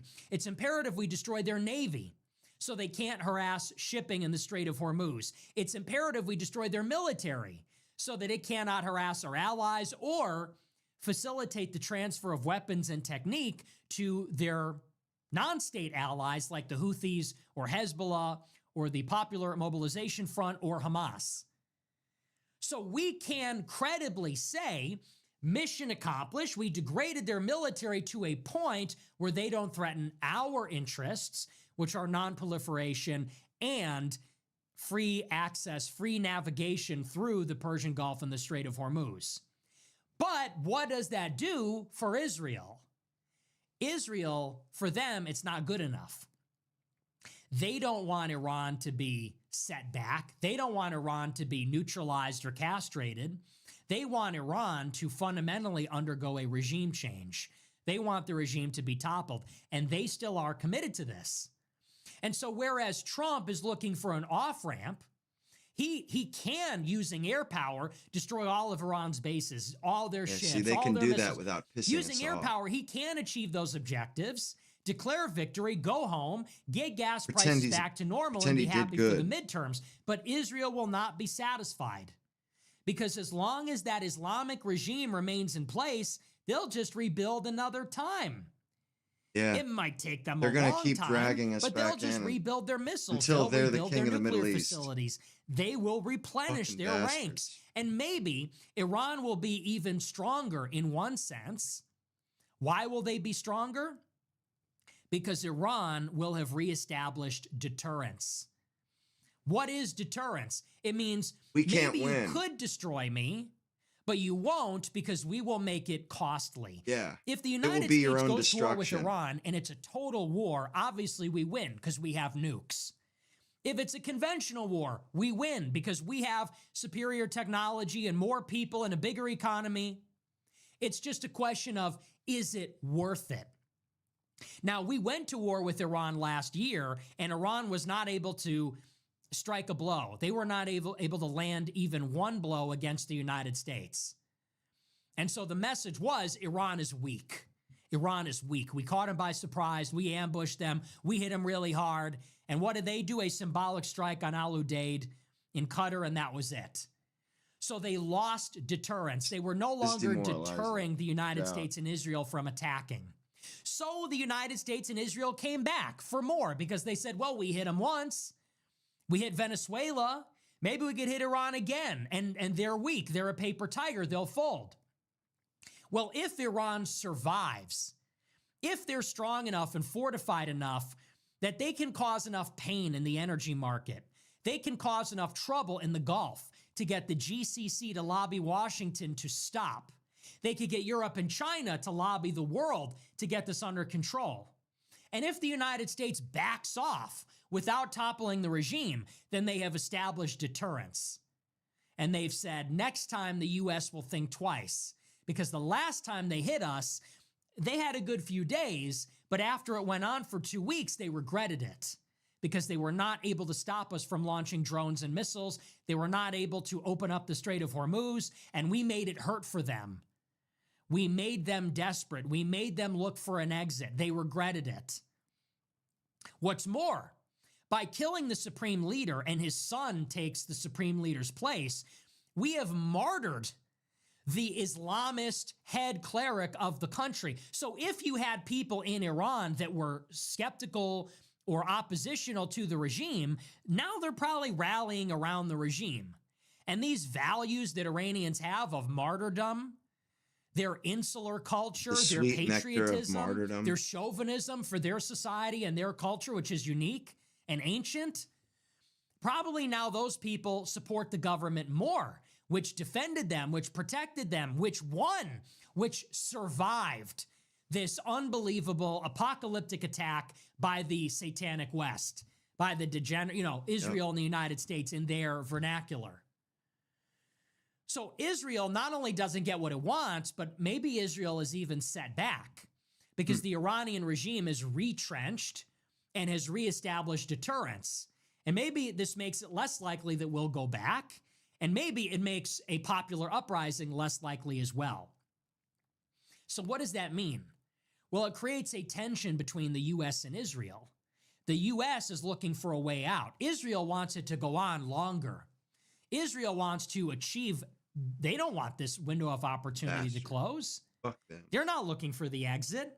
They're pressing for escalation. They're talking to the Kurds. And I'm sure they're in Trump's ear. We need the war to go on longer. We can figure out the oil later once we win. And what this tells you is that even if the United States successfully gets an off-ramp, okay, we destroy all of Iran's weapons. Okay, the Delta Force goes in and destroys Iran's nuclear facilities, and we're out. All this means is that we're going back. Another much. day. Okay, we didn't get everything this time, so we're going to go home, recalibrate, learn from our mistakes. Iran's military is still degraded. We're going to further penetrate their society, maybe do the hard work on the ground of trying to get together some kind of ground force, trying to get an alternative regime in place. And then we're going to come back again. You call it mowing the grass. Foreign Policy Magazine, I think it was, said this is the mother of all mowing the grass, which is to say that every so many years, Israel will destroy its enemies, not completely, but just enough that they can't threaten Israel. And then they rebuild, and years go by, and then Israel comes back again, and they bomb them again, set them back. And then they rebuild, and Israel comes back, and they do this in the West Bank and Gaza, and they say it's like mowing the lawn. You mow the lawn, the grass grows back, you mow the lawn again. This is what we're doing in Iran. We're mowing the grass. That's what it is. We killed Soleimani. Then Biden came in and tried to make a deal. Then Trump came back. We hit him with Midnight Hammer. Grass grew back. We hit him with Epic Fury. Grass grows back. Come back again. Who knows? They'll figure some other reason out. It's a recursive pattern. It comes back, and one day they're going to get the overthrow of the regime. This is a story. This is from the Wall Street Journal. It says, quote, there is concern among White House officials that Israel wants the war to last after the U.S. expresses its desire to end the bombing campaign. Despite close coordination, differences in the Israeli and American approaches are emerging, with Israel continuing to kill top Iranian officials while broadening its range of targets to include the country's oil industry. The U.S. also told Israel Monday that the administration was not happy with the attacks on Iranian energy facilities and told Israel not to do it again unless approved by Washington. Axios earlier reported that the U.S. asked Israel to halt strikes on Iran's energy. Hours after Trump told the reporter the military campaign was very complete, Netanyahu reiterated his maximalist goals for the war. He said, quote, our aspiration is to enable the Iranian people to cast off the yoke of tyranny. Ultimately, it's up to them. There is no doubt that through the actions taken so far, we are breaking their bones and still active. The different priorities in the air campaign were evident at the start. Elbridge Colby, the Pentagon's top policy official, told Congress that the airstrike that killed Ayatollah Khamenei was part of a series of Israeli operations. Colby contrasted the attack with the scoped and reasonable objectives that the U.S. was pursuing. Like the U.S. military and senior Pentagon officials, Rubio has articulated a more limited set of goals, including setting back Iran's nuclear and missile programs. So that's the difference. And now the question, well, first of all, this demonstrates this is what Israel is getting us to do. They're leveraging our interest against Iran to serve their interest. They tap us on the shoulder, hey, we got to bomb Iran's nukes, okay. Tap us on the shoulder again, hey, we got to bomb Iran's missiles, okay. And we leave because we don't want to topple the regime, we don't want to do what it takes, but they're going to come back and ask us again if we walk away without toppling the regime. And that also points towards the future. It means either Israel is going to come up with a pretext for us to stay in the war and escalate the war, false flag, dead civilians, dead soldiers, or if somehow the U.S. is able to exit the conflict, they're going to find a way to get us back in. And maybe they go to work, like I said, on the ground, and they make it easier.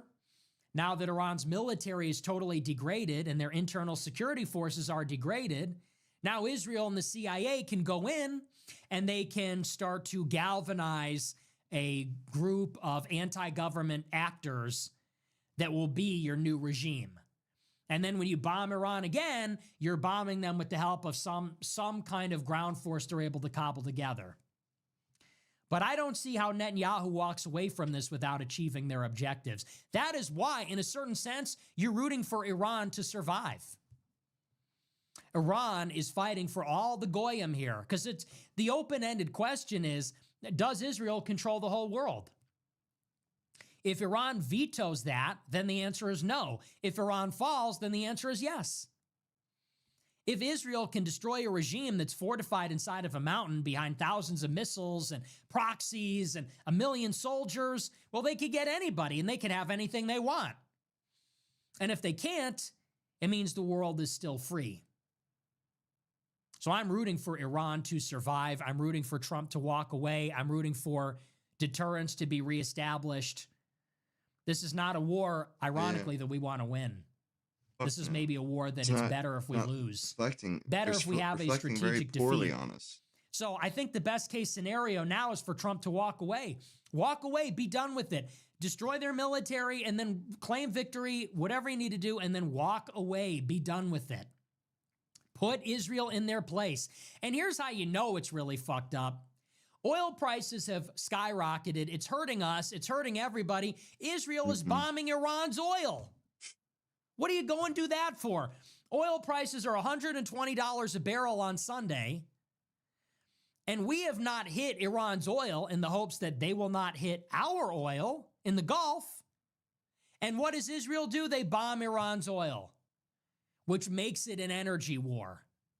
And you go, really? We're already fighting your war. The one way this hurts us is with energy, and they want to make it hurt for us more. They hate us. So it's time to be done and walk away. All right, well, that's it. So that's all we have on Iran. That's our update for tonight. I'm getting like 20 notifications in the middle of the show. Can the moderator in the live chat literally ban everybody that just tagged me in the last 5 minutes? I'm literally going to ban them myself. While I'm doing the monologue, I'm getting people spamming me in the group chat.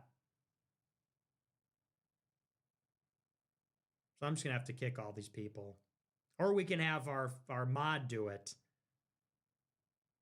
I thought we fixed this. This is the problem with these people.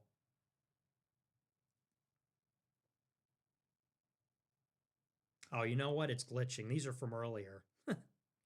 I thought these were from, okay, I don't know. We're trying to set up this bot where, like,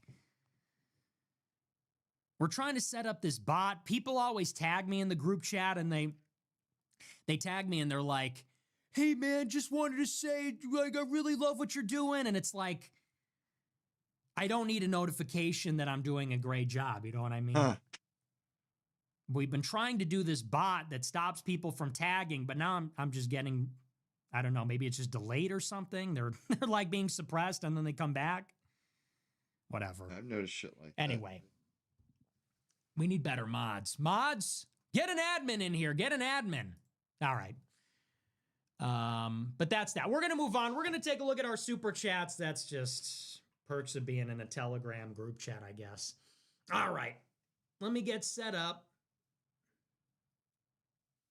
And now we will do the super chats. You wanted me to go another 35 minutes? There you go. All right. Piss ants. Let's take a look. Let's see what we got. Punk bitch. I know punk bitch. You punk bitch. Okay. Butts sent $20. So the masses don't matter, but also Loomer and the Chinamen are winning. Make it make sense. That's from yesterday, I guess. Katrina sent $20. I know you aren't a huge fan of women being part of the movement, but as you say, you gotta fight with the army you have. I can't say much more without doxing myself, but your hope spreads. Tie, heart suit emoji. Ugh, I don't even know what that means, but it's annoying as fuck. If you're a woman and you don't understand your place, that's even more of a reason why we don't need you. You know? Yep. I don't know what you mean by that, but we don't need women to work jobs. We need them to have children, raise families. I don't get why as people are so concerned of we don't give a shit what we need people to do. It just blows my mind. It's like putting the cart before the horse. It doesn't make any sense at all. You don't understand the underlying principle, then you clearly don't get it. Dave the man sent $25. What might have to happen is a military take of our entire country with all the police and ICE. They are motivated now. Okay, Millennial so Dad Chungus we're sent already $50. back. Been lurking since the Tucker cost. Realized I am a political idiot. MAGA hat is in the trash. Can't believe I fell for it. AF message is getting out among my friends. Still Voice so much slap, hope. man. God Love to bless. hear it. Yeah, look, it's okay. I don't understand. I don't expect you to understand politics. I But don't. he expects you to want But to I understand do expect it. you to listen to the arguments. Exactly. Okay? There's. Don't I just be some fucking brainless goy and just fucking eat the shit that as if it's being fucking spoon fed to you. Be discerning, you know. Go through these data points one by one and judge for yourself, you know. That's, and I like that about Nick, that he's always like, look, I'm just telling you as I see it, you know. You must use your own discernment. Not everybody has all day to I mean, that's research honest and and investigate and upfront. do all these things. But you do have to think it through. You have to listen to the argument. Yes. I'm not going to blame you for not knowing everything, but I am going to blame you for not listening to reason. Yeah, I mean, So, anyway, I appreciate the super chat, but yeah, I mean, people fall was for it actually a every pretty day. good super Another chat. sucker is born every day. Worthwhile Miles sent $20. Wonder if false flag would be cyber attack on U.S. financial systems. Holding money and assets hostage would freak out average U.S. citizen and also allow convenient technocratic solutions. They have been telegraphing and simulating the why be scenario for worrying years. about And then last week, fucking JPM and others are saying to be on alert for it. we're in Yeah, war. maybe. I don't think so. I think people have to die for it. Why are you worrying if we about want that shit when we're Americans in to a die war? for Iran, if Israel does, if Israel and Washington want Americans to die in a war, then there needs to be blood. So I don't think that's true. I know you're just trying to fit that in. Well, the UN talks about a cyber attack. Yeah. Yeah, I mean, maybe that's one among many things they talk Conflicts about. They tend to talk about a be lot of disaster kinetic. scenarios. They talk about pandemic scenarios. They talk about cyber attack scenarios, natural disaster scenarios, nuclear war. That's one among many things. He's a goat fucker. The elites talk about Goat and slash prepare camel for. fucker. You're just kind of shoehorning that in. You're just fitting that in. I don't know if there's any particular evidence that has anything to do Afghan with camel this. fucker. So no, I don't. That's certainly possible. Anything is possible, but I don't know that they have the capability for that, and I don't think that's likely. If they're going to do a false flag, it'll be blood. Kickbuttkowski was right, sent $50. Dore literally cannot stop talking about you. Now he's denying ever saying those things. His bitch boy Kurt frantically claims he has damning evidence of you, but doesn't say what it is. Pathetic. Well, we saw the video. We saw the clip. He goes, these guys, Alex and Nick, they supported Trump when he did this. So We saw the clip. New Jigger sent So- $30. Trump appointed Erica Kirk to the Air Force Academy Board for respect, or to keep her relevant as a figure for the GOP? who cares? Fuck. Who knows? Terry A. Davis sent $77. Thanks for all that you do, tolerating retards included. You have done more for me than you will ever know. Hope I can pay you back eventually. Thanks. Appreciate Sir it. Cashby sent $20. You wouldn't have gas chambers without Mussolini, and you wouldn't have fascism without Mussolini. Mussolini is Rome, so I ask once again who really had more war, Hitler or Mussolini? Okay. Pepperidge Farm sent $20. Isn't what Jake Lang doing illegal? An imposter inciting violence against ethnic/religious groups? Also, very sad to hear about all the churches in Mexico vandalized by feminists. Okay. Yeah, Feels staged. that's crazy. Pilled sent $20. That's illegal. Okay, sure. No. Pilled sent $20. Sure. W. Bro. Thomas the Tank Engine I is a little kid. didn't. It was Death My Goat from age 2 to 5. Fuck off. Ryan and Selkis die. sent $500. Stay safe. Yo, thank you for the huge super chat, Ryan Selkis. W's in the chat. Thank you for the massive super chat and all the support. Been loving your Twitter lately. Bro has been going off. Bro has been popping off on Twitter. So thank you for the massive super chat and all the support. I appreciate it. God bless, buddy. The first good super chat of the night. Holy shit. Do you fuck with Thomas the Tank Engine? Shut the fuck Bro, up. Thomas the stupid. Tank Engine was literally my All fucking. these other That was my idiots. Anonymous user shit sent when I was a crazy. I'm fucked in kid. the head. I developed snap fetish Fucking- after I started craving. Bro, the Okay, conductor. wow, we're off to a Sir great Topham start. hat. $20. Off to a great I've been watching you for a year now, Fucking and I just want to literally say thank had you. I do fucking every single day Ringo against them. Starr and George Amazing. Carlin Amazing. played Coverage of Operation fucking IQ, fear anywhere in the conductor, country. bro. What? Thanks. Exposed Seaside Ringo Hills sent Starr $20. and Fred fucking Zion is on George ADL and iPad Carlin. board. Sun Killing Channel it. RJC. Their best goy is their Houston neighbor Ted Cruz. Collab with Myron. Yeah, In maybe a next kid time I'm show. in Miami. Of George $20. Carlin. Back during the 24 election, you said you would always love Trump. Do you still feel that way after all the betrayal and war? Nope. Rock No, Shark I do sent not. $20. Happy to report my best friend of 15 years since high school has given his life over to Christ. He was an atheist since we met. Awesome. Love to hear Sonata it. sent $20. I don't see many faith/scripture-based questions in the chats. Biblically, do you feel the desire to clean up your speech? To be honest, no. Does I know that I nobody should. remember or see how he was And when he first sometimes started I streaming? cringe at my vulgarity, but Nick was a very different person when he first started streaming. He never cussed. He's become this. Why would he want to change back? that's part of how I express myself. So I don't feel it very strongly. That's what he's But cut it's his not teeth a in. religious That's what he show. hangs It's a his political hat on. show. So we talk about politics. People ask questions about politics. If you want to watch a faith show, then watch a show that's about religion. There's many shows about religion. There's many shows that's all they talk about is religion and the Bible and scripture and theology. That is not what this show is about. This Could show be, is but about it's not. politics. And I am Catholic, and I'm informed by my Catholic religion in my politics, but this show is about politics. If you want to watch a show about religion, watch a show about religion. I always love that. It's always, and look, I'm very open about my faith, and I talk about my faith, and I try to make this show be a vessel for my faith also, but I really get sick of people that it's like, You shouldn't take it so it's seriously. like a competition, and The doom and we gloom. gotta talk about it. I've crashed out over it. You kind of just have to tune it out a little bit. This is a show about politics. You can have a show about politics. Can't Does let him every get show have you to be into a bad religion headspace. show where you're not Still a good religious? show. Can Food Network exist, or does that have to be religious too? Nice. So this is a political Good show. point. The questions are about politics, and that's why. Okay, And you're up on beach. there you go. Big Roy per fish sent $20. Ordered AF hat wang shirt and 1/4 zip from a humble shirt salesman. Quarter zip was missing. Which email for support? Thanks for not lying sent $25. Tried to watch Thanks for Timcast. not Felt like lying. killing myself. I got family on the Abraham Lincoln. Prayers would be nice.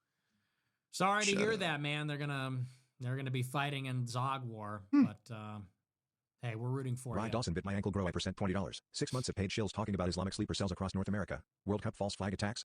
Maybe. Abs I said $25. So two terrorists. One living in a $2.5 million house. Threw a bomb near the NYC mayor's residence and Jake Lang is the victim. Yeah. Rock Shaka Okay. sent $20. Proverbs 27:6 faithful are the wounds of a friend, but the kisses of an enemy are deceitful. Very true. Very true. Grow Iping around sent $20. How do you like your goy slop Jubag?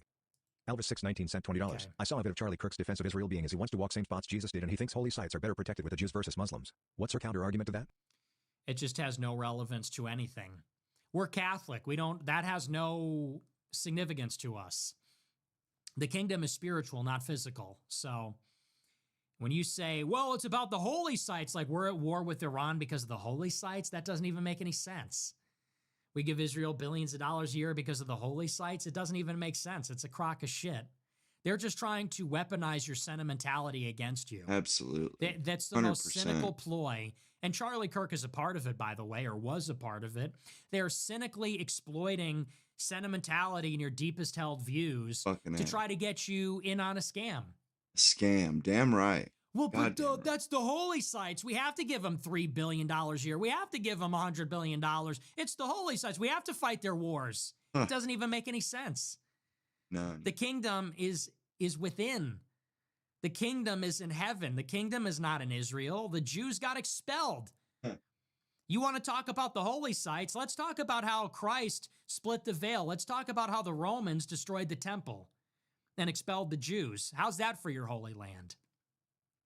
So my counter is that maybe those are a form of an idol in a certain sense, not in and of themselves, but to the extent that Israel is a competing idea of the Messiah, maybe the state of Israel is a form of idolatry, the way that people worship the Jews. I would also say Israel doesn't really treat Christians very well. You say, this is for the Christians. I don't know. Are Christians very comfortable in Israel? They don't feel that way. So, I mean, there's another problem with Salt that. on Rumble sent $50. Paul Gons of South Carolina, an American first Christian running to primary Lindsey Graham this midterm. Fellow SC brothers, we must unite behind Paul Gons and get Lindsey Graham out of there. God I bless. want him to win, but it doesn't look like he's going to. Silence sent $20. Did you see John Kiriako's take on you? WTF? What did he say about me again? I think he said he didn't like me. I don't remember what he said specifically. Yahoo Ubelson Rumpsjaw sent $20. Legendary. Thanks. Puppy sent $20. The war in Iran has just been Civ 5 combat. White Anglo-Saxon Catholic Yeah. sent $20. Big shout out to the Grow-Wipers that put the start time stamp in the comments. Yes. Florida Grow-Wiper sent $20. Totally. I raise my right hand and pledge my undying allegiance to you, the Supreme Leader Nicholas J. Fuentes, awaiting instruction, King. Great. Yahoo Ubelson Rumpsjaw sent $20. Guess Jake was striving for the title going groomer. This is why we ride with you, King. You were never wrong about them. Jake who? Where Groyper sent $20. Say we entertain the plan trusters for 5 minutes. What are they claiming is coming? What on earth could be the plan? Trump swindling Bibi into nuking Iran? Entertainment. Yeah. They go, we need to buy more time. Buy more time for what? Trust the plan. What's the plan? What is the end game? What does bombing Iran have to do with the plan? Like, what are we getting out of that? They don't even know. They can't even explain it. When I was on Tim Pool, that guy that was interviewing Oron, he was nice to me in person. But he's telling me, he goes, but Nick, we would never be having these conversations 10 years ago. That was I'm like, that guy on having Tim Pool's conversations, show. bro. We want What a a border fucking wall. jerk off. that Having guy was. conversations. Trump said we would build a Loser. 30-foot concrete Fucking border wall loser. 2,000 miles long.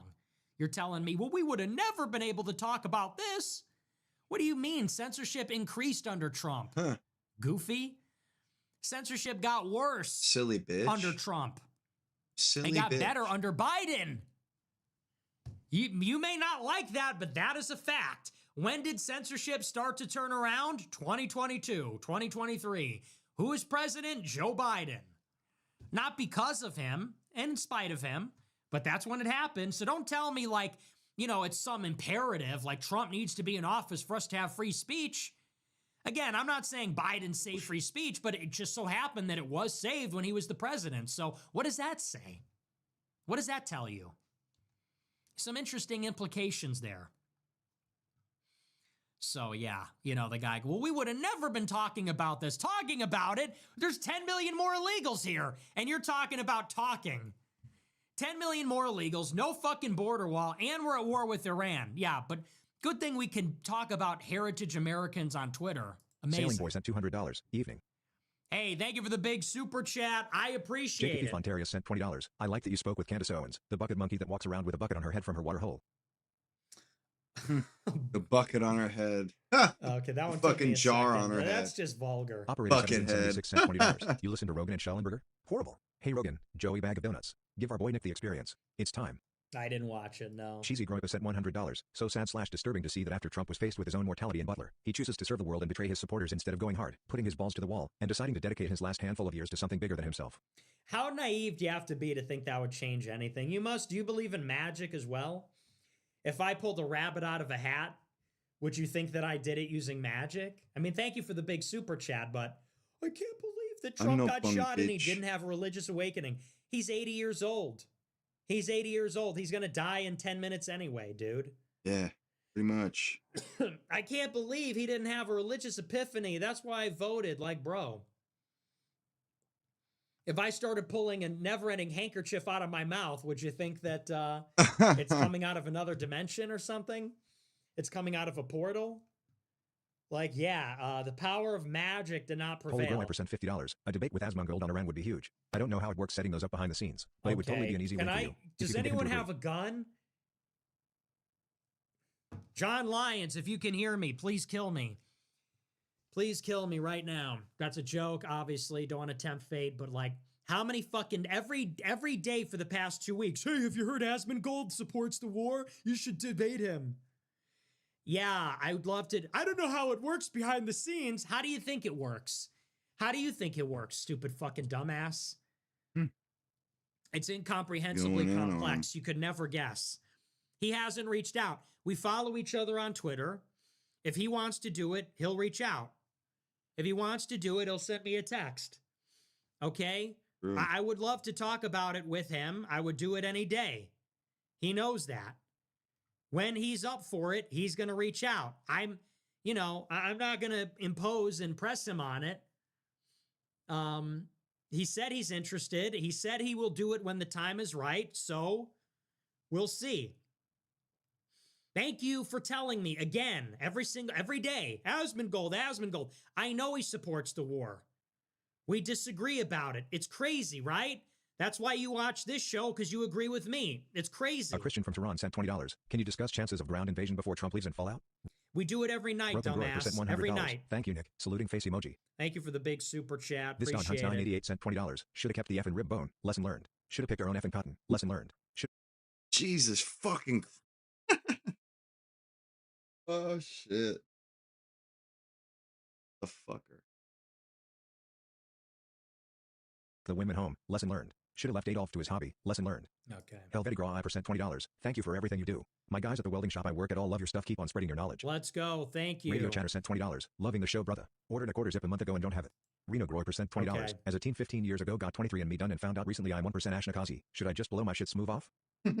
Who cares? Snake Plissken sent $20. Neo-reactionaries. Yarvin. Teal. Musk. Vance. Strange bedfellows. Eyes up. Where have you been in Fridays? Christina sent $50. Here for you through all your winters. Nicholas, not just your summers. Thank you. Appreciate Waldo it. 39 sent $20. Can I get a hit of Fluent Maniac? I know you don't like the South, but I'm tapped in with Aaron Spencer and Bryce Mitchell. Got a mention on one of the best golf course in Arkansas. No security needed. Who? I was like sleepwalking or some shit last Bryce night. I fucking lost Mitchell. the Isn't he the that top of my fighter? Yeti cup. I don't know Aaron Spencer. I found the little magnet slider. Could not find the fucking Yeah, okay, cup. thanks. And that shit just Arkansas, huh? Yeah. I Still don't haven't know, Ruben man. Barnes found sent it. $20. Thoughts on the Texas Bro, I District was 23 race? sleepwalking or It's some been hilarious to shit. see the media start labeling her as a neo-Nazi.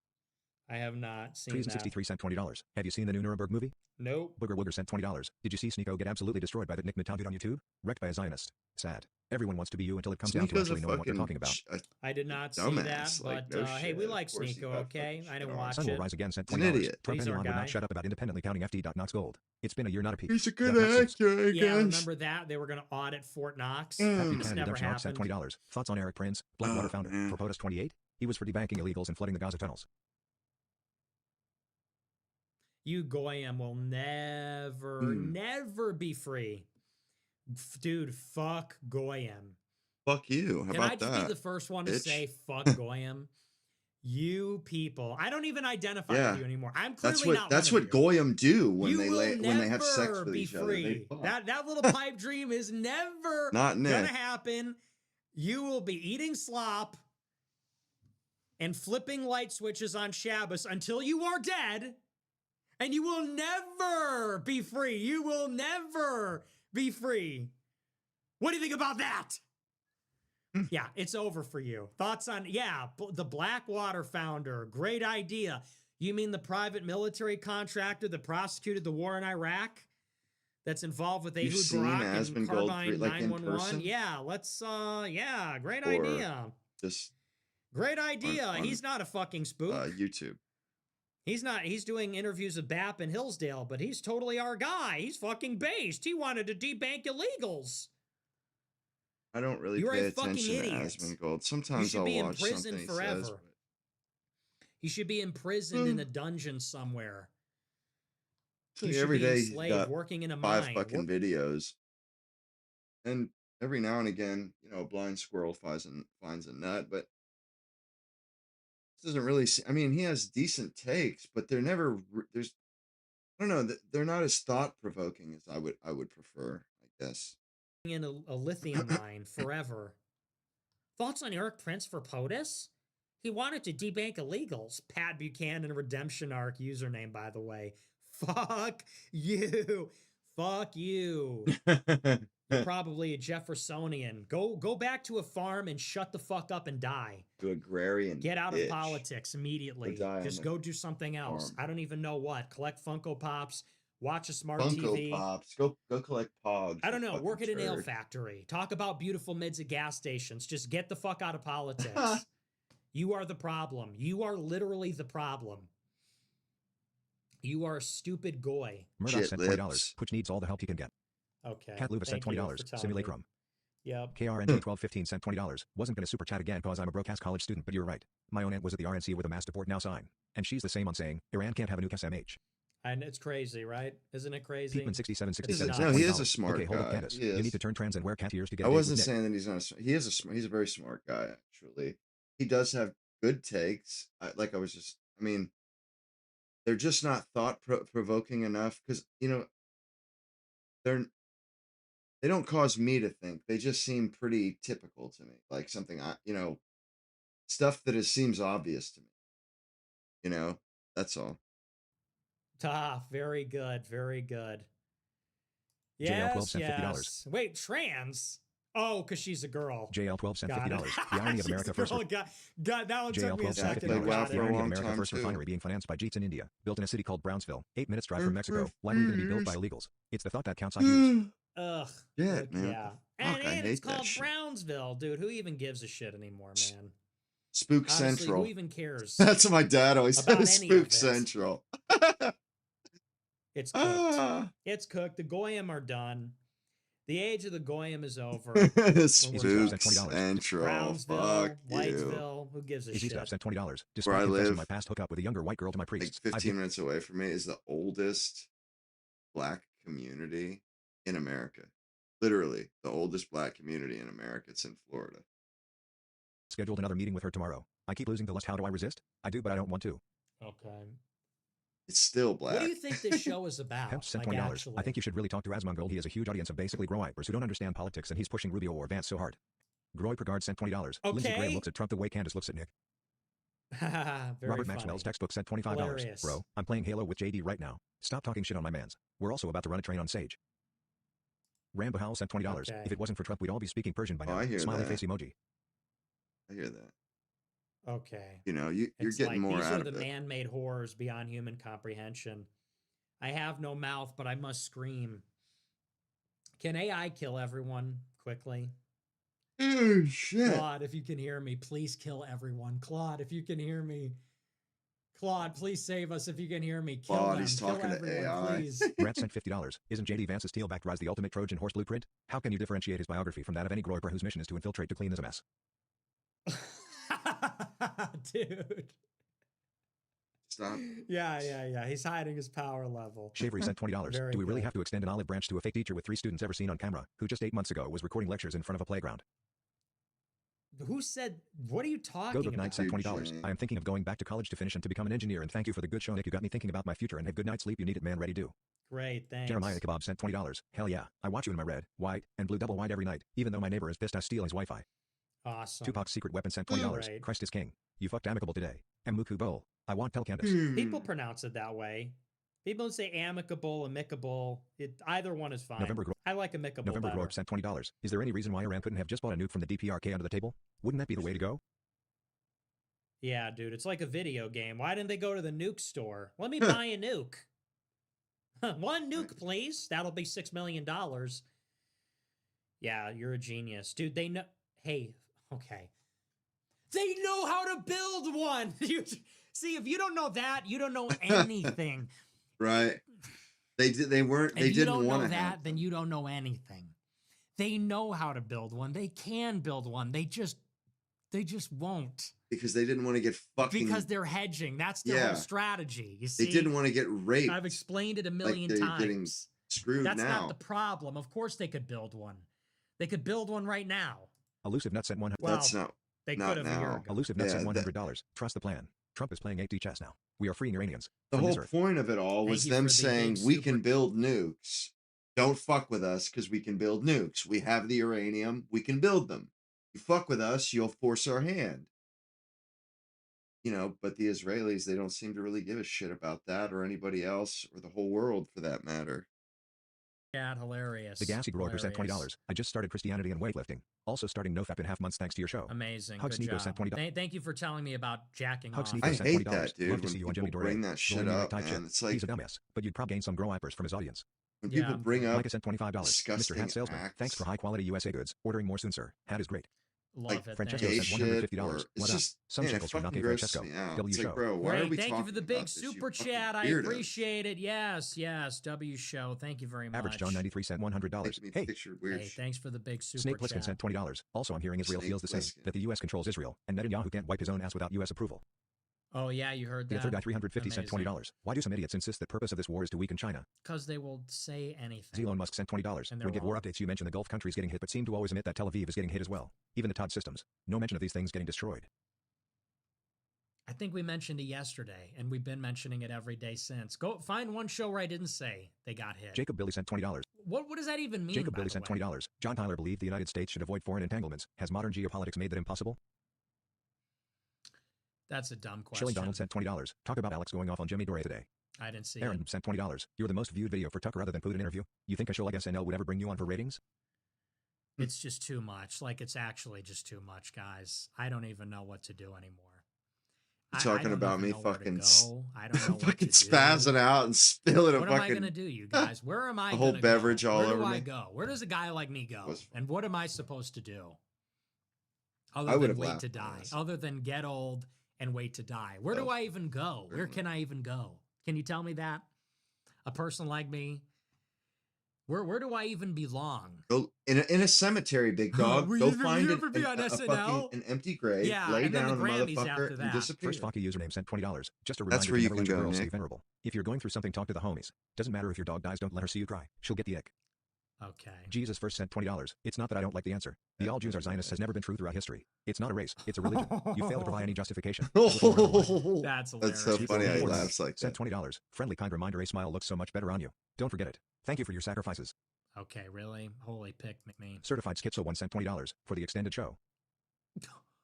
A whole $20? I could get the buy one, get one at Five Guys. Nah. For the I appreciate it. I do Waldo appreciate 39 it. sent Better $20. than Aaron nothing, Spencer is the bro. combat veteran Fuck, that killed a man. veteran I served in Iraq with because he kidnapped and raped his daughter. He won the Republican primary for sheriff in County, Arkansas. Trial to come. Okay, I don't know him. Elliot Smith sent $20. Did you enjoy the Ted Cruz call out? He said, what kind of freak knows Stalin's birthday? Oh. That's awesome. What kind of freak? What kind of freak are we dealing with here? It's like that Chris Rufo article, The Freak World of Nick Fuentes. Hey, okay, stop calling me a freak, guys. It's not You funny, guys. You shouldn't say things that are true like that about a person. Yeah, okay, I'm a little bit of a freak. Okay, So is what? everybody else. Pretty Okay, much. so what? So what? Yeah, I'm a little bit of a freak. Okay, so what? Should I just go die? So what? I should just go die? Yeah, I'm a freak. Yeah, and What I'm of it, weird, and I'm a bitch? little eccentric. So can I live? So what? I should just go and die? That is what I said. Yeah, I know. Thanks for reminding me. What kind of freak knows Stalin's birthday? That's really funny. I don't know. I'm getting sick of getting kicked around all the time. That's crazy. 6 feet 5 inches Michigan Grower sent $25. Who do you think is the best person to carry the torch of your movement if you died? If such a person exists. There's no one. There's Right? no What one. are you trying to get There him to is no one. fucking Nobody. to If there was, I would tell have you his that own, there is no one. advocate You for his tell own me, who death? do you think? Oh, Who do this you think is person is the next person. When I get home, I want you. Dude. Fucking hate that shit, bro. It probably won't it'll demonetize because of a fucking 1 second of a fucking song. Some bullshit. Anyways, fucking long ass stream, fellas. Much appreciation for those of you that tuned in from the start to the finish, if there was any of you even that did that. But my ex, I believe it's Night Scotsman. I think it's Night Scotsman. Shut this shit. Yeah, anyway, fixing to cut it. I appreciate you guys tuning in and watching and shit and chilling with stuff. Hopefully you enjoyed the my little rant. I'm trying to do those every day now. The just kind of doing a couple of hours before. Yeah, I hope you guys enjoyed it. Enjoy the rest of your morning until later on this evening.